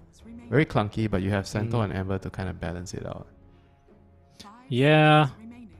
Wonder what they would be looking for here. I wouldn't mind like another way to casually poke and harass, you know, something to kind of poke at this Shaker, poke at this Morana a little bit. Rubik. It's nice spells to steal. Yeah, honestly, it's a good idea, right? Because you're not in a position where you can really transition the Shaker. Like he's gonna have to. Rubik's not a very good hero in the meta. That's true. It's a lot weaker. I mean, if you want a stronger lane, it's gonna be like some Dark Widow, Hoodwink type of hero. That's more damage. What about like Grimstroke? Sorry, Grimstroke's not bad. Oh, there's still the Wind Lady. Yeah. Always forget about this hero. Yeah, she's definitely on the up and up. I think I would say she's on par with Moeta in terms of how strong she is in the lane. with the power shot, I mean, it's 170 damage at level 1. It's very hard to 10 seconds. top that, you know. Right. Yeah, no, that's a big nuke early. And that's a Okay, slow, you know, it's well- not just a nuke. That's why So it's so it's powerful. good magic damage into that TB lane as well. I'm wondering, with these 5 heroes showing Winter, where do you think Essence will end up laning this TB? Will they pick a carry? A different carry, I should say. Maybe. I mean, you buy pipe on Terrorblade, maybe? Okay, no. So they go for the Dawn, which is... it's okay. Into the PA, I guess. They want to try to pressure him in the lane, but I'm not sure if they can actually win this lane. It's a Warlock PA, you know, after all, it's a very strong lane. So you have Dawn plus Shaman. So I guess the idea here is mostly just to allow the Terrorblade to carry the game. Because the Terrorblade is going to be standing and fighting the PA. With the Centaur and Warlock dropping their stuns, controls on him. And you have the Dawnbreaker to kind of back the Terrorblade up. That's probably the idea here. And you have massive team fight, Shaker, Echo Slam. With the Shaman wards plus the Dawnbreaker Solar Guardian. And before we go any further, let's take a look at any special facets. Condemned is unique on the carry TB, isn't it a bit? Not really. It's because you don't buy pipe, right? So you don't want to get the other one because it costs HP to cast your illusions. I see. So this is probably better for the carry TB. I mean, you have to really think about what item build you're going before you decide your facets. I'm sure there are also You know what other I've reasons. been... Okay, actually, while we're still discussing these, I want to talk about the Centaur choice. He went for the very standard horsepower. SE did go for the Black Grimoire. I think that's... You see sometimes like a 50-50 on this one, I think, a little bit. Some people think it's really good. Some people think it's just awful, and they never take it. Oh, the champion of Gorov? Is that called champion of Gorov? Yeah, that's right. I always get the Black Grimoire. I think as a support, there's like no point of getting the other one because it's for late game. I think the Black Grimoire is actually just way too good early. Yeah, especially Really? in the right lane. That's It's interesting. just so valuable. I You think get level 6 at the right time or earlier. You golem, you kill a hero. I think Farm I heard jungler. Whitemon say that he never takes it though. He thinks it's bad. Come on, bro. When did he say that? He takes it all the time. I heard it in an watch his interview. Maybe he games. was trolling. He Maybe probably he was trolling. Which interview? I'm pretty sure he... I think it was after. I think it was in a PGL Wallachia event. I'm pretty sure. Maybe like not the most recent one. Maybe like 1 or 2 ago. I mean, before they nerf it, even. I mean, after they nerf it, maybe there's a reason to do it, you know, because they remove. It's 200 now. It used to be 250. Was it 300? Wait, I don't remember. I remember they nerfed it 50. They nerfed it. Right. 50 Well, it's XP. 200 now. Yeah. Yeah, but it still says 250. Am I seeing like is a video bug? You hover over the Warlock, it still says 250. I don't know. Actually, that's a good point. On the Wikipedia, it says 200. Yeah, it should be 200. Here you go. Smoke. Interesting. Ready to get Fatal Bonds at level 1 to win the level 1 fight. The pistol round. I always call this the pistol round. Of course, Winter famous for his Counter-Strike playing. It Huh? will determine who gets the M16 next. The battle begins. But I mean, wouldn't you say no this kills is here. equivalent to the pistol round? If you fight at level 1, you smoke. Then you go to the lane with an advantage, right? So Yeah, I mean, I guess, right? It's really strange to put like a different, like a Counter-Strike, especially analogy in Dota when the games like don't mesh at all, other than they're published by the same developer. But I guess I see what you're saying. You know, you can like start the second round then with SMGs and just try and spray down your opponents because they probably have to save for armor. Like I hear you. They I have hear to you. like lose one round by default and get better weapons the next round. When you lose, I mean that's the downside of losing the pistol round, right? So you have to get punished. How do you know about this? I mean, how? I watch sometimes. You don't play Counter-Strike. Yeah, but I don't remember how I know about this. I mean, I watch sometimes and I hear the commentators talk about it. Okay, fair enough. That's a good reason. Well, no one's they draw on the pistol round at least. Starting to see a lot later first bloods. I think people don't want to end up, you know, giving their opponents a big advantage at the start of their lanes. Who does, of course, but you see a lot of teams like more risk averse even these days. Yeah, they don't want to lose the game just because of some random moment in the early game. Yeah. But whereas I think if you look at the tier 2 teams, they are more willing to take a risk, right? They want more randomness, when they are playing against the better teams. A little bit more chaos. Yep. So chaos. Reign of chaos. I mean, this top lane is actually very, very competitive. Both sides are just trying to out-harass each other. I feel like once you get more levels on the Warlock and you start to have heal, the PA should be able to sit on this lane quite comfortably. Yeah, and sustain easy. I think the Shaman Ayad's doing a good job using his kind of early advantage here to just do as much damage as he can. Very annoying. Yeah. You see a lot of the good players just use it to deny creeps. You hit the other guy and you just deny the creep. Yeah, I should really start using it. I just enjoy Massive Serpent Ward so much because the thing just it gets kills, man. That thing does like 400 damage. Oh. Careful here, Ayad. Shackle. It's committing for the shackles here into the Starbreaker. Starbreaker, I think, missed. It's Ayad that picks up the kill, turns himself into a chicken. 423 needs a little bit more for the last hit. Ayad buying as much space and time as he can. I think that's new up there, isn't that? I think there used to be more trees over there. Yeah, that's a new path. New pathing. Well, it's to the advantage of this time, 423, who is easily able to secure the kill onto the Shaman in return. Yeah, a bit unfortunate that Dawn didn't get the last hit. Would have really liked to get it. 3 minutes. At least they're gonna get I assume they're gonna get the Lotus on Team Essence here. Yep. Ayad is gonna pick it up. More challenges from the Warlock and PA. Too far away. Yeah, nicely done.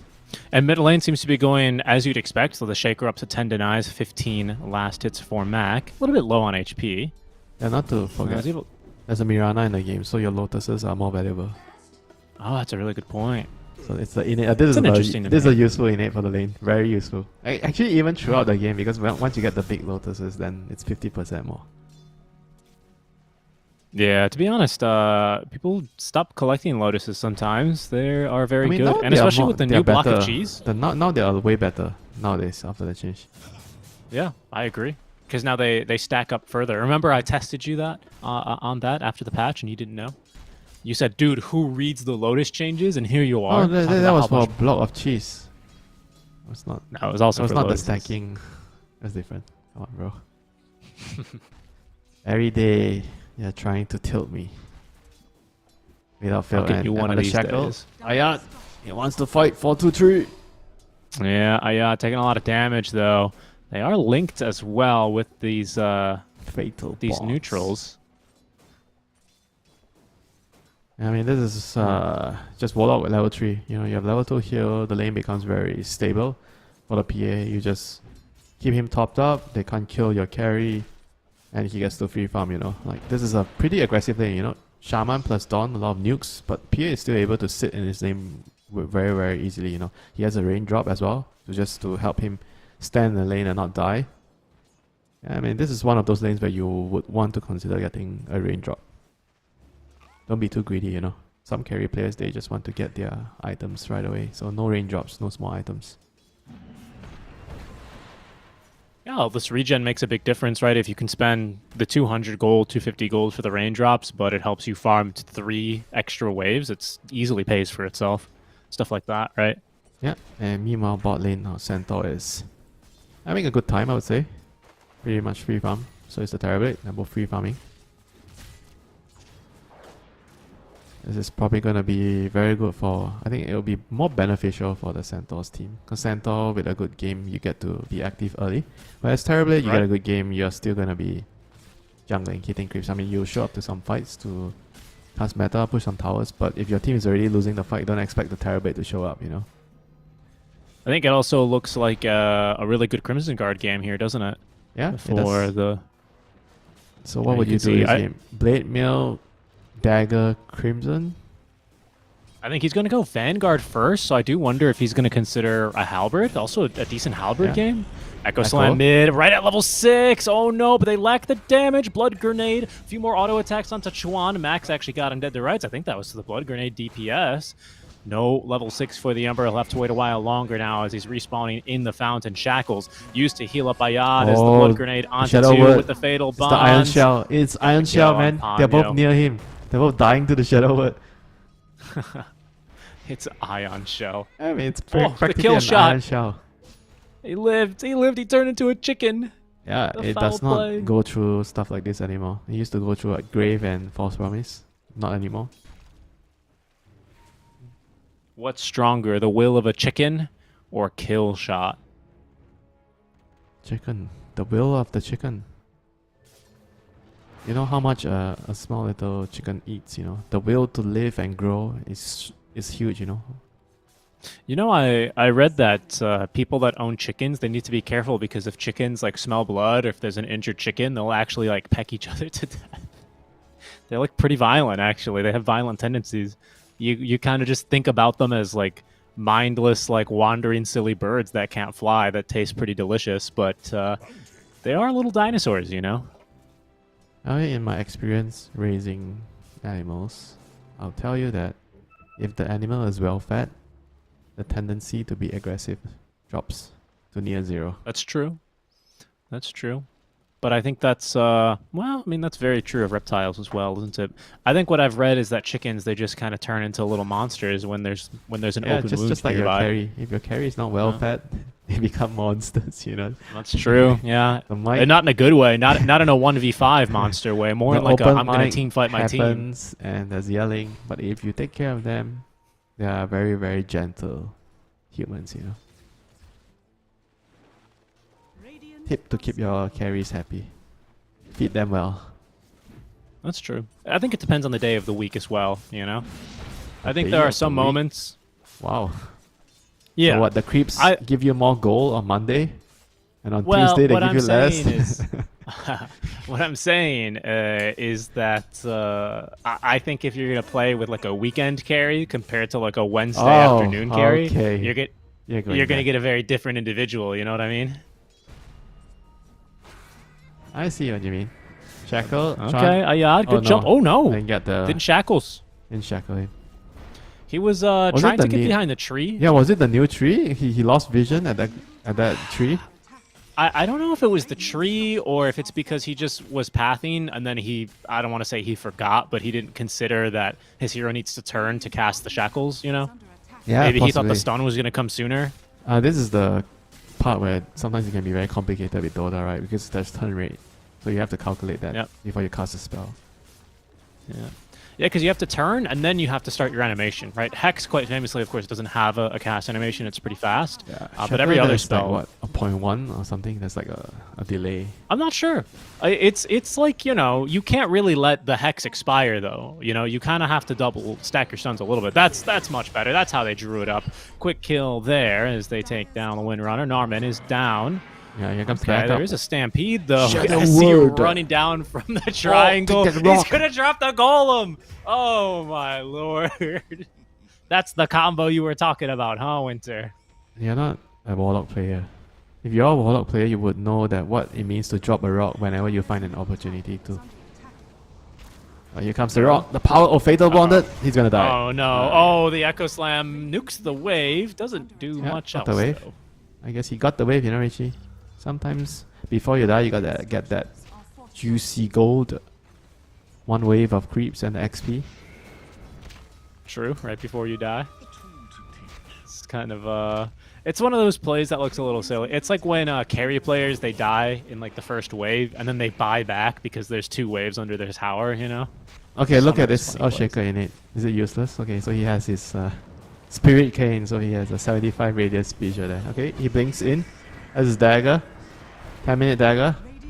Yep, they're going to chase down SC. Pretty good fissure, forces them to go the long way. He's going to end up dying, though. Careful for these kill shots. Yeah, that's a nice, Tower nice is kill. going to fall. Level Lane, 7 there might Warlock. be another fissure. The arrow's good enough, actually, and this time Ayad, he will make sure the CC is flawless to pick up the Just kill on for the good Ember. measure. Hex him. You don't want him to escape. You've let him get away with one before. You know, we've talked plenty about how these small mistakes can really snowball into something much bigger. A little bit more safety there as they're going to commit all the physical damage they have to take down the tier 1 tower and equalize here. Yep, pretty good start, you know, for both teams. An even game so far with Essence taking a slight lead with the mid lane Earthshaker winning his lane, which is what we expected, you know. Yeah, this is what we naturally, wanted to right? see from Yahweh the last game, but it didn't happen. But this is more like the normal Earthshaker being around 1k go ahead at 10 minutes. Yeah, and the Ember notably behind the most. The TB showing up briefly there to help support the push a little bit. Who hasn't shown up at all, really, is the PA. She's casually farming her Ancients behind her Tier 1 tower now. I imagine it's going to be your very, very, bread and butter Battle Fury. Excuse me, for 4-2-3. Can you just call it Braid and Kaya? Just to show people where from SEA. That I'm cultured. Bread and butter. Battle Fury. Yes, the bread and butter and Kaya. How about that? Yeah. Kaya and butter just go so well together. One is full of sugar, one is full of fat. Yeah, that's delicious. Flavor. Fat is flavor. No fat, no flavor. That's what they say, right? No fat, no flavor. No color, no flavor. No color, no flavor. I've never heard that one before. Yeah, it's about when you're searing your food, your meat, you need to let it change color so that it has a different level of flavor. Well, it's funny, right? Because when you cook a steak, you only want the outside to be crust like that. Yeah, you want to. You don't want the inside to change color that much. You don't. Do you? No. Well, but I hear you. I'm just. Yeah. I only want 40% cooked steak, 30 to 40% doneness. What would you call that? Would you call that a happy medium, a medium rare? Medium rare, probably. Okay, that's fair. That's fair. Winter, have you ever sent a steak back? To my wife? No, what do you mean to your wife? Yeah, if you ever, I mean, I thought you were asking me, has your wife made you like a well-done steak and I sent it back to her? No. When you go to a restaurant, why would you assume I was talking about your wife? No one orders. Okay, so you mean the steak sucks, right? Doneness is or wrong? like you cut into it and they gave you a well-done steak. Are you gonna eat it after you ordered a medium rare? Or are you gonna be like, excuse me? Excuse me, who orders a well-done steak? I agree. I agree. And they respond, a lot of our customers order a well-done steak. Then you are dining at the wrong steakhouse. Smoke breaks a yacht on the wrong side of the Roche pit, although he is going to be able to at least set up for a little revenge kill. Golem on top of Solar Guardian, on top of Echo Slam, and it's the Ember to go down at the end of the day. That was... Well, I guess he just didn't jump out, as the Ember Spirit. I mean, normally you have a Spirit Remnant behind, and then when you do that, you jump out, you go in and you go out. And then he just fully committed YOLO with the rock. He didn't even think about getting out, and just dies there. Yeah, that was crazy. Echo Slam, Solar Guardian, the Golem, Fatal Bonds, and then Moonlight Shadow to just run away. A second kill on Tashuan in just as many minutes as SC. It's going to be a little careful here. He doesn't have the Champions of Goroth, but he's still going to end up getting caught here. Shackle Shots is going to save him, only briefly. But it was our Dawnbreaker who manages to still secure that kill without issue. Chasing now for a +1. Windrunner pretty fast, but it seems like they'll be able to close the door and find her here, or will they? The Shackle Shot doesn't find Shackle. TV is greedy. He didn't level his reflection even 1 point. So it's going to cost them some time to chase that annoying Narman Wind Ranger down. Eventually they get him. And this is looking really, really good for Team S's right now. They got the tower, thanks to the Shaman. Mid and top tower. This is the second tower. And maps pretty much open for the Terrorblade to farm. Echo is going to be ready, so time to move again. I'm probably going to move towards the bottom tier 1 next, with the next Echo, with the next Mass Serpent Walls, Things are going very well for them. There's no butter or bread with this build, but the Shaker is still going for Kaya, so I think this is the new normal now for the mid-Shakers especially. Staff of Wizardry in the backpack. Straight into the Kaya, and then it's going to be Kaya and Yasha, so just, looking for that agility and the swift cast animations. It's easier to land your combo, I guess, that way. Yeah. I don't think... I can probably count on... I don't know about one hand, but maybe both hands, the amount of times that I've seen this Kaya and Yasha item built. It's pretty rare. in pro games. Wait, who gets this? I'm a shaker now. I think feel like Lashback sometimes get it. I'm trying to think, because some of the heroes you want like a lower cast time on your spells, right? Because it takes so long. OD to cast. maybe? Maybe. I see it on Lash quite a bit. Yeah, I mean, there are a couple of heroes that really like to have it.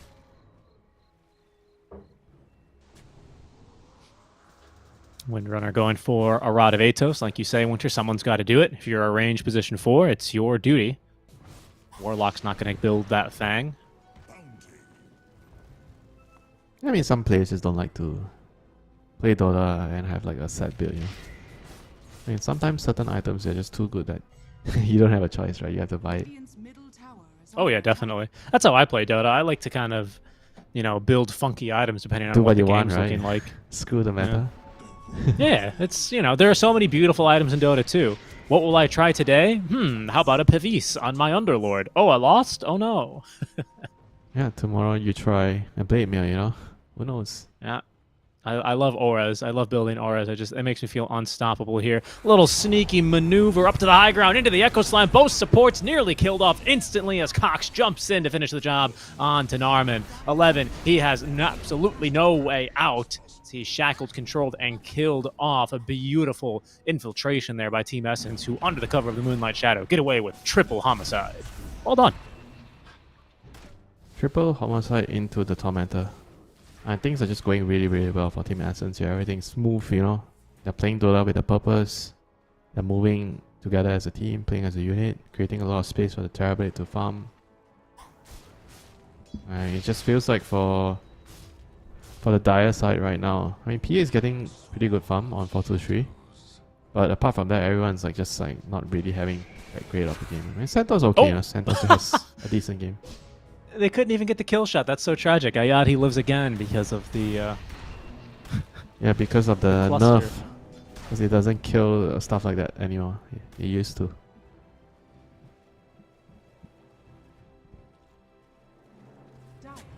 Why do you even play Axe now when there's Wind Ranger?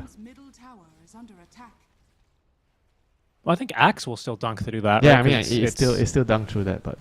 I think HP removal will kill, so things like... Wind Ranger is what, just the range version of Axe, in a way. I guess that's true. Is it not HP removal flag? How is that damage flagged on kill shot? I mean, I'm looking at it now. You used to go through all the it's changed this patch, you know, because it was too good. I mean, this hero is just very... I think in the team fight it's just very annoying. In the lane's very strong. It gives you scaling too, in a way. Late game, when you have enough items, you can start to use your focus fire to kill heroes. But 4-2-3, he might be tanking his first death this game. We'll find here. They actually anticipated that he was gonna go there, you know, so he wasn't really there in the area, but they just felt like he would be going there to farm, you know, there. But Ward placed up a little bit earlier, and they catch him. Good play there again, you know, by Team Essence. They have the essence of a good team right now, you know, in terms of how they move around the map. A little bit like Ivory, you know, they play around each other very well. Like every time you see teams like this, you know, it's always the teams that have players that got kicked around, rejects, you know, they are more willing to work together, and you can see from their gameplay, you know, there's less egos, less got butting something to head. prove. They're not tipping their offlaners when they die. Oh well, that's not where I wanted to go, but sure. I mean, I'm just saying. I mean, They look good though, to your point. In Dota, I think you kind of need to have egos, but you cannot have too many, you know. I think in a team, ideally you only want to have one, and the rest just follow, you know. You play like a unit. I mean, Team Can the Essence just ego be the looks- coach?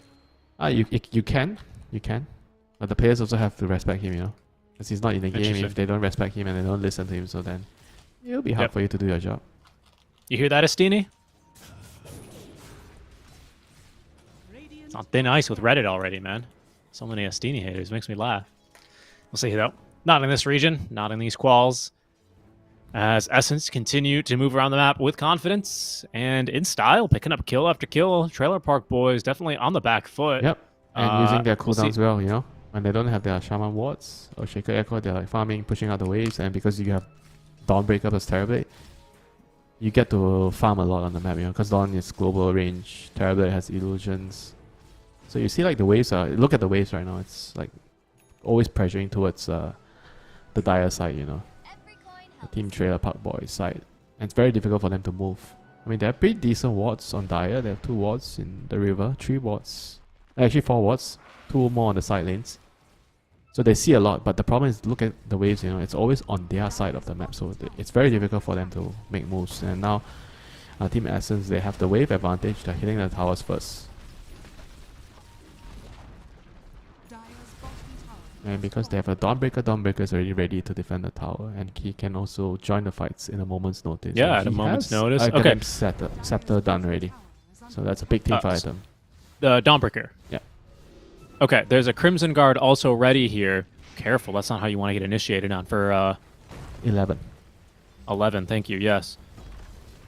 Crimson ready, Blink at the ready as they try and defend the tier 2 tower. I don't know about this. The arrow actually caught the Ember Spear. How did they time that? No shackles coming through immediately. There's going to be Decisive Vice as they try and get onto Schwan, saved there by the Glimmer Cape. 11 doing a lot of work there with the Crimson Guard active as well, but it's not the fight the Trailer Park Boys were looking for.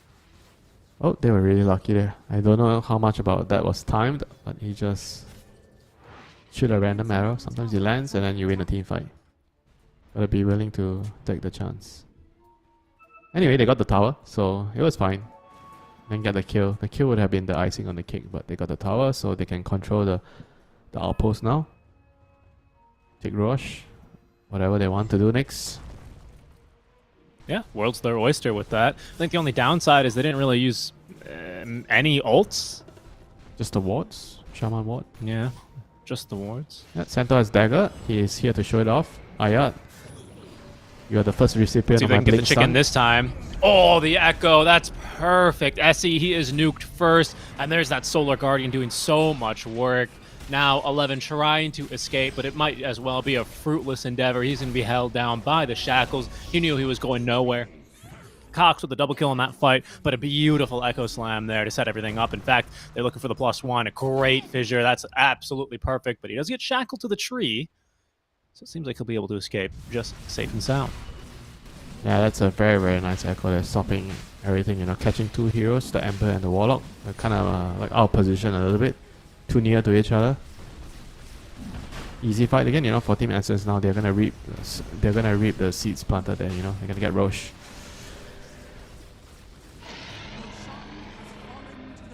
Indeed, down it goes. I mean, I don't feel like the fight should be going that badly for them. I mean, you have, they just need to have the right coordination. Centaur goes in, you stun, you start the fight. As soon as the Shaman, the Earthshaker come in, or the Solar Guard, then you drop the rock, and the Fatal Bonds is going to be very weak there. And the PA jumps in with BKB. I think they have to be a little bit more patient, you know, just let the Wind Ranger cause some havoc. Shackle, and you know, try to let her farm her Gale Force, and then you have tools to poke around in the team fight. How do you see 11's role kind of developing in this game? You know, I think he's not had such a clear, you know, well, he's not had a great game, honestly. He's 0-2-1, right? Like his role in the team fight or his role in the game? I mean, I think a bit of both. I think the team fights, he would like to land his initiation on either the Shaman or the Shaker. So I think ideally you let the Wind Ranger do her thing. But at the same time, they don't really have a front line, right? So Centaur is the front line. So Centaur has to go first most of the time. Start the fight, create some distraction, and then hopefully your Rock and Wind Ranger Shaker Shot is going to land big. We got the Hex. Ayat is here again. There's a Rock to protect him. Yep, Echo Slime as well to keep him in place. He catches an arrow, down he goes. SC, oh, he's actually still alive thanks to the Crimson Guard. A little force stab forward, trying to chase, and he is good to go. He got fed a Lotus. The healing, It's simply too high, but 11, he's lost that Crimson Guard buff this time around, and he will be killed off. Ayada, he's just getting in there. He's actually found a beautiful lockdown onto the Phantom Assassin. She gets at least a Blink Strike away. 423 still alive by the skin of his teeth. Look at them give chase. Will they miss that auto attack? They don't, but I think there's just enough healing such that he lives. The Ember Spirit caught and killed underneath his tier 4 towers. Team Essence running over the Trailer Park boys. Yeah, evicting them from the trailer park right now. Not much they can are. do. Echo Slam is always very big with the Solar Guardian. There's no wheels. There's no wheels on the trailer park anymore. They're sitting on bricks. They're not very mobile. Where are they going to go? Go to the next game, I'm afraid. Yeah, I mean, they just got jumped first, you know, so they couldn't really set up. The Rock was used very defensively. It was just the Warlock and the Centaur in that area. There was like no follow-up. Just couldn't really catch a breath, you know. I mean, this is like fighting under enemy vision. This is like the result of like already losing so much, you know. So I mean, back to like the problems. The problem started way earlier, you know, when they couldn't really coordinate well enough to win any team fights with the Warlock and Centaur. I kind of probably would have preferred the Wind Ranger to actually just get the shard first, you know, because it helps with the team fight setup, you know. You don't really need Atos as much this game because you already have Ember and Centaur. So you have 2 ways of stunning fights. You're not really light on the stun or catch department. I think like that's why I was I don't know, like it sometimes when you play these games it feels difficult when you're the Centaur in these games where it's like you want to try, you need to frontline, but also your team would really appreciate it if someone else started the fights besides you. Like if you could be the counter initiation, it's hard to frontline and counter initiate. Yeah, meanwhile, 423. Oh, they found him. Oh no! Why is that TP so long? Yeah, I'm not sure where he TP'd. I'm not sure where he TP'd to either, but if it was back to the fountain, he's going the fast way now. Akashi setting a trap here, just sitting, being chilling under Moonlight Shadow. Am I crazy? Did that not seem like a kind of a long TP?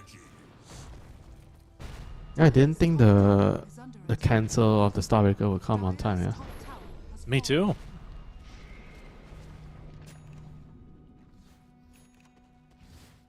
Tier 3 tower down top lane. Akashi leading Team Essence into the high ground where the first barracks will crumble. It's just those range racks though.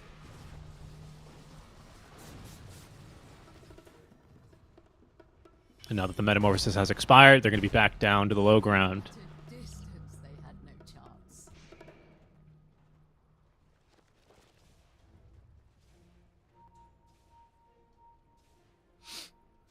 Excuse me.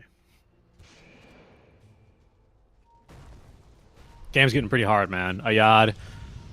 They might be able to find 11. 11 actually finds a blink. The Echo Slime's committed, though. Arrow sailing on through is not going to catch many, if anything at all. Golem onto 3 with the Fatal Bonds on top. Not bad, but in comes Cox to try and make a difference as he tries to lay down the damage on the Starbreaker. BKB active by 423, gets on top of and takes down the Shaker.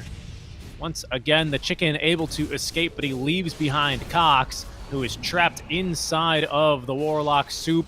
Eventually able to free himself here, but he's going absolutely nowhere as the Ember dancing around him takes down the... Yeah, 2 very big kills. That's a big fight. Yeah, and that's how the team fight should look, you know, with the spells coming out correctly. Centaur goes in, and then there's the Golem to follow up. Yeah, for once they get their coordination done well. So they win a fight. 2 big kills, 2 cores. And Aya is on the prowl again. And he is just relentless on this Shaman, looking for openings. It's been pretty impressive by how many openings he's been finding, you know, for his team.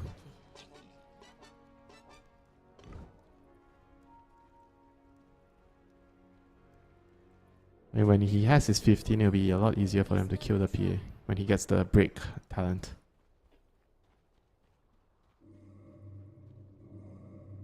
Yeah, I mean, that's true. Oh, hold on. Ulti. That's going to be top lane. They're giving chase. Oh, he's actually running away. Ayad. Yeah, he's going to be able to catch up to him. Do they have the magic and physical damage? Absolutely. 11 taken down.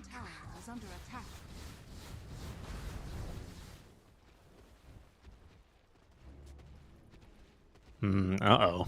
They might get another lane, or the finish the top lane, I guess, is more accurate here. These TB illusions, they do pack a punch.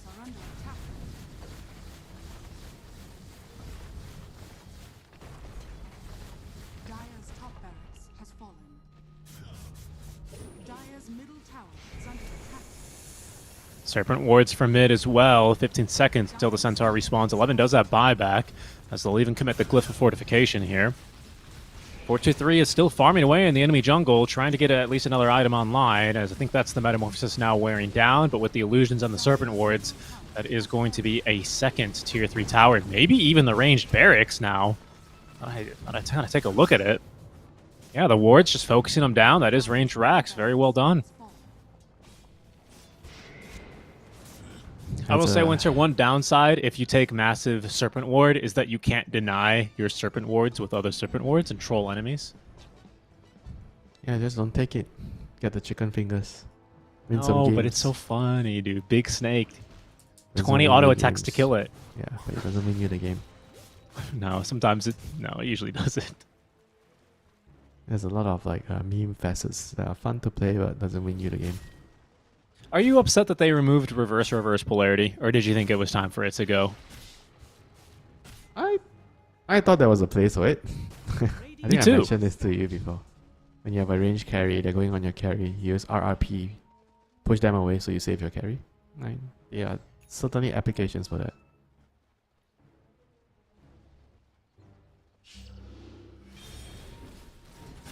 There's always that one game for that one thing. Hex. Shackles, Mac finding a nice stun onto 2 onto the back lines, but this is a very, very tanky Centaur despite a long stun out from the arrow and the Shackles combined. 11 still lives. Metamorphosis has been committed here, as there's another Hex Shackles, this time onto the Ember Spirit. They're going to commit the Golem to free him from those Shackles and allow him to get at least a bit further back. But the Fissure into the Echo Slam follow-up onto the 2 of them. Oh, it's a perfect initiation there. Lovely stuff from Mac, as they will open up the high ground now. They've got buyback on both those heroes, Winter, but they don't have a golem. Serpent wards drop for bottom. The pressure is on. Essence keeping pedal to the metal as they look to secure the megas here just over 30 minutes into game 1. It's the last Okay, there's a They're buying stun. back. They do at least get on top of this TB. Akashi still alive for now, though, and 11. He's being kited far outside of the base. Oh, the Sunder actually got off in time. 423 gets on top of the TB now with the BKB active, trying to run him down. He's going to turn back for the easier kill. He decides onto Cox. Fatal Bonds applied, spilling over the damage, but the Shackles stopping 423 from securing the kill as the counter initiation this time from Essence, having kited them outside of the base. They look to close out game number 1 in the series. Mac, another great fissure here as he locates SC in the fight. It's 423 though. No support. He is going to die again, and that is GG well played. Essence, they dominate game number 1 here. Yeah, very, very convincing game here from Team Essence. So you're starting from Mac dominating his lane. Then you see a lot of very, very good rotations from the 2 supports, Ayat and Ponyo, with the Shackles and the arrows, just getting kill after kill after kill. And you have like Folksong and Akashi on the Dawn and the Terrorblade, just shuffling the side lane, sending illusions, pressuring, using the Dawn Breaker ulti to connect. Just made it very, very difficult for their opponents, Trailer Park Boys, to find a rhythm to make a smoke play. They couldn't really get any moves in, because they felt like they were so pressured. And I felt like, looking at their heroes, I think that Ember should have been able to deal with some of the pressure, because you can also always join anytime and find a way to make some smoke plays, because they kind of sat on their Dagger on Centaur, Rock on Warlock for quite some time. They didn't really get to make any moves around the map, so they were pressured all the time. So yeah, there's that. I think they need to figure out how to play faster and how to get their moves coordinated better in the next game if they want to stand a chance against Team Essence. Yeah, I mean, Team Essence looked pretty put together in that game, where they were able to really start putting together the map control and put too much pressure on there. Trailer Park Boys, they've lost a wheel, Winter, but they can continue to at least down this path a bit while longer. We'll see what they have in store for us in game number 2 as we head to a quick break. Stay tuned, 5 to 10 minutes. We'll have our second draft ready to go.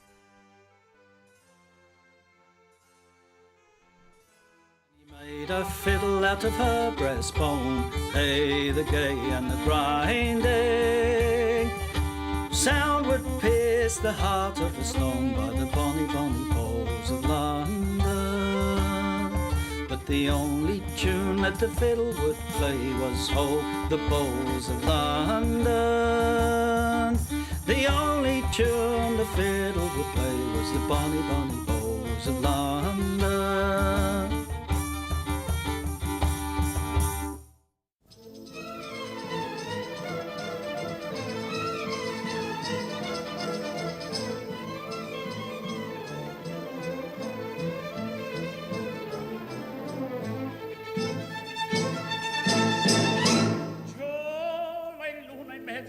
Mamma mia si salterà, l'ora è bella speranza ora tiene buon ma mancherà. C'ha la luna mezzo al mare, mamma mia si salterà, l'ora è bella speranza ora tiene buon ma mancherà.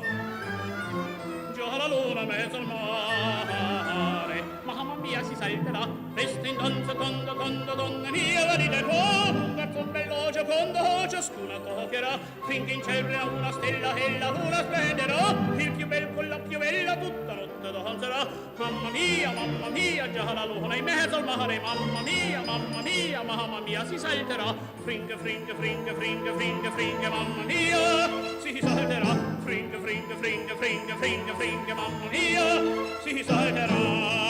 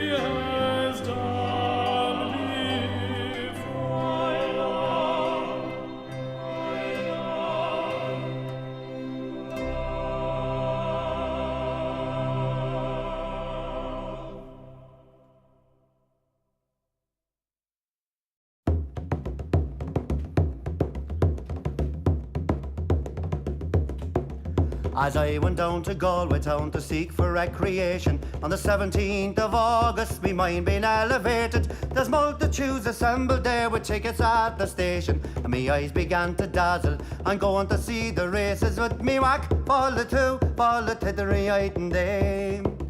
There's passengers from Limerick and there's more from Tipperary. There's lads from Connemara and a flare of married ladies, and people from Cork City who are true and loyal and faithful, who brought home the Fenian prisoners from dying in foreign nations with me.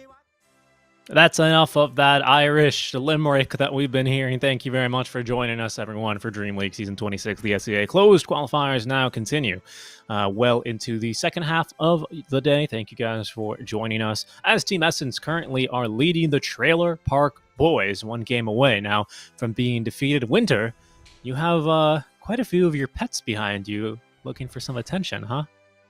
I'm a Crystal Maiden. Oh yeah, is this your? I don't think I've ever seen this Arcana before. The wolf of Ice Rack, Wizak. Ice Rack. Ice Rack. Oh, you're talking about the Arcana, so you're talking about the different one. I don't have. Oh, like you're the wolf.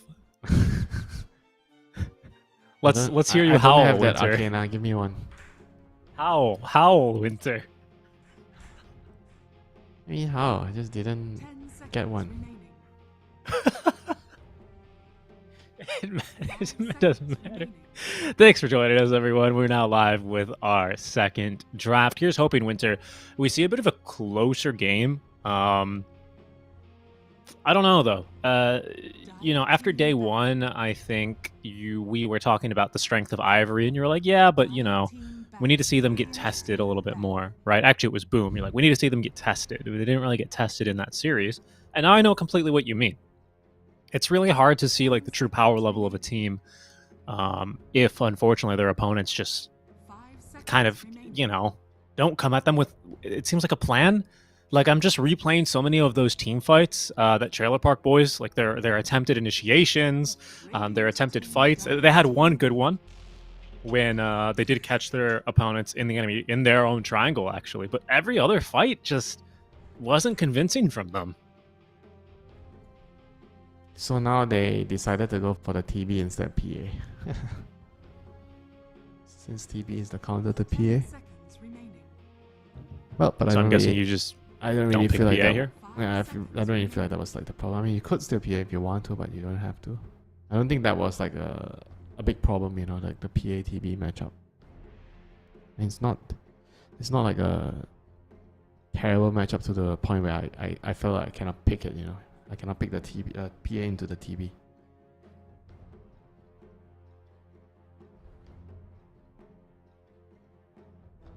I mean, it just depends on how they see it, how they want to build their draft around it. Do they have another flex pick here to pick? Or if there's no other core heroes that they can pick here, then I mean, just go back for the PA. I mean, there's no DK. I mean, there's Magnus, like flex heroes. Okay, so they go for Monkey. This is a very, very aggressive carry hero / mid hero if the opportunity arises. Even Cox plays Monkey, doesn't he? If I'm not mistaken. Am I like crazy? Didn't he? This patch?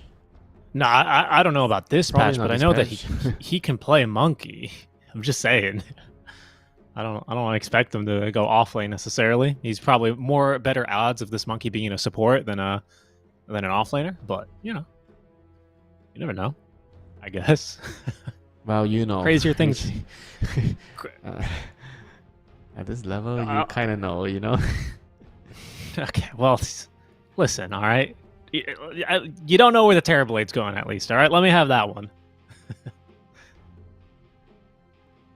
Sure, you can have it. I mean, Terrorblade has to be like the coolest name, the hero name that I like. I thought you would have said Gondar. No. Terrorblade. What about Scudder, or whatever Weaver's name is?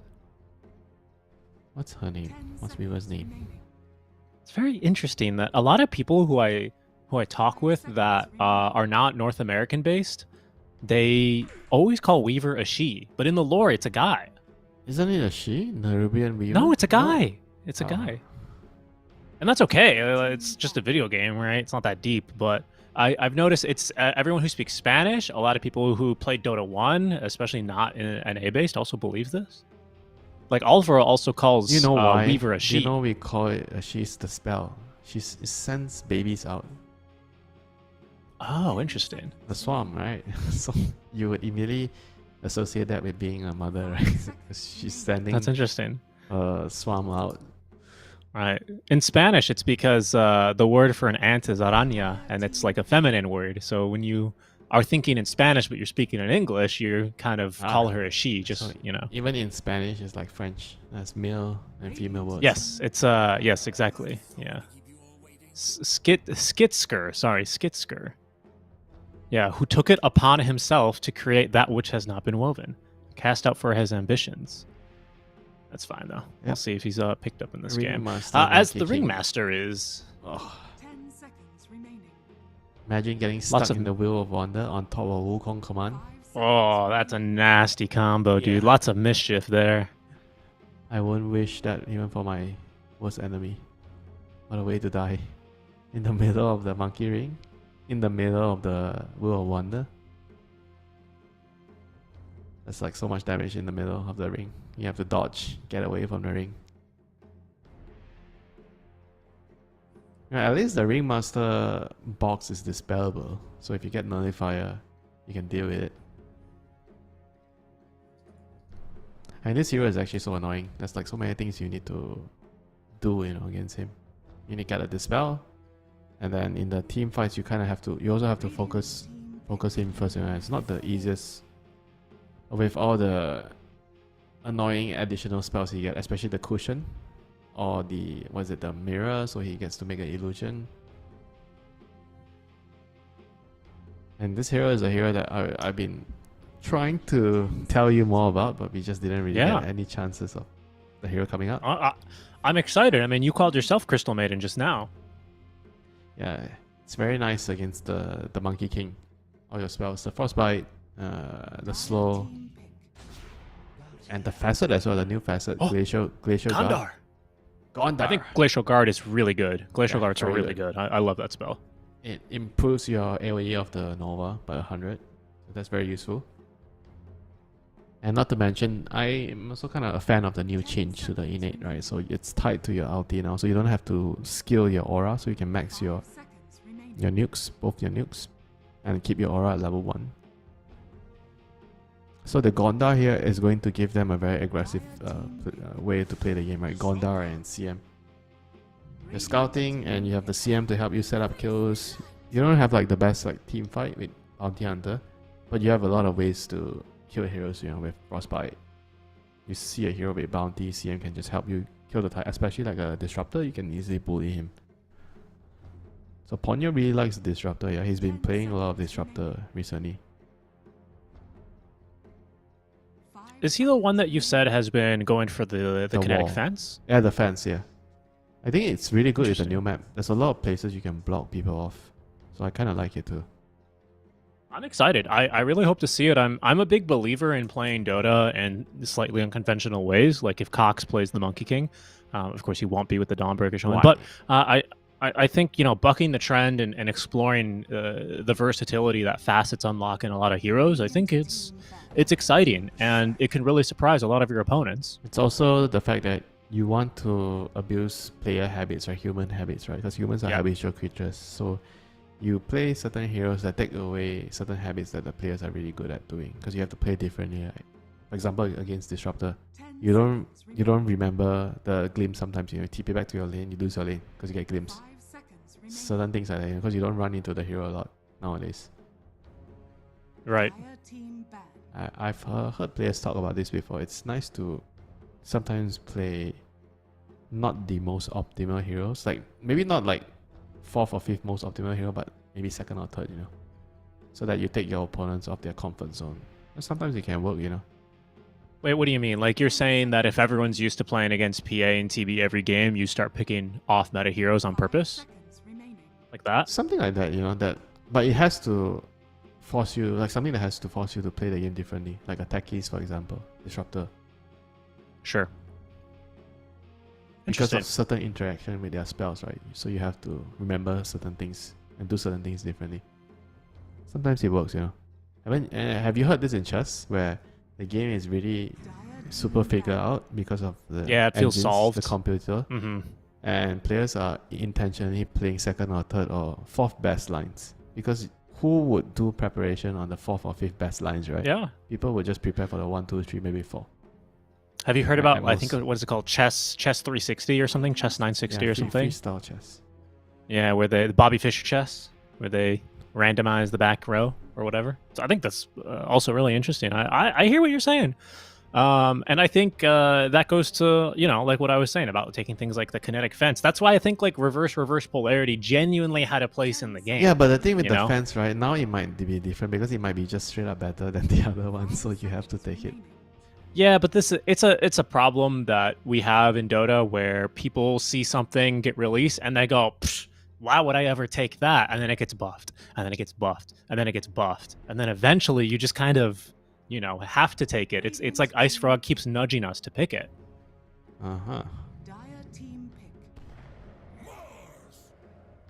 So you have to ignore the changes and just be your own player, play your own game. I think to some degree, yeah. I think that's kind of what I'm saying. Yep. So well-rounded draft. Trailer Park Boys finish everything up. Lash, Mars, the CM Bounty Hunter Lash trio is like a very, very strong gang squad, right? They move around, and in the team fights, there's Mars and Terrorblade to protect the Lash. You have the Arena and the Sunder. I expect to see some teammate Sunders, friendly Sunders, to keep the Lash alive. Hopefully it works out for the Trailer Park Boys and Team Essence. They put the Monkey in mid or Monkey as carry here. So it's a mid Monkey. It's not going to be too fun of a matchup into the Lash, but they want to win, I guess, the side lanes with... Actually, what's the purpose here? He wants to... Isn't it a good lane? Monkey into Mars anyway. Like, why would they actually swap the Monkey away and pick a Troll? I mean, Troll is also still like a good lane into the Mars, but the difference is now you have a Monkey into a Lash, which actually, I feel like it's not a good lane for the Monkey. I hear you. So I want to like maybe focus on a different part of the game. You take a look at the rotation. Like, you can match the rotations of the Lash. Maybe the Troll, they feel like, has a much better matchup into the TB should this go late game or something. Well, Troll doesn't beat TB. I'll give you that. Okay, well then I don't know. You know, I'm trying to sprout different options, because I think ultimately when I take a look at this, I agree with you. I mean, Chuan's even got the Misanthropy ready to go. Bad influence. So what does Troll do with this facet? I don't even know. Let me see. Yeah, we don't see a lot of this guy. Right, Troll has increased forward stacks during battle trance. No attack speed limit. Oh, battle trance also grants allied heroes an attack speed bonus. Yeah, okay, sounds good. So you grant the Monkey King some attack speed, 50% attack speed. Is it 50 or 50%? Like 50 and 50% is a big difference. It says 0.5% ally attack speed bonus. So I think 50. It's whatever he... Yeah, 50. So it's just... 50% of what you get from Berserker's Rage, right? I mean, that could be a lot. So we could see like a crazy Monkey King killing everything. That'd be pretty cool. So the Troll is the support to buff the Monkey King. He's going to need it with how we expect this mid lane to go. Oops. Okay, let's see. You know, it's interesting. Very interesting. Big from Team Essence. Black Cox. Very, very good, guys. Very good. Don't get in trouble. I don't know why I read that out. What's wrong with me? Yep, we know, guys. For players when they say something. I don't know. Let's just move on, shall we? Yeah, the SEA players always like to live life on the edge, you know. Come on, guys. I mean, we went through a DPC season of this already. I mean, we gotta really... Oh, Akashi. He's going to get caught here. Gondar, Blood Grenade thrown. They took God's Rebuke early on. He's going to turn with the Whirling Axes, trying to live a bit longer. Blood Grenade thrown in response. A second Blood Grenade might just be enough damage for him to live. He consumes the Tango. Oh, and he's going to live. He's alive. alive. He lived on like 7 HP. I can't believe it. Well, you better believe it. He's walking back to base. Now they're gonna pick up that he is. the runes. Oh, the last one. Fight for the runes. Right, Cox is gonna get it. Well, that was an expensive goal, you know. I think it was actually really good for Team Essence. As the Primal Park boys they used both their blood grenades. They lost a lot of HP. Yeah, definitely not worth for them. Returning to the line. Do you think this is why a lot of times teams just decide to play, take it easy, like have a very consistent start to your lane? Because even if you don't lose first blood, you might put yourself really on the back foot, as we can see 11 is at the moment. Yeah, you sometimes just feel like it's just better to not try anything like that at all, you know. But I do feel like you have to pick your moments, right? Sometimes you just want to do it because of the nature of the drafts, right? Some drafts are just way stronger at level 1, so you want to take full advantage of it. I mean, if you have clearly the stronger lineup, you're not exactly risking a lot, right? When you're moving in a smoke to try and get a first blood. Yeah, risk reward, right? I think especially if you have like an enemy Viper or some kind of really, I cannot die on this hero kind of a die, you know? You get first blood to one of your cores. Maybe it's worth it, but you could also really set yourself up in the opposite situation, right? We'll see how things get going here. I'm excited to see the Maiden. What did he take? Did he take the Crystal, the Nova Guard, or whatever it is? No one gets that. That is absolutely garbage, I tell you.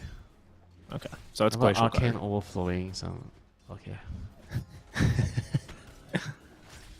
I play quite a lot of CM. When I see that faster, I'm like, what? Why? What I really like about casting with you is sometimes when I'll suggest something just open-ended to, to have a conversation about it, you just get so offended by the notion someone would not take a facet or something. Like, it just makes me laugh. Yeah, it's just like someone telling me. Wait, hold on. What is going on mid lane? I thought this monkey was about to get destroyed. He's 14-3? Surely this gets more difficult for him with levels, right? No, maybe I'm wrong. Because I'm not a mid player. I mean, you would think that Lash with the lightning spam is going to have the edge. I also don't know how much it has to do with the wave, right? The first attempt on the... Who was it? The troll, where the Lash used like, what, 2 or 3 lightning storms. So he used a lot of mana. Right. But yeah. I mean, maybe this lane is actually not that one-sided for Lash. It's actually a 50-50 lane.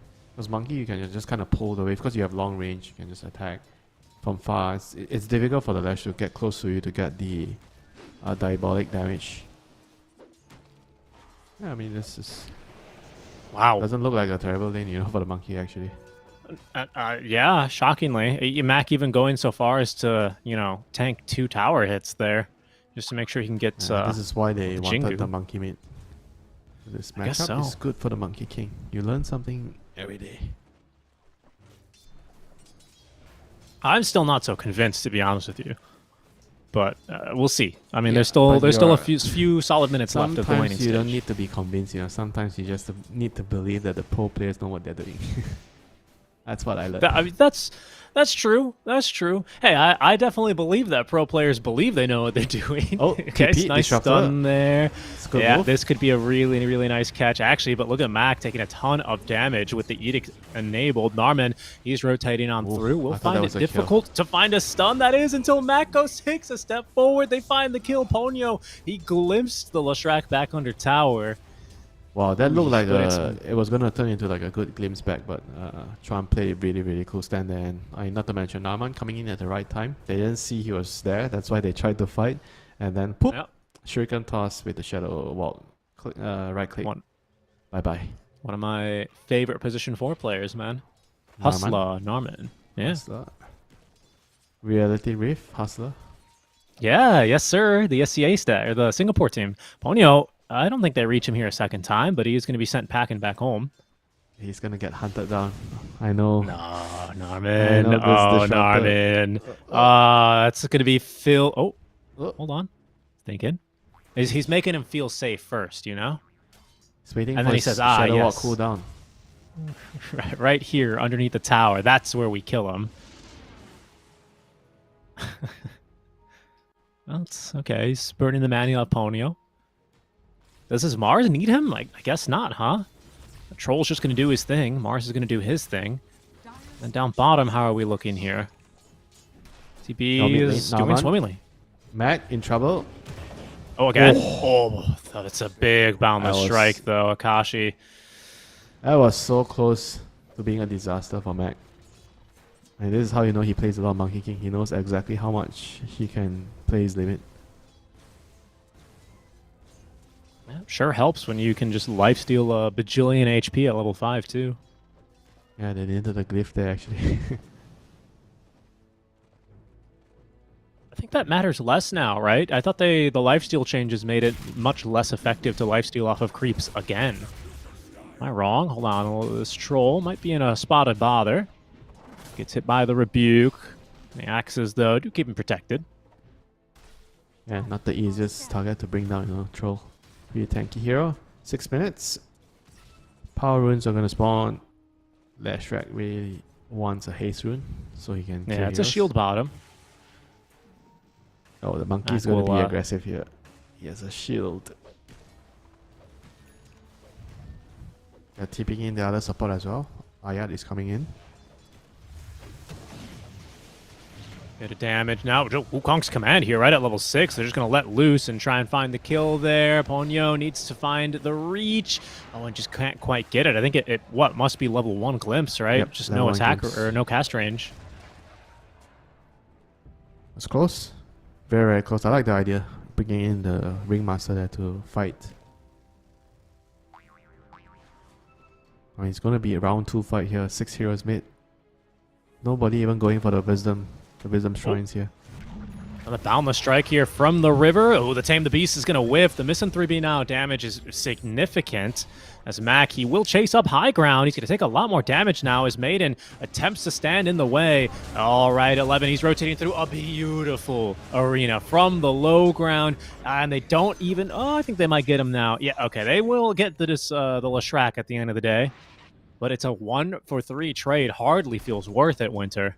Yeah, definitely not worth it. You know, they just push the limits a little bit too much there, trying to go for the kill on the Lash. It's excellent rotation there by 11, regardless, you know, making sure that they save the Lashrak. And that's a little bit of the power of the Glacier Guard, right? Having that small little physical damage block, you know, to help you survive.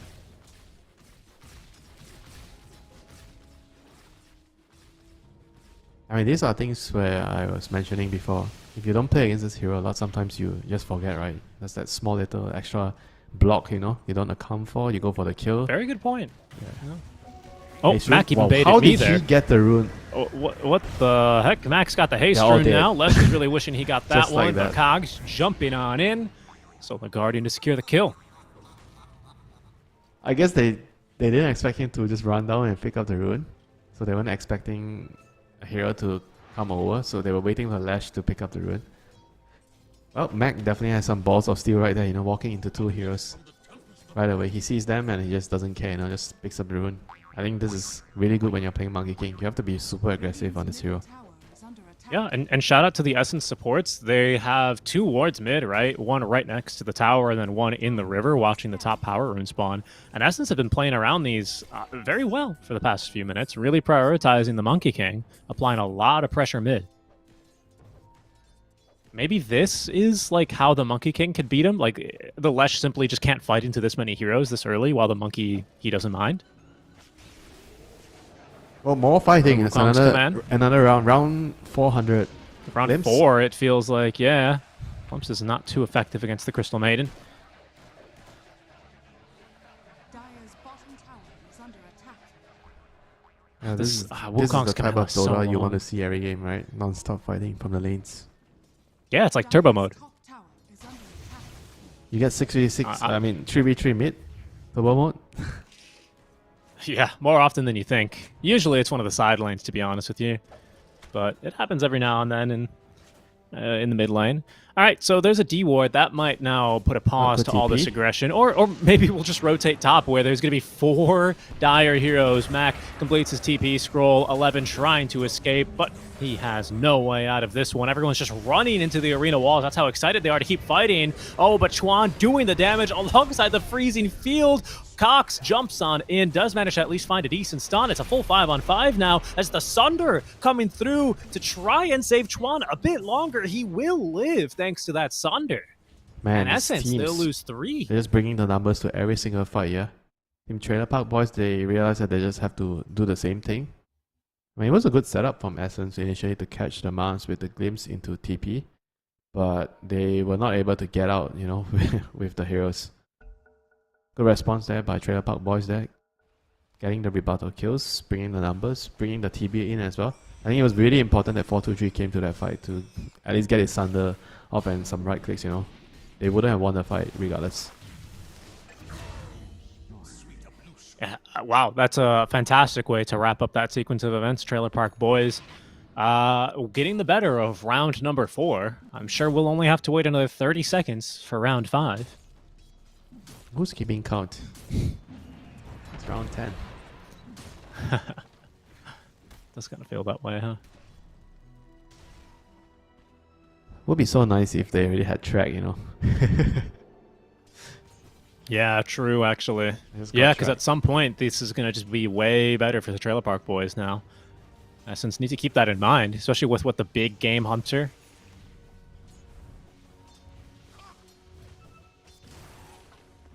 And Lash has Kaya done, so he gets to clear some stacks now, has to speed up his farm. And it's looking good, you know, for Trailer Park Boys to start. I mean, Team Essence got outnumbered many times, you know, they made a lot of very forceful movements. Even though I kind of understand why they did it.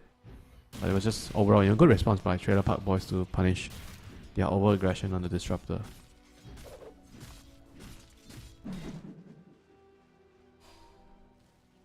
Indeed. Now we do hit a brief farming period, a little break, a lull in the action, some might say. Time to get your levels, so Disruptor and Ringmaster already get their level 6, Bounty's level 6, CM's already level 8. Holy, this CM is fat.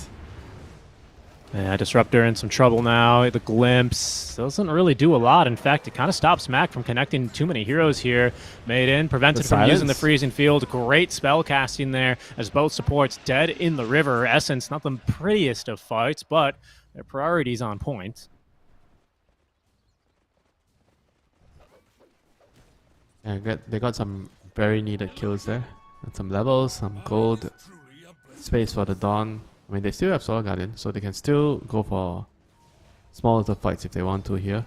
The Ayat is looking for someone here. They know the Mars is around the vicinity. He's probably alone, so they're bringing the numbers here. I mean, Tro can probably join if he wants to through the gate. I mean, I like how 11's moving. He's moving away. He's going to the gate. He knows that he might be a target, so he's just waiting on the high ground to see what should he be doing.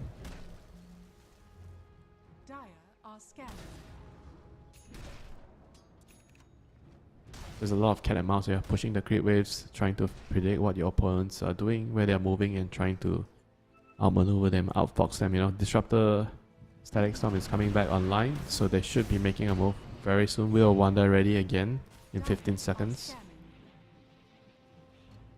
And Chuan, Narman, and SC already on the move with a smoke here. Yeah, Trailer Park Boys trying to find some action top lane. They'll have to go through the gate or TP if they want to fight, as Essence seem to be gearing up for a tier 1 tower push down bottom.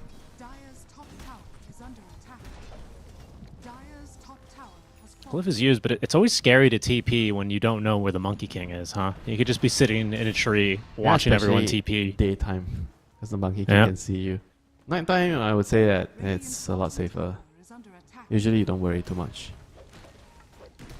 And Mac will now show under the tower. But Trailer Park Boys, again, not willing to fight into this one. They'll go ahead and take their opportunities, or this opportunity to farm. They have an Arcane Rune on Lash, so this should be a moment for them to look to be aggressive. They have wards placed up in the jungle behind the tower, so they see everything. Dagger on 11 is ready to set up a big fight for the Lash to destroy everything with the Arcane Rune.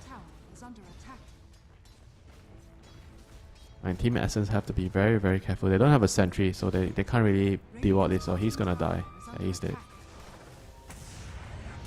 Ponyo trying to escape. Nice spear into the box, though, is not going to save him too much pure damage. And now, at least the Wheel of Wonder placed down on top of Cox's ulti. They try to at least isolate and save the Leshrac with the Arena of Blood. A decent effort, but it's not going to work out here. A 1-for-2 trade, as Trailer Park Boys, they will lose their mid in exchange for 2 supports. Yeah, not too bad. We got some track kills there, so it's okay to lose the Lash there. Good trade, I think. Good point. overall. That's a good point. I mean, 423 has been farming up a Storm, right? Top net worth, almost 8k net worth at 15 minutes here. He's coming to join the fight. Almost has his Manta. This wants to help get the tower. 11. What to catch here? It's going to be the Disruptor. Kinetic Fence is online. Does get off the Static Storm. Ponyo, one right click away from dying, will eventually die. Narman's down, though, so they won't have any track kills in this engagement for another 20 seconds. As, once again, without that Tier 1 tower down, it's hard to go diving for kills like that. Well, at least they killed the Disruptor, so they could just cleanly disengage there. No glimpse kills happening. So back to farming. I mean, Terrorblade already has his Manta. He is so farmed this game. And we already mentioned that in the late game, the Troll, most of the time, can't really stand up to a Terrorblade. So Team Essence, if the game goes longer, it's going to be quite worrisome for them, to deal with the Terrorblade.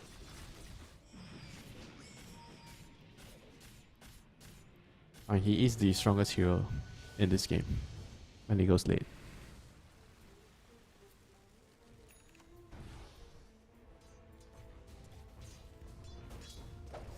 I mean, this mid tower, I can't believe it's still alive. Still up.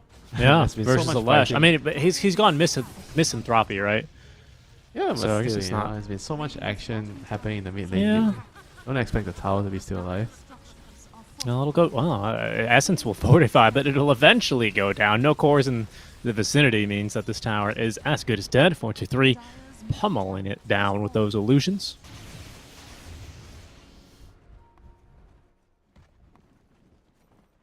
What are Essence farming up for? They're clearly willing to trade some map space and, you know, chilling BKB? out for just a few minutes. I think Troll BKB. They have to really think about when is Troll going to join the game, right? Because Terrorblade has been coming to the last couple of fights. He's been very useful for his team. And yeah, so having the Troll join would be very, very nice. So they get the shard for the Ringmaster. It's not Spotlight. terrible, actually, against the illusions. Yeah. Yeah, decent That's against like- the illusions. Quite nice. How much damage does it do against illusions? Does a lot, actually. Almost. Radiant are scanning. Yeah, 50% health loss on those illusions. I mean, it doesn't sound like a lot now, and the illusions are not that Freezing strong. Field, But the plate eventually, mill return a lot of damage. oh yes, it did. Cox, he is gonna drop, but Mac up in the trees, thinking about making a fight out of this. We'll think better now that 4-2-3 has picked up a secondary support. Ponyo's down. Yeah, this bounty hunter just setting up a play again, finding heroes, giving them the vision. There's the power of having a scout, in this position for a hero, just running around. I think this is where Naaman shines a lot, and he's really good with the invis heroes. Ooh, Yule Yule Scepter by Spear. 11.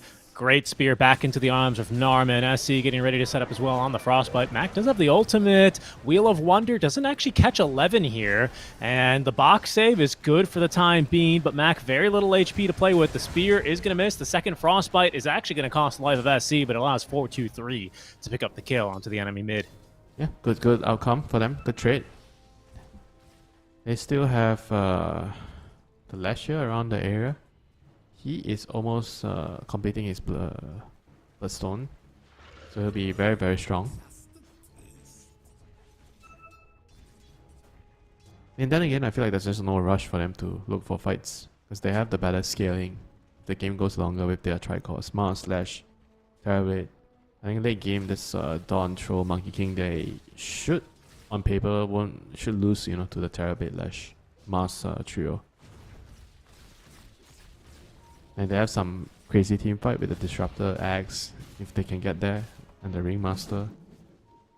But they have to get there, Right now, I would say that Trailer Park Boys are in a pretty comfortable spot. And Naaman, once again, doing his thing, scouting. Don't know if he saw them moving bottom, but there's a Troll tracked up, farming very close to their territory, so they might smell something is going on the bottom area. Tron is retreating. Sneaky ward here. Is he retreating? Yeah. Little spotlight action as Mac In from this the rune? trees Get so the rune? suddenly. Yep. Can they actually take him down in time? Absolutely. Great use of the kinetic fence to make sure he had nowhere to run. But 11, he's going to counter-initiate now. Catches 2 inside the Arena of Blood. The Wheel of Wonder offering protection now for Mac. But he's dying against the walls of the arena. The Boundless Shrike Shard out to get away from his own reflection as Cox left behind. Don't think he makes it out here either. He is going to be the sacrificial lamb. They killed the monkey though. He didn't die to the vessel. He was able to get out. So it was fine for them. 1 for 1 so far. Jumping forward again now. Another spear. And Narman here to close the gap. Reapplies the track. Another vessel charge. Kinetic fence. Is that going to allow Ponyo to escape here? Giving chase with the Demon's Ill move speed, the reflection. And Ponyo, you can run, but you can't hide from your own reflection. 4-2-3, a second kill. 6-0 and was that 2 now on the CB? I mean, the Lash didn't actually pop the rune, right? He was able to pop his other spells, but I think he should have probably popped the rune there. Because the Invis rune gives you like 30% damage resistance, though. So maybe he doesn't die there. It would have been really close, though. I mean, it was still a favorable outcome for Team Trailer Park Boys, and they get to push another tower. Meta is up. This tower should be going down very easy. Don't even need to use meta, it seems. Just the Demon's Zeal. And things are looking very promising for Trailer Park Boys to bring this to a game 3 here.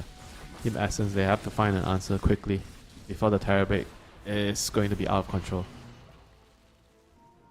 Glimpse, they need to see the Lash. He has an illusion rune. Maybe he can dodge the Glimpse. Let's see if he can get it done. Oh, no. Nope, he cannot. A bit too early. Trying to turn at least with the Bloodstone lifesteal, but it's nothing he can do against 5 heroes. That was going to save him.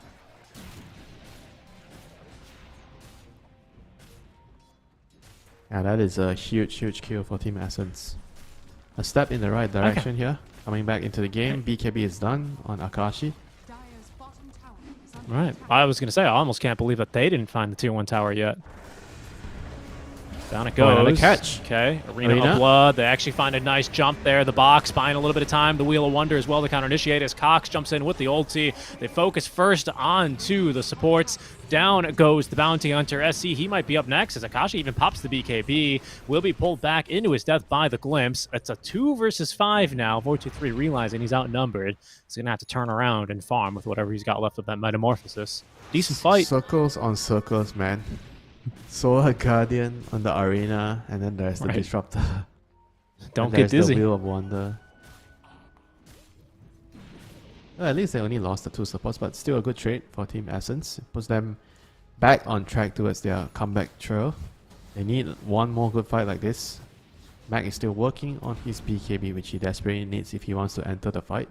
It's too much magic damage right now. Mid Slayer alone is not enough.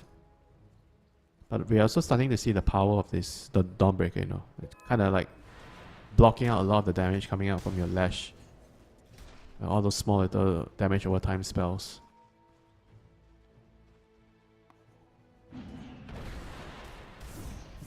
And he's going for more of the Solar Guardian playstyle here. Taking the left talent at 15. Reduce Solar Guardian cooldown. So I assume at 20 he's also going to go for the Solar Guardian Radius with the axe. So he's going to be doing a lot of healing.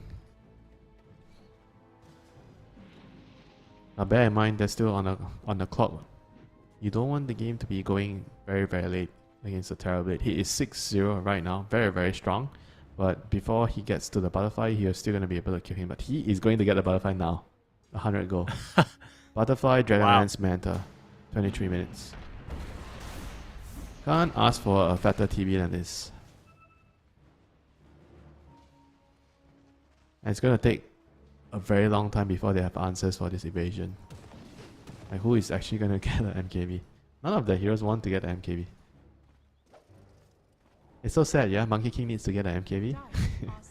I know, right? He should just spawn with one in. He fought hard. He killed the whale for it or whatever. He's had a hard enough life, Winter. He was born in a rock. He was born in a rock.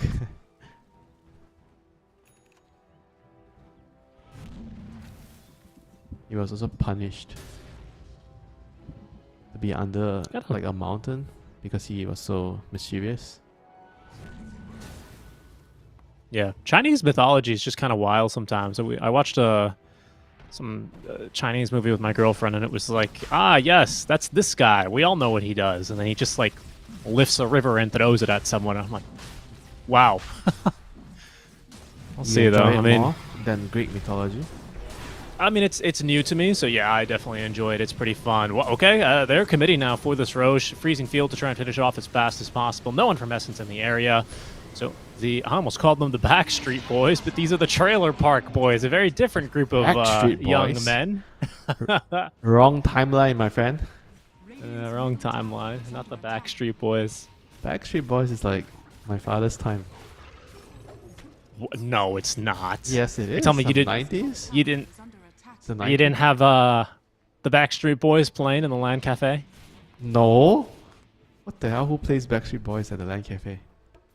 We are listening to some Dota music.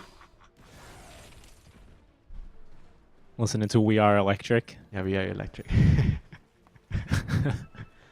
There it is. We are listening to Visita Rita Dota.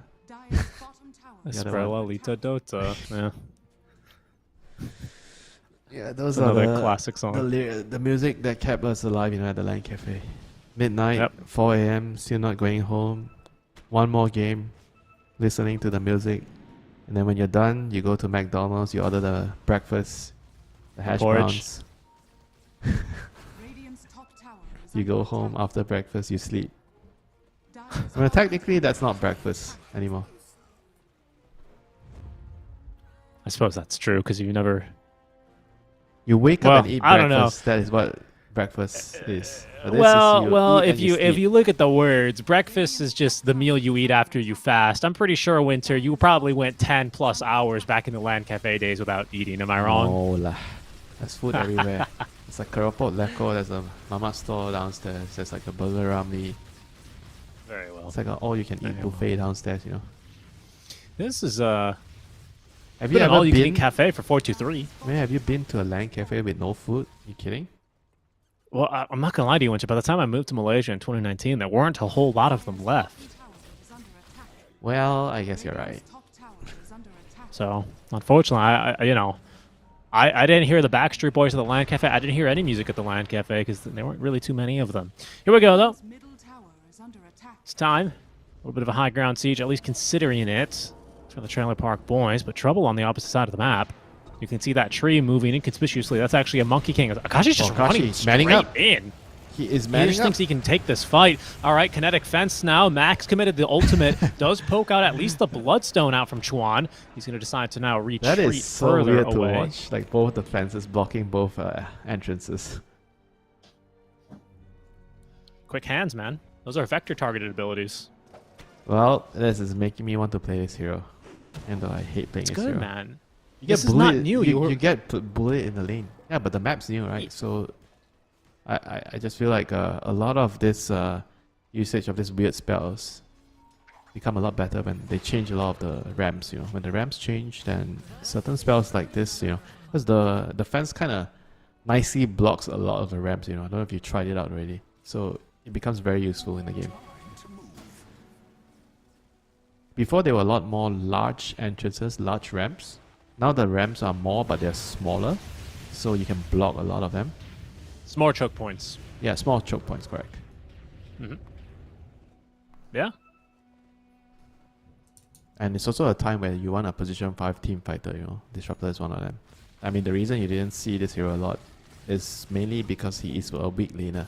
And when he was strong in the lane, you saw him every game. Remember the shard, the Imba Thunder Strike? He has the Imba shard. Oh, the one that would it give you attack speed and you can ground target it, right? And after that, they nerfed it. Everything is gone. It is gone. Yeah, the biggest nerf to that was you can only apply it to enemies, and then everyone's like, "This is garbage. Why would I want to cast my Thunder The Strike thing on is an you're enemy?" farming because he gets to farm. When you get to max your nuke in the early game, it always feels really good. With Disruptor when you don't have to skill your fence, and not your fence, but your kinetic field. Circle one. Right.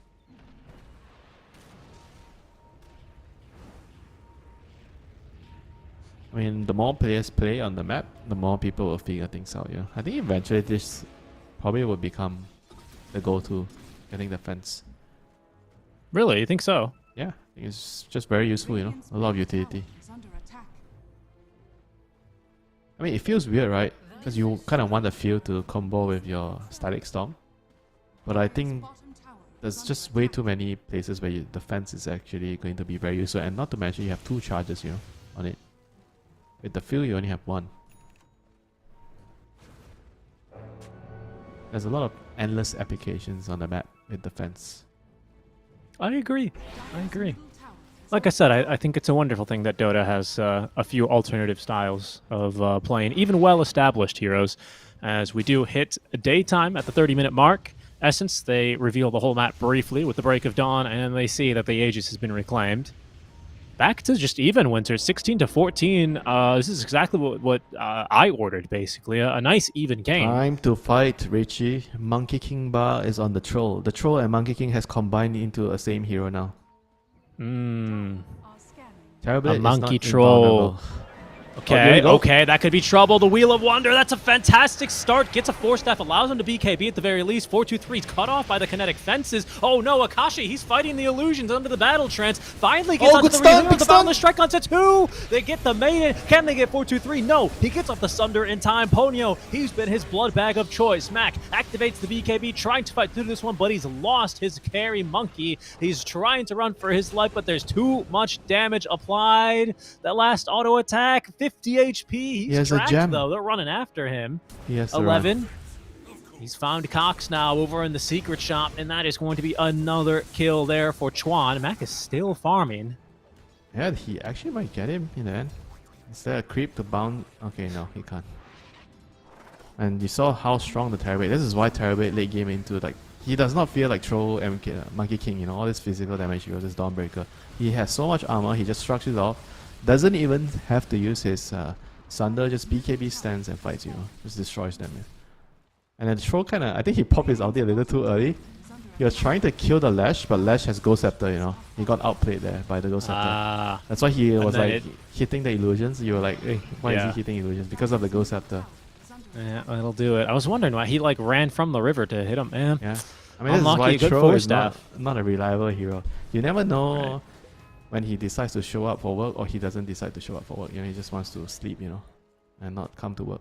That's what happened. You know, really good Force Staff, though. I'm not sure who was it. 4-2-3 that Force Staff the Lesh. I wonder. No, it was the Maiden. Okay, could be one of them. Saved the Lesh from the Wheel of Wonder. You know. Yeah, I feel like he was gonna be probably fine anyway, with the Solar Crest and the Glacial Guard, giving him like the barriers and everything.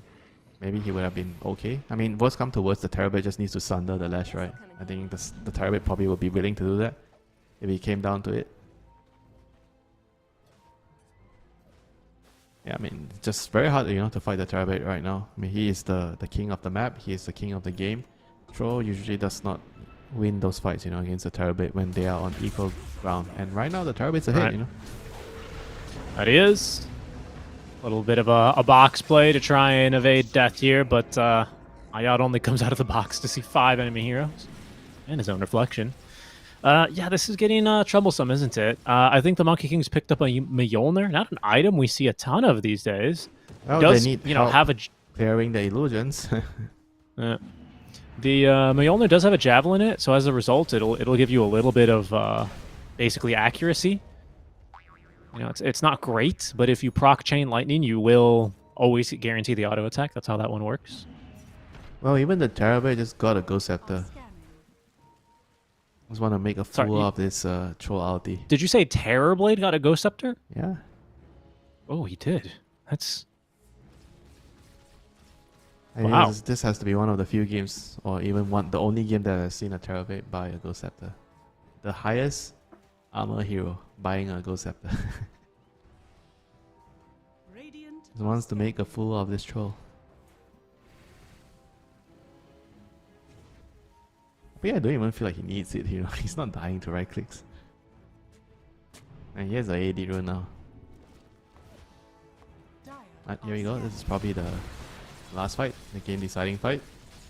7k lead right now for the Trailer Park boys. Find a way to initiate with the Monkey. They need like a great pick off. They need to make sure their Troll can stay on top of a hero See what it can be here. It's going to be Spotlight. difficult. They see Okay. them. Spotlight does see a lot of heroes. A two-man stun's a great way to start the fight, but they simply just walk Rabbit, away. Cox, he's not going to get dying. stunned here a second time. 4-2-3. He is not going down. BKB active and the amplified damage rune as the BKB was used by Mac. 11. He's going to counter-initiate. He catches 4 heroes inside of the arena. Chuan, he is going down. Does actually end up dropping. As Essence, they've only lost a single hero. Make it 2 now as 4-2-3 King from the high done ground. dead. Begins King his dead soon. cleanup duty. Oh, the damage is just too much from 4-2-3.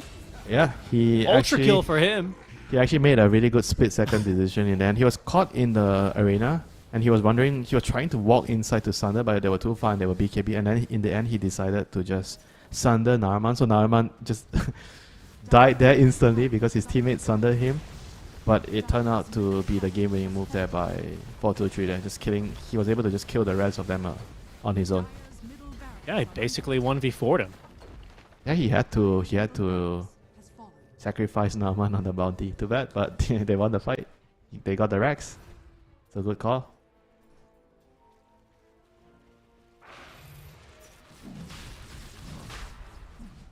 You know, sometimes you have to do it with conviction, you know, when you are deciding to sacrifice your teammate, you know. Don't really think about the discussions you're having, you know, after the game. Sometimes the players get upset, you know, why did you let me die? Why, you know? I can't believe you abandoned me, Richie. I was yelling for help, you know, so much. Sometimes it's just worth it though, honestly. Yeah, I mean, the carry is sacrificing you as a support. Unfortunately, you get no say. Yeah, it's okay. I don't mind if I'm gonna get sundered by my carry and my carry still loses the fight. What more could I have done? That wasn't my choice. I give my life for you, my liege. A king does not blame his foot soldier if he leads them into the wrong battle. That's so what who I would does say. he blame? Himself. King must fall on the sword. Only a true king joins the battle, you know? The fake kings hide behind in the castle. Uh-oh, Norman. Oh, He might just get a free Decisive? kill here on a Ponyo. Trying to be Uh-oh, too this is cheeky with the bad. flames. Yeah. Well, what is that, X-Men? It's trying to convey a message, you know, Ponyo. Winter, you can't just say Marvel things to our Zoomer audience. They're going to get upset when Stan Lee doesn't show up, and they're going to sit through the credits. Bro. He just drew an X on the floor. Okay, fine. This is trouble. You want me to use some Dragon Ball Z memes? This is bad. I mean, I don't know if there's any coming back from this right now from Essence. They don't have a disruptor for 40 seconds. They're not going to have a bottom lane of barracks in 40 seconds. There's still an Aegis online for this TB, not to mention.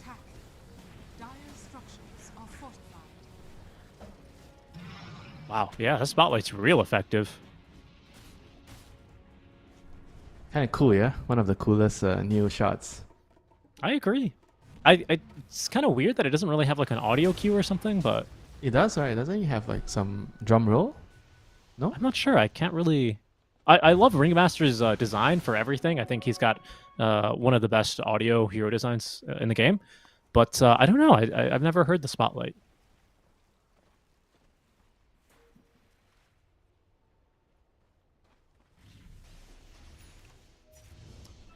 Well, you can try it later. I think there's some...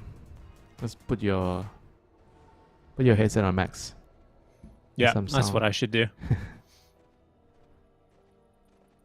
This game, though, for the Trailer Park Boys, just one push, really, at this stage. They can choose to play it safe, and they may just decide to do that. After all, we are in the lower bracket, right? They're down one game. Certainly would not want to get eliminated like that. But honestly, this is, I mean... Look, I don't want to call them a stack, but this is, you know, a lot of the ex-IHG/Lilgun guys, right? So they probably have a decent amount of experience playing together. You can expect them to, you know, have a pretty high level of competition, especially in games like this.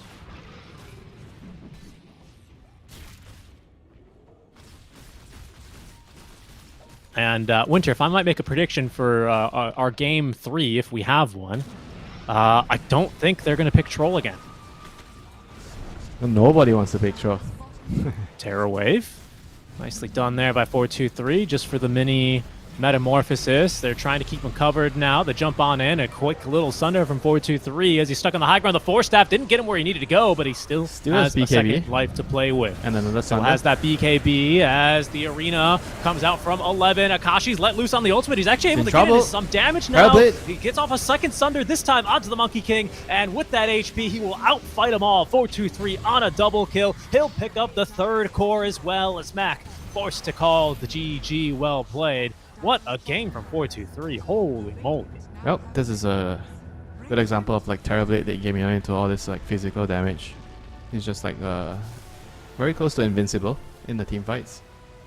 It's very difficult for him to out damage the Terrorblade. He's standing there with all this armor. I mean, he played a very, very solid game, good itemizations, and made really good decisions joining the fights.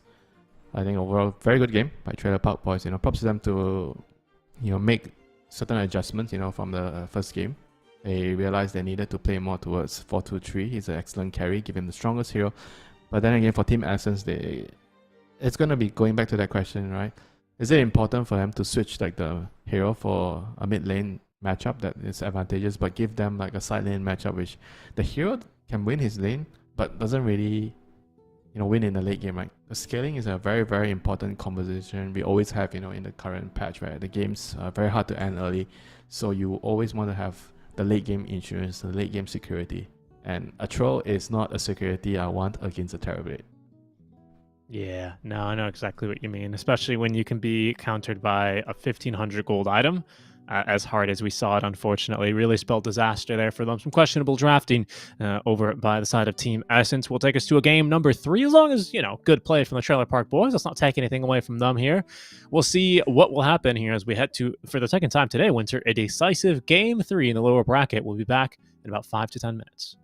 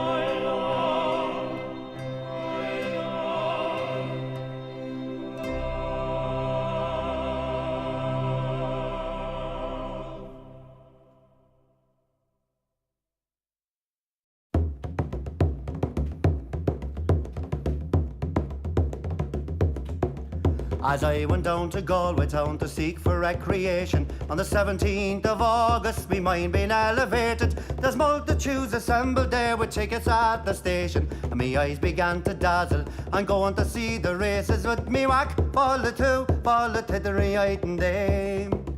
There's passengers from Limerick and there's more from Tipperary. There's lads from Connemara and a flare of married ladies, and people from Cork City who are true and loyal and faithful, who brought home the Fenian prisoners from dying in foreign nations. With me whack, fall the two, fall the tittery item day.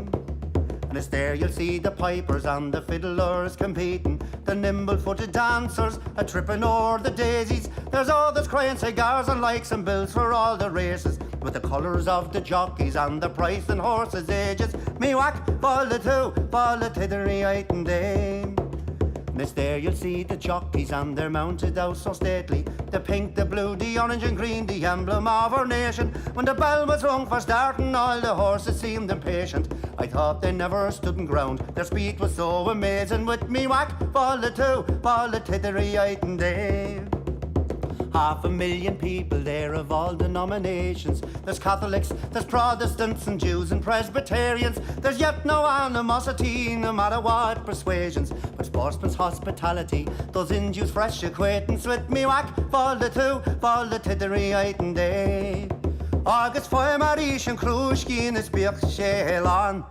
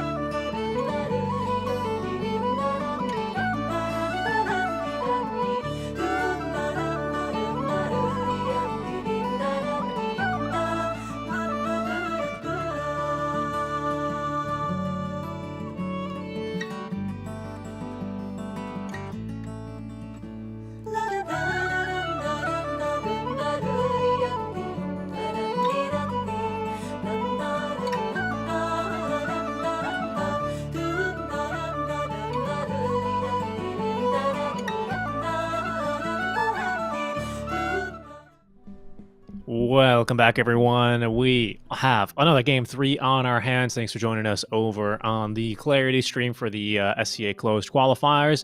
DreamLeague Season 26 admission at the stakes here for both these two teams. I'm Seeking Strike, and joining me is Winter. I don't know, Winter. I think, when we discussed the teams that we thought we would qualify before this event, I didn't really have Essence in consideration. Based off their Game 1 performance, I think maybe there's a chance. Based off of this Game 2 performance, maybe there's a chance now for the Trailer Park Boys. C's in a really interesting spot where it feels like almost any team can take games off of anyone else. Is that good news or is that bad news? That's a good point. It could be bad news, It means that the teams are not good, That's why they're inconsistent, so they could lose to anybody. Yeah, the region's pretty unstable, I would say to that, which is, I think you have to be consistent, right, to beat a lot of these Tier 1 teams. So that's always going to be a little bit of a struggle, isn't it? Once you get to that level.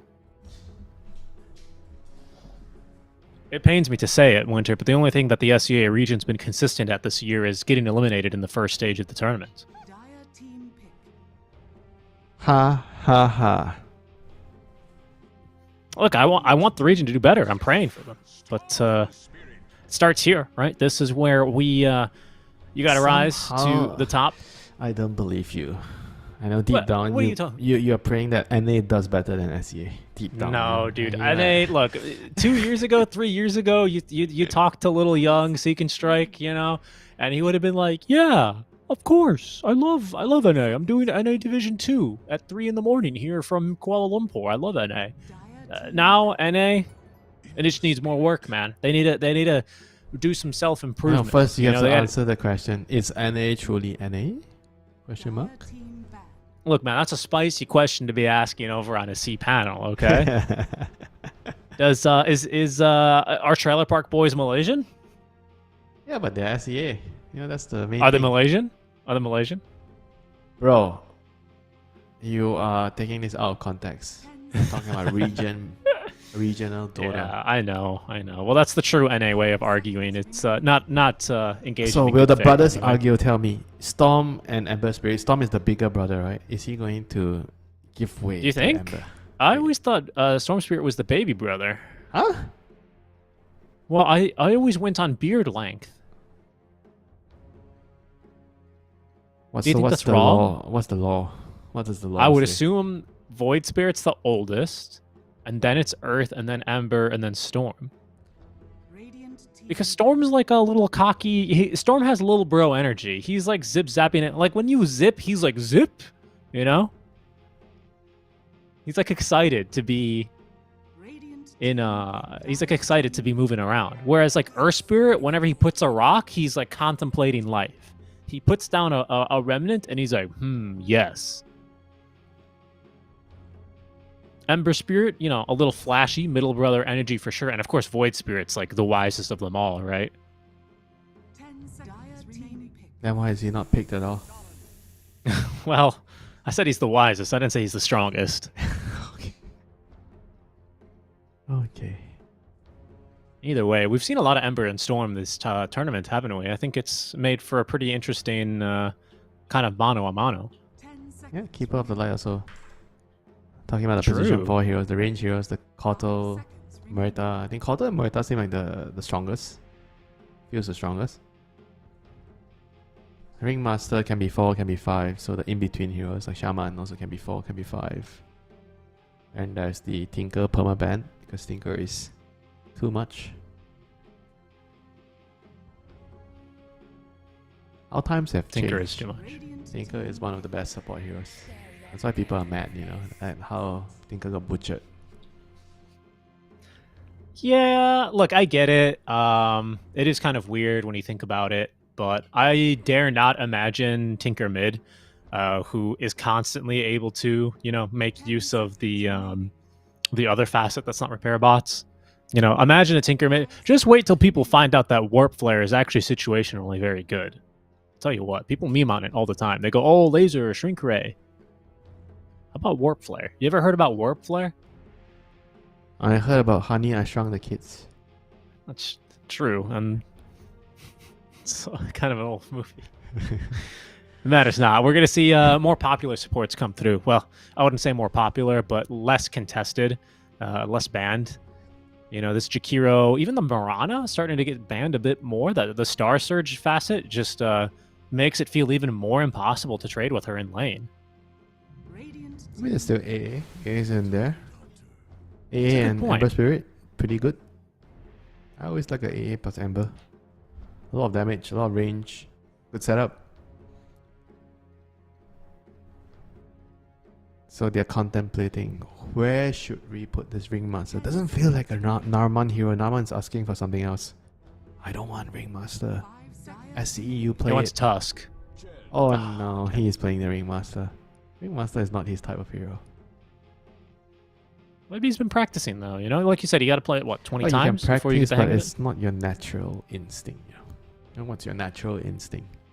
You can always learn something different and be good at it, but you will never be as good as your natural instinct. Some people, you look at the way they play Dota. Oh, this guy plays a good Tide, or sometimes this guy plays a good Storm, or this guy plays a good TA. The good TA players are easy to recognize. The one that always plays on a sliver of HP, blinking in and killing heroes. Those are the good TA players. There's always a type of hero you're good at. So for Team Essence, what is the type of hero that they're going to be picking here? I assume the carry right away. You see the lane. Core. Yeah. Right, You Ringmaster. see the lane. Some Life Stealer with Storm. Sounds pretty good. Is there anything that can demolish these creeps a little bit more effectively from the Life Stealer, Chen? you kill the creep, you eat the creep. Yeah. Some Doom offlane. Just to eat the creep, you get the gluttony facet. Oh. Yeah, the Doom on an Ember, Doom on a Tide. How's your setup? It's pretty good, right? You have a Hex, a Fear, a Silence, a Storm. No. Pick the carry. Doom last. If they want Doom, Doom's last. Pick the carry first. So what is this? This is the, I guess the carry here. I always didn't really like the Magnus into Tide as much. Anchor Smash is annoying. And it's kind of difficult for you to initiate because of the dagger ravage, right? You always have to think about that. It sucks for whoever goes first. But the Anchor Smash is a pretty big counter. You lose a lot of damage. So is the I always forget the name of the shard, but the anchor that you can use on Dead enemies. in the water. Dead in the water. Thank you. That's really good this game too. Love picking Tide into enemy spirits. Super fun. Radiant team banned. Alright, so warrior banned out. What do they need to round their heroes up with? More damage? Some spell you can throw into the RP? I actually think both lineups need more damage. Which is fair, because we're last picking carries all over. Morphling banned out. He's been one of the more popular options these quals. What do you have left? Monkey banned out. Is TB? Okay, no, he's banned. First phase. What have we left with? We've banned out quite a few carries, actually, haven't we? DK, Morphling, TB, TA, NP, Ursa, and now Monkey King, and then one last one. There's still Lifestealer. It's going to pop up somehow. Yeah. He's going to infest his way into the draft, do you think? Good one.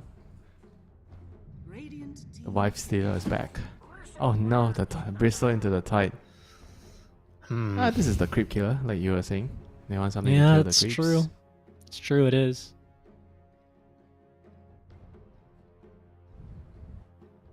Well, time Why did to you say counter the Magnus and Bristol. With what? With what? Slug? Sounds like a slug game. Yeah, some Silver Edge, some Break, some Dispel. This all looks pretty good to me right now. The Silence is a bit scary from the Muerto, but it's never going to be like a 10 out of 10 Slark game. 10 out of 10. So do you give it 9 out of 10 this game? I would give it a 9 out of 10, yeah. Well, maybe slightly less, actually. Maybe like an 8. Because I don't really see like a fantastic synergy with a Slark here on his own team. I think the Ember can poke. There's no one to like really give vision, so Slark can just like go in and do his thing, you know? Slark is his own army. He plays on his own solo. That's kind of true. What if you don't want to do that, sometimes though? you still need your team. If you don't want a Slark here. And there's still a Life Stealer. There's still a Phantom Assassin in the game somehow. I'm not crazy. That's true. Fan of Knives. I mean, that might do it. How is the hero still in the game? Yeah, actually, it's just the PA, like you said. Just completely forgot about her, and well, she will remind us why she is one of the more contested heroes. As 4-2-3 is going to take her for a whirl in Game 3. Yeah, pretty good PA game with the break. I think overall their lineup suits the PA well. Like you have Ravage to protect her. You have the Chen with the heals. You have the Escape Art. You have setup from Ember Spirit. I think you have everything you need as a PA to succeed.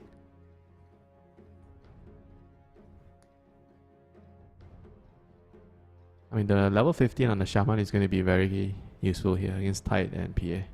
The break. Something that you don't really think about too much, but this game is going to be very useful.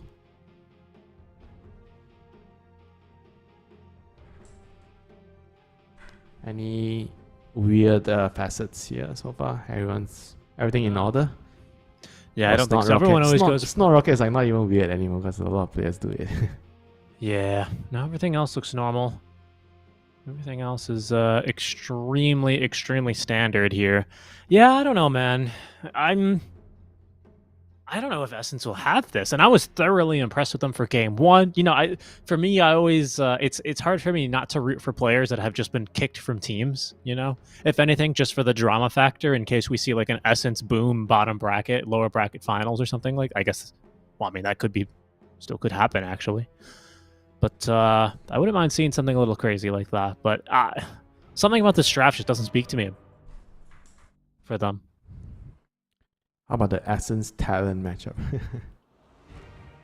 rematch, you know? Yeah, get a rematch from the first round. I mean, I wouldn't mind that as well, you know? I think there's a lot of spicy storylines to kind of play out here, and we'll see if we get any of those as we head into our third and final game for us here on the secondary stream. Thanks for joining us, everyone. It was a very close game 2 up until the TV came online. It was a very one-sided game 1 in favor of Essence. And now both teams fighting to advance to the next round. I don't believe they have an opponent yet in round 3 of the lower bracket. All right, they would be playing versus the winner of Ivory Talon. Ivory Talon, yes, indeed.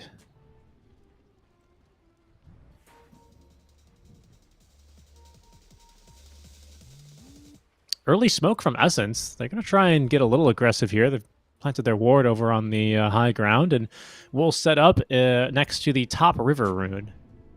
That's a little confusing now, right? Now that all the bounties are technically in the river. Nice ward. In front of the tower. Very difficult to de-ward this.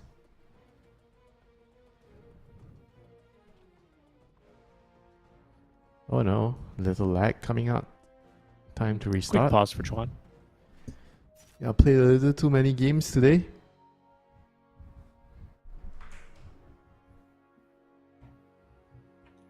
Yeah, this is 6 well, games, for right? Essence. This is their 6th game. No, not for Essence. It is for Trailer Park. Yeah, Trailer Park Boys. Yeah. Sean is the one lagging. Yeah. He's the one playing too much Dota. Yeah, just gotta relaunch. You know, every now and then you gotta clear your RAM, you know, recache the memory, all those lovely things here to have a stable game 3, a very decisive one. I'm excited, Winter. What do you think? What do you think of game number 3? What do you think of these two teams as SC is doing a bit of trolling? Just based on hero PA, got it. But based on team Essence will win. Okay. You know what I think? Nope, I don't care. Ask me what I think. Nope, this is bullshit. I don't want to. Winter, I think the team will win. Will be Malaysian. I think the Malaysian team's going to win.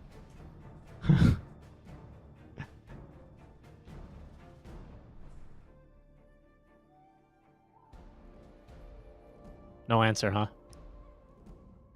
Well, technically, there's no Malaysian team here.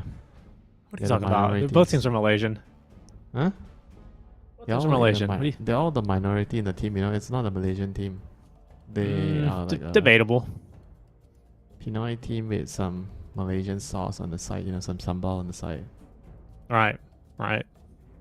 Just the sauce here, you know. 2 members. Just the sambal, some sotong. So we get going again. The Ikan Billis. The Keropok Leko? You like the Keropok Leko? The lekor? No, I don't like lekor. You don't like seafood?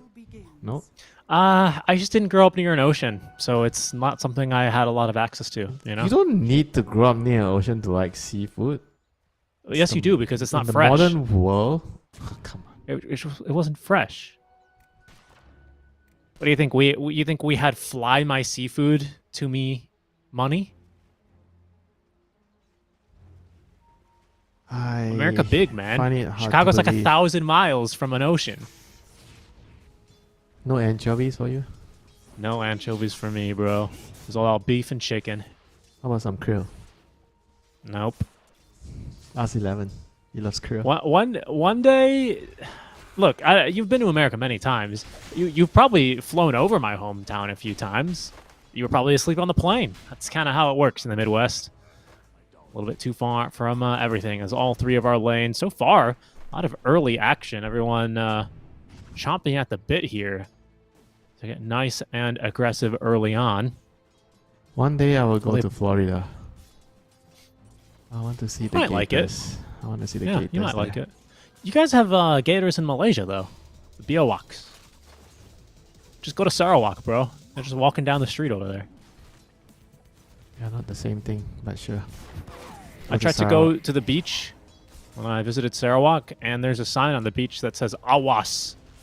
Biawak. It says, don't go on this beach, bro. There's alligators. Alright, You will 423, get level eaten. 2. Ayat's level 1. Yeah, It's it's getting got bullied. a little bit too many stick charges. Stick charges on stick charge. This is a good lane for it to be a stick, but not if you're going to stick around too long, as Ayat did top lane. Ponyo is going to be able to strike back, not for first blood, but at least equalize his kills as both supports dying in the lanes.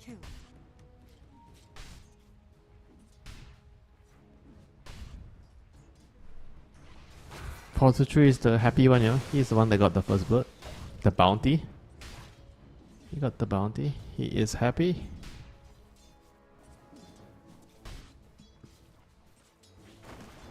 I mean, both the cores are gonna be able to farm very well in this lane. I think probably the Bristleback.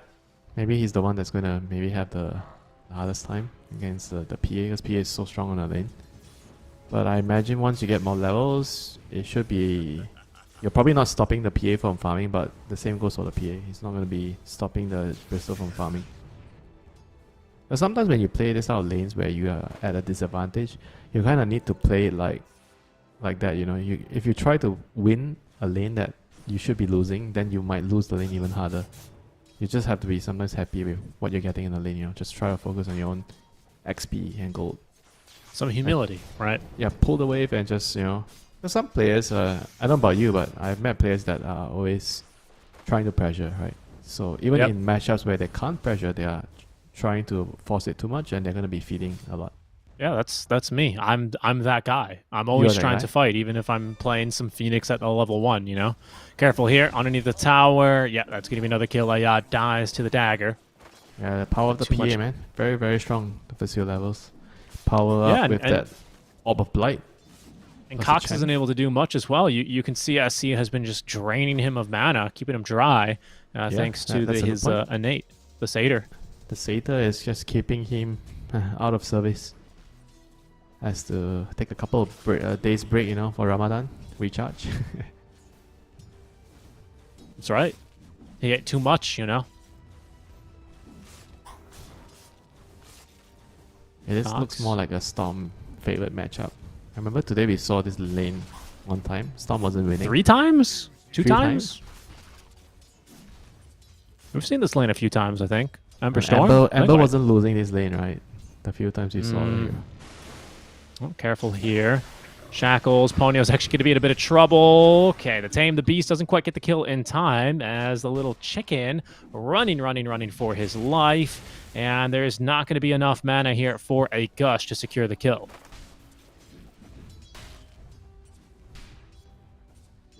Well, at least he's still getting some good amount of CS in this lane.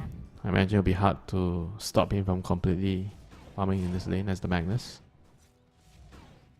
I mean, Naman is like not really very comfortable, you know, with this hero. It's not his type of hero, so it's not doing really well. He has to go focus on stacking and playing for the tide.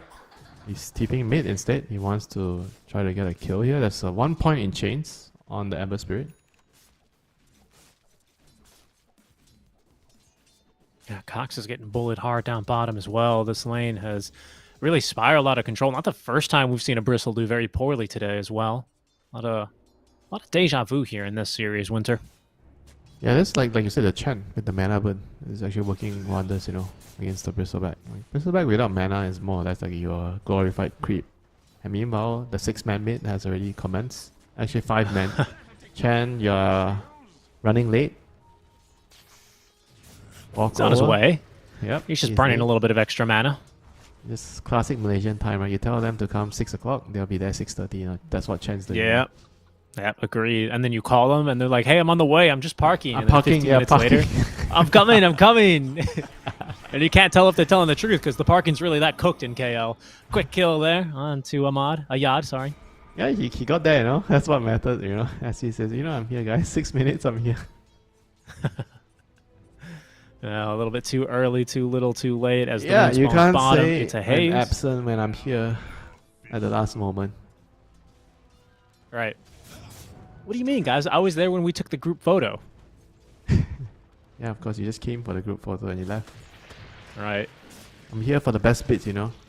I've only Is there- got 24 hours in my day. I don't want to waste any time. Yeah, and I've spent 8 of those playing Dota.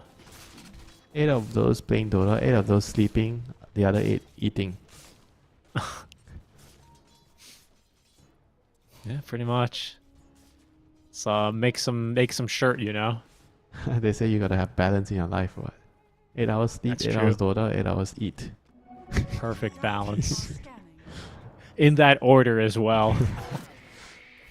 7 minute, the Shrine of Wisdom. Shrine is coming to steal it. He's got a lovely haste rune. SC's Yeah. behind the tower Stop here. him. As Stop that Storm man. will zip in and force a remnant away for Chuan. That was quick. He jumped out very, very quickly. I think most of the players would have tried to force them to commit more before he left. Well, he wasn't really in much danger of dying anyway. So surprised to see him not trying to push the limit there a little bit.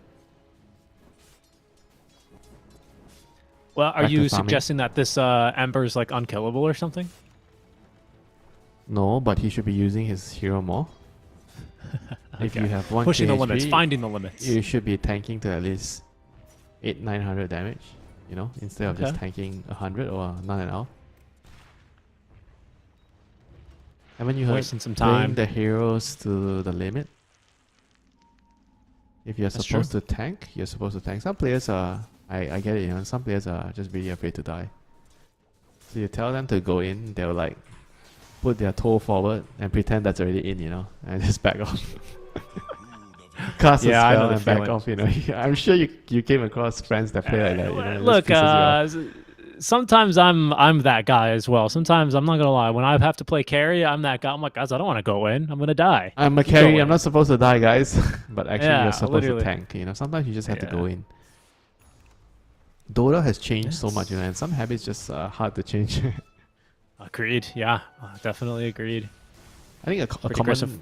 common trend to see is like the conventional, traditional carries. They can't keep up with the new way of playing carries. So you see a lot of them like just retiring or silently going into streaming.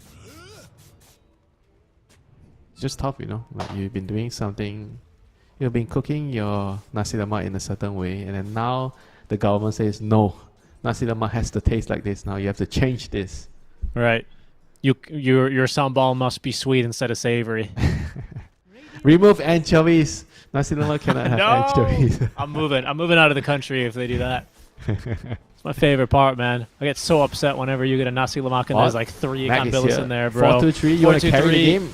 Ravage, though, might just allow him the turn. A second TP is coming. That's SE. Does not have the Hand of God heals, but he shows up, and it's Cox who gets stuck. And it killed off. Really great 11. reactions there. As 4-2-3. Comes to the rescue. Lives. The number of brothers, you know, 11 saves 4-2-3. All right. Yeah, it's good that it's not 6 and 7, you know? I mean, we had JWL and CML the other day. Now it's 4-2-3 and 11. The number bros. Do you know why it's good that it's not 6 and 7? No. Well, because 6 is afraid of 7. So 11's afraid of 4-2-3. That's why when 4-2-3 is dying, he's saving him. Yeah, I guess so. It's a complete 7, 8, 9, but 4-2-3 will punch if they lose. Just kidding. Certified carry player. If you don't save me when I'm getting dove under the tower, I'm going to do something nasty.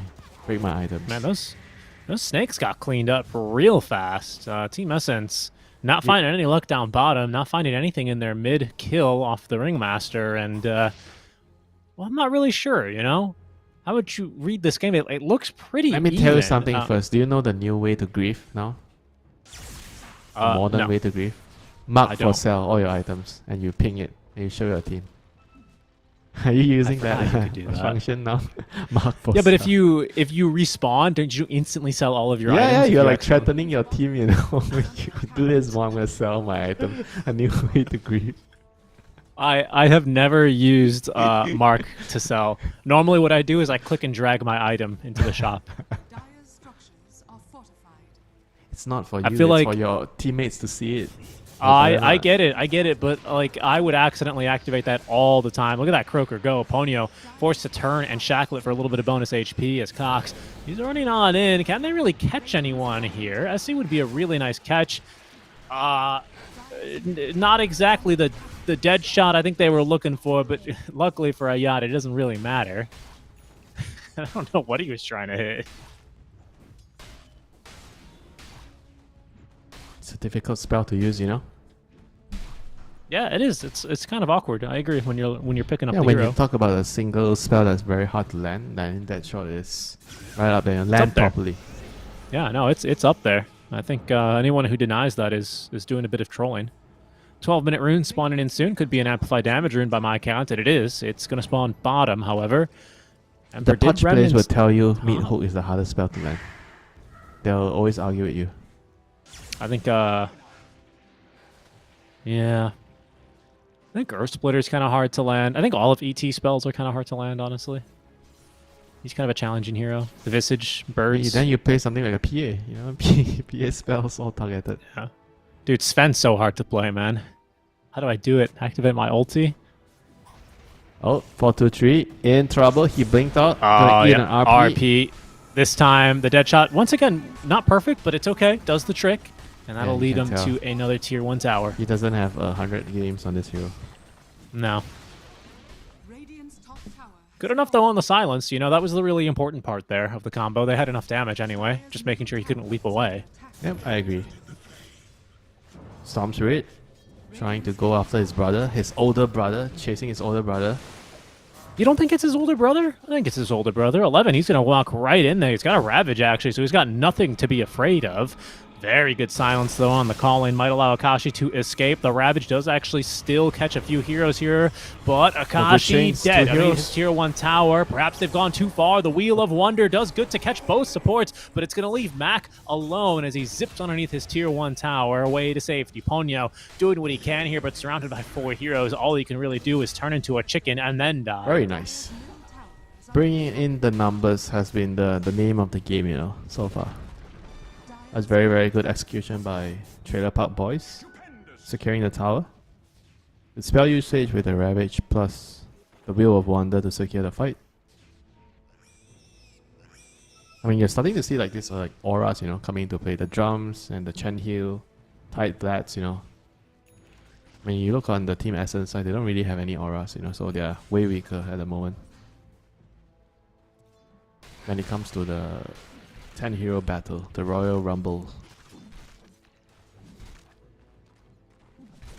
They need more time, Richie. They need to farm some stacks. Chill a little bit. But then you also have to worry about a PA in the game, you know, which already has Battle Free. He's not as bad as his Terrorblade last game, but he's getting there.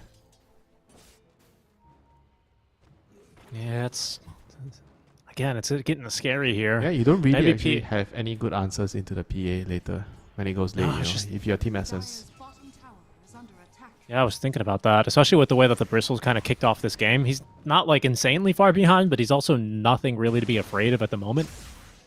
Bristle in this kind of a meta, at least from what we've seen in the tournament winter, he feels a lot like a sink or swim kind of a hero, doesn't he? Dire's structures are fortified. I mean, he's very dependent on the lane, you know, not gonna lie, you know, this game because of the Chen, his lane got destroyed. No mana. And then you're laning into a PA. Wow. In 15 minutes. Wow. Well, at least Bristol can help you secure the Tormentor. He's still a very good Tormentor hero. Yeah, so they're gonna get the Tormentor here, most likely easily with 3 heroes. Yep. I mean, that's the All that value of minus armor. having Tinker, Bristol, all these kind of heroes. Ursa, for example. Because it takes so many heroes to kill the Tormentor, at least 4 in most cases. You know, 3 is like you have a really good composition to do it with 3 heroes. Sure. Who got the shard? Sorry, I didn't actually see. Muerta. I see. Muerta got Yeah. the shard. Ayad.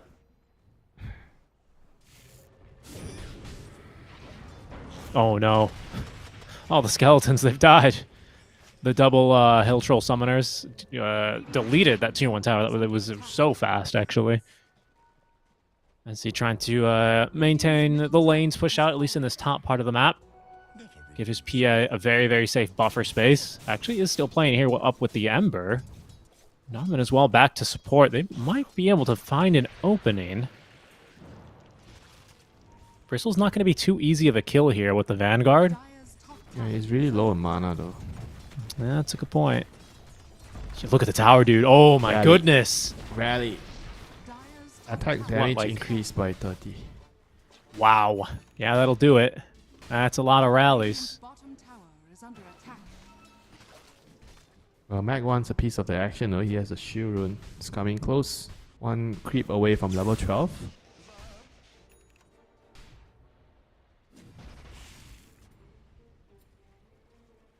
Oh, he's gonna back off. I think this is a wise decision. I mean, Radiant is just much stronger right now with the auras. We already mentioned that. Blades, the drums, the heals from Chen. Even something like a Mage Slayer is also kind of like an aura. A debuff. But Essence, they want to fight with the shield rune. They're going to try contesting this Roche. Half HP already. Mac doing some good damage here. And actually 11 stuck inside of the column. Gets off the Ravage. good Thanks to the combo. Lover, the They're Wheel all of Wonder pulled. to try and turn things around now. And the Storm sliced apart. That's an amazing RP though. I think he caught all 5 heroes. But where's the damage supposed to come from now? They all simply walk away as they open back up. TA Yeah, the power of the focusing on her auras. heroes. Nobody has died on the side of the Trailer Park Boys. In essence, they will lose 4 heroes despite that was a 5-man RP. 3 heroes, I think, at least. I think it was all 5. You say it's Yeah, it 5. had to have been. Look, how else was he going to If get it's all a that 5 damage? hero RP, it's even worse, you know, because they couldn't even kill 1 hero. I agree. And that's the problem, right? It's so much aura. That's why I was surprised that they decided to take the fight there. Because I felt like they needed more time to farm, you know. They don't have enough damage to go through. There's all these auras, you know. The Tide just barely... I mean, they tried to all-in the Tide, you know, but I mean, you can't all-in the Tide with this sort of heroes. Yeah, it's not going to work out too well. This is a there pretty goes the deep jump shard. in. The Tide Shard. All right, Mac does a good job of focusing and clearing that immediately as he accidentally traps Cox inside of the 11's a Serpent boss. Wards. That's not what he wanted. 11, he's going to continue fighting as Cox whipped out of the snakes. Just being right-clicked down, he has no escape. And there's just nothing to maximize off of the Snot Rocket either. It's coming. Now, this game is going... Just went from like 1 to 100 very quickly, you know, last couple of minutes. All these auras are coming into play. They're very strong with the Chen creeps. Drums, Pavis. I mean, Team Essence just doesn't... H-Slayers. They don't have enough, like, damage to go through all Rallies. This, you know. Oh my god. Are they not going to try to push the high ground here? Okay, they're not going to try. They don't want to waste time. They're going to plug the 2 other remaining outer towers off the map first. 4-2-3 has his SMY done. Battle Fury SMY. Going for a shot next to make the Bristle back killable. Not that they need the shot to kill him. The Bristle is really not that strong.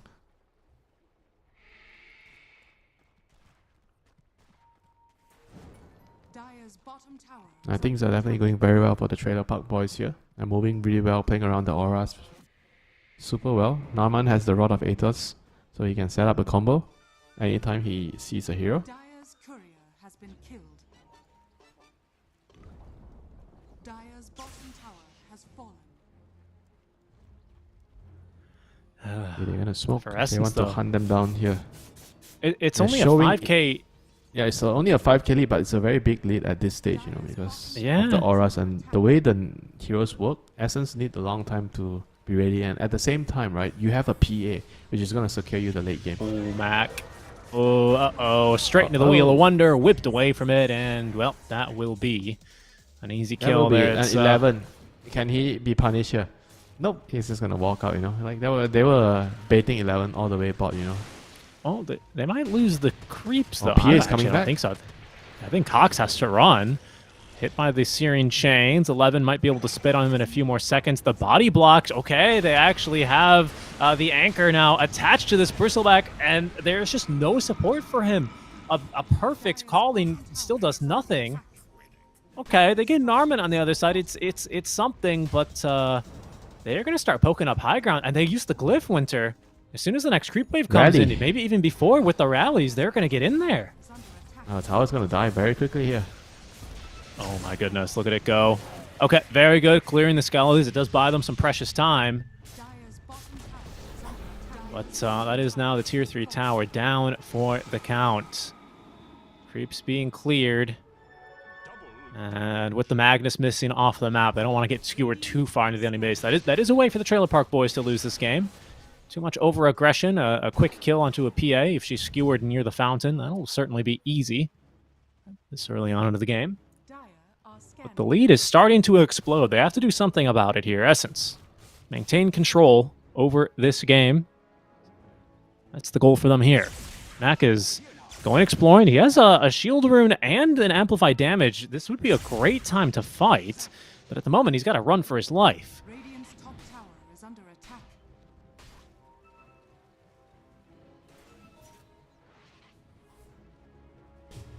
And Trailer Park Boys, they're back. They get the skewer onto Narman, but he's very, very tanky. Escape out. Yeah. He's gonna live. Gonna get silenced first, though. But he's look still at this. alive. The fan of knives is 4-2-3 trying to find a jump on in. Narman is still just fine. The Ravage is going to interrupt the RP as 4-2-3 starts ripping right back in to Akashi. He's gonna die in the river to Chuan. It's a 1-for-1 trade, soon to be 2-for-1 though, as Ember yoinks that one away. That's it. Tough trade there for Essence. They're gonna lose the Rex off this. And they just go bot with the wave. They don't have the rally skellies this time at the very least. Oh, you have a PA. I'm sure she can kill the Rex easily. And Aegis is out, but they don't even need it. Yeah, they're just going to be way too confident before. Nothing really to fear, is there?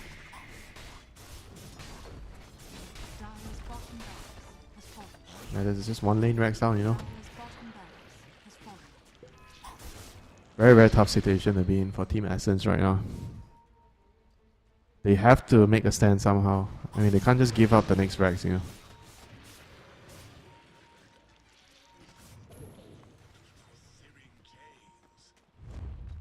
I mean, this Storm is just having like a really tough game. He's trying to get the BKB, but he doesn't have time to farm it. Only 3 Galvanized stacks so far, 24 minutes. Not much going on for him. No, he's not had much of a game here. Haven't we always seen the Embers win today? He's going to find a catch. Magnus in trouble. The Hex. It's going to allow at least the Magnus to run away. 11 seeking to chase after. They want the big fish now. They only want Akashi, going so far as to just completely ignore the Shaman. I'll turn back for him now as both of the supports keeping him locked up. No chance to escape as 4-2-3 collects his second kill here. This is going to be a pretty serious high ground push, man. 10K is the net worth lead.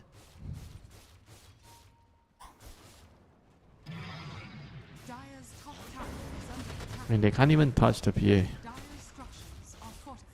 This is going to be another lane of Rex. They're going to wait probably just for the BKB on Mac to be done. And then they're going to try. If the fight works, it works. It doesn't, they're just probably going to call GG after this. Yeah, I think so. This PA is just way too strong right now. Trailer Park Boys on the verge. Reverse sweep. Yeah, he does. I just buy out for the BKB. Maybe saving for buyback in a game like this. Nope, it's just the full BKB. Saving for buyback? He's not even going to die. Doesn't need buyback. I guess that's probably fair. I'm going to end the game now. They have everything ready. They have the Bongo Boots, Solar Crest on the Chen. God of Atos, Aether lands on Ringmaster. Fight has Aghanims soon. That's a huge item. Vlad's Aghanims with the Mage Slayer. Ember has Mage Slayer with BKB. It's very, very hard to kill, you know. Team Essence, they don't have enough damage with their heroes to go through all that auras and armor. Yeah, they really have a lot of damage issues at the moment, don't they? I mean, Storm needs to get like level 25, and I don't even know. Even then, where's the damage going to come from? It's just looking so... It's looking hard for them, you know? And the way that Trailer Park Boys have been playing for the past, what seems like 5-10 minutes almost, they have not really been playing solo. They have not been presenting themselves for kickoffs. As we can see, Mac, he's just going to go down. That is probably going to be another invitation to go up high ground. They might even be able to find Cox. He was trying to push out that top wave as much as he could.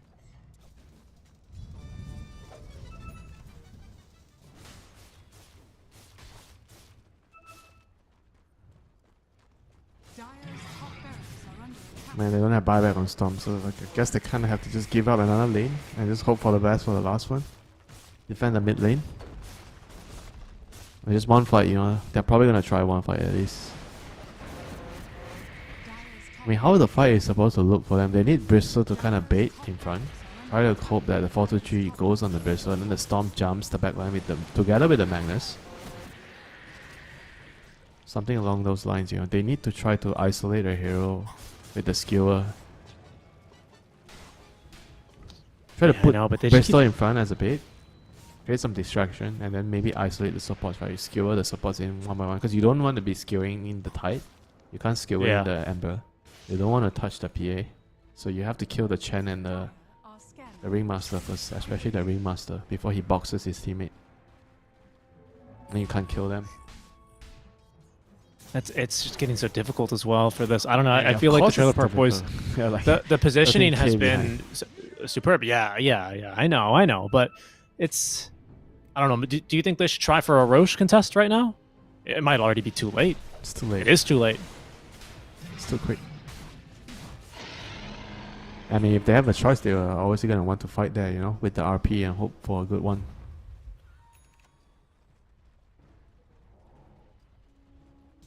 It's tough, you know, they have so much damage issues. I kind of maybe would have liked that if the Bristleback gone for more damage, like carry, be like Aghanim's, you know, try to do damage, you know, because they don't really do enough damage now.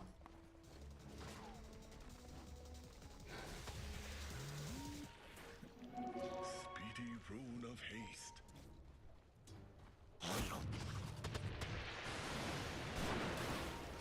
What moves do they have left to make now? Trailer Park Boys smoked up and Aegis on the Phantom Assassin. They've already cleared the top lane of barracks. No tier 2s are standing. There's no glyph of fortification at the moment here for Essence, and they will not receive one if they lose another another melee. Racks make it. What is Akashi trying to farm for? He's currently pushing a wave out top. What's he hoping to try and get here? BKB? He's actually really close. He's really close. Oh, he sells the it. wand to get it. Yeah. When you go. Actually needs to go. Oh, yeah, they have to wait for it. Oh, no. And Trailer Park Boys in no mood to wait. Yeah, they're gushing to get out of that high ground. Okay, they have it. Okay, this is all nothing. Smoke. BKB. He needs a 5-man RP. Oh, easy, just get a 5-man RP. We've already seen it once. Yeah. So see it again. There's the Fan and Knives. They're initiating out of the Bristleback. They don't have a kill onto him, though, thanks to the Heaven's Halberd. The wraparound is looking fairly promising, though. Careful here. The Bristle just needs to keep baiting them around. Narman and SC, they're hiding out near the banner as the Storm. He kicks things off. That's the perfect first target, but he puts himself into the box a little bit too fast. The Scythe of Vice, the Hex, looking for an RP. He can't find anything. And the fight's just all over the place. The Shaman, he's been lost. Mac is being whipped. He's looking at the wheel. He's being eaten alive by 4-2 or by 11, even if he's not Krill. Chuan finds Cox. I mean, this one is just...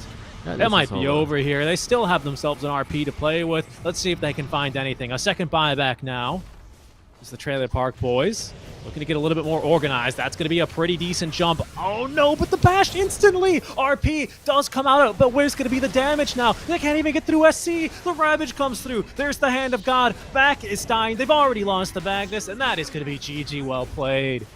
What a turnaround from the Trailer Park Boys. They will defeat Team Essence in 3 games to move on to the next round of the qualifiers. Yeah, well done, Team Trailer Park Boys. They lost first game. They figured out the solution in the next couple of 2 games, and they were able to steer the ship, you know, into the right direction. Props to them. And Team Essence, they also had a pretty good showing, I think, overall in this qualifiers. Surprising to see them being able to contest the stronger teams, especially their series against Talon. But unfortunately, their journey ends here. It'll be a good lesson for them to learn and come back and get better in the next one.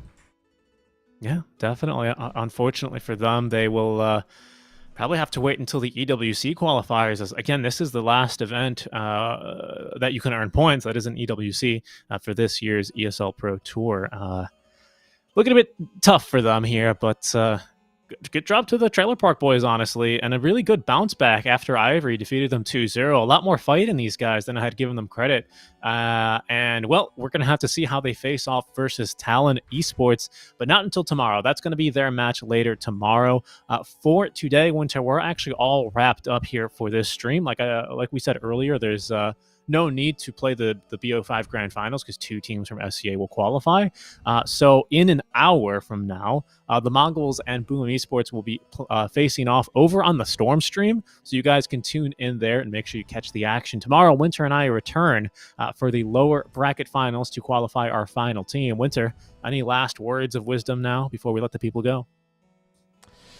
Well, more good Dota coming on tomorrow. Be sure to tune in, and there's still one more game in the other stream later, so be sure to also catch that and see if the Mongols or Boom will be the first team to qualify to the DreamLeague Season 26. All the best for the SCA teams, and hopefully we get to do better compared to the last DreamLeague. Indeed. For us, though, that is going to be it for us today, guys. Do stay safe. Enjoy the other regions that all have their qualifiers ongoing now, and we'll see you tomorrow when we resume with the SCA closed qualifiers. Until then, guys, bye-bye. Cannonballs upon the sea, sir. We're only risking life and limb because old England's too far to swim.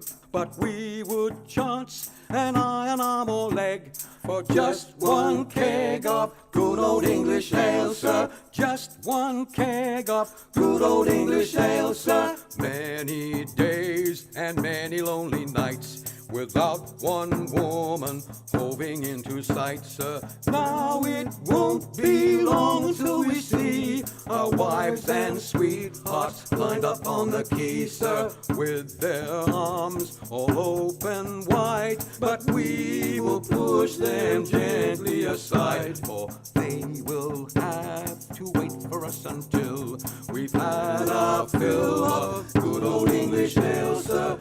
Had our fill of good old English ale, sir.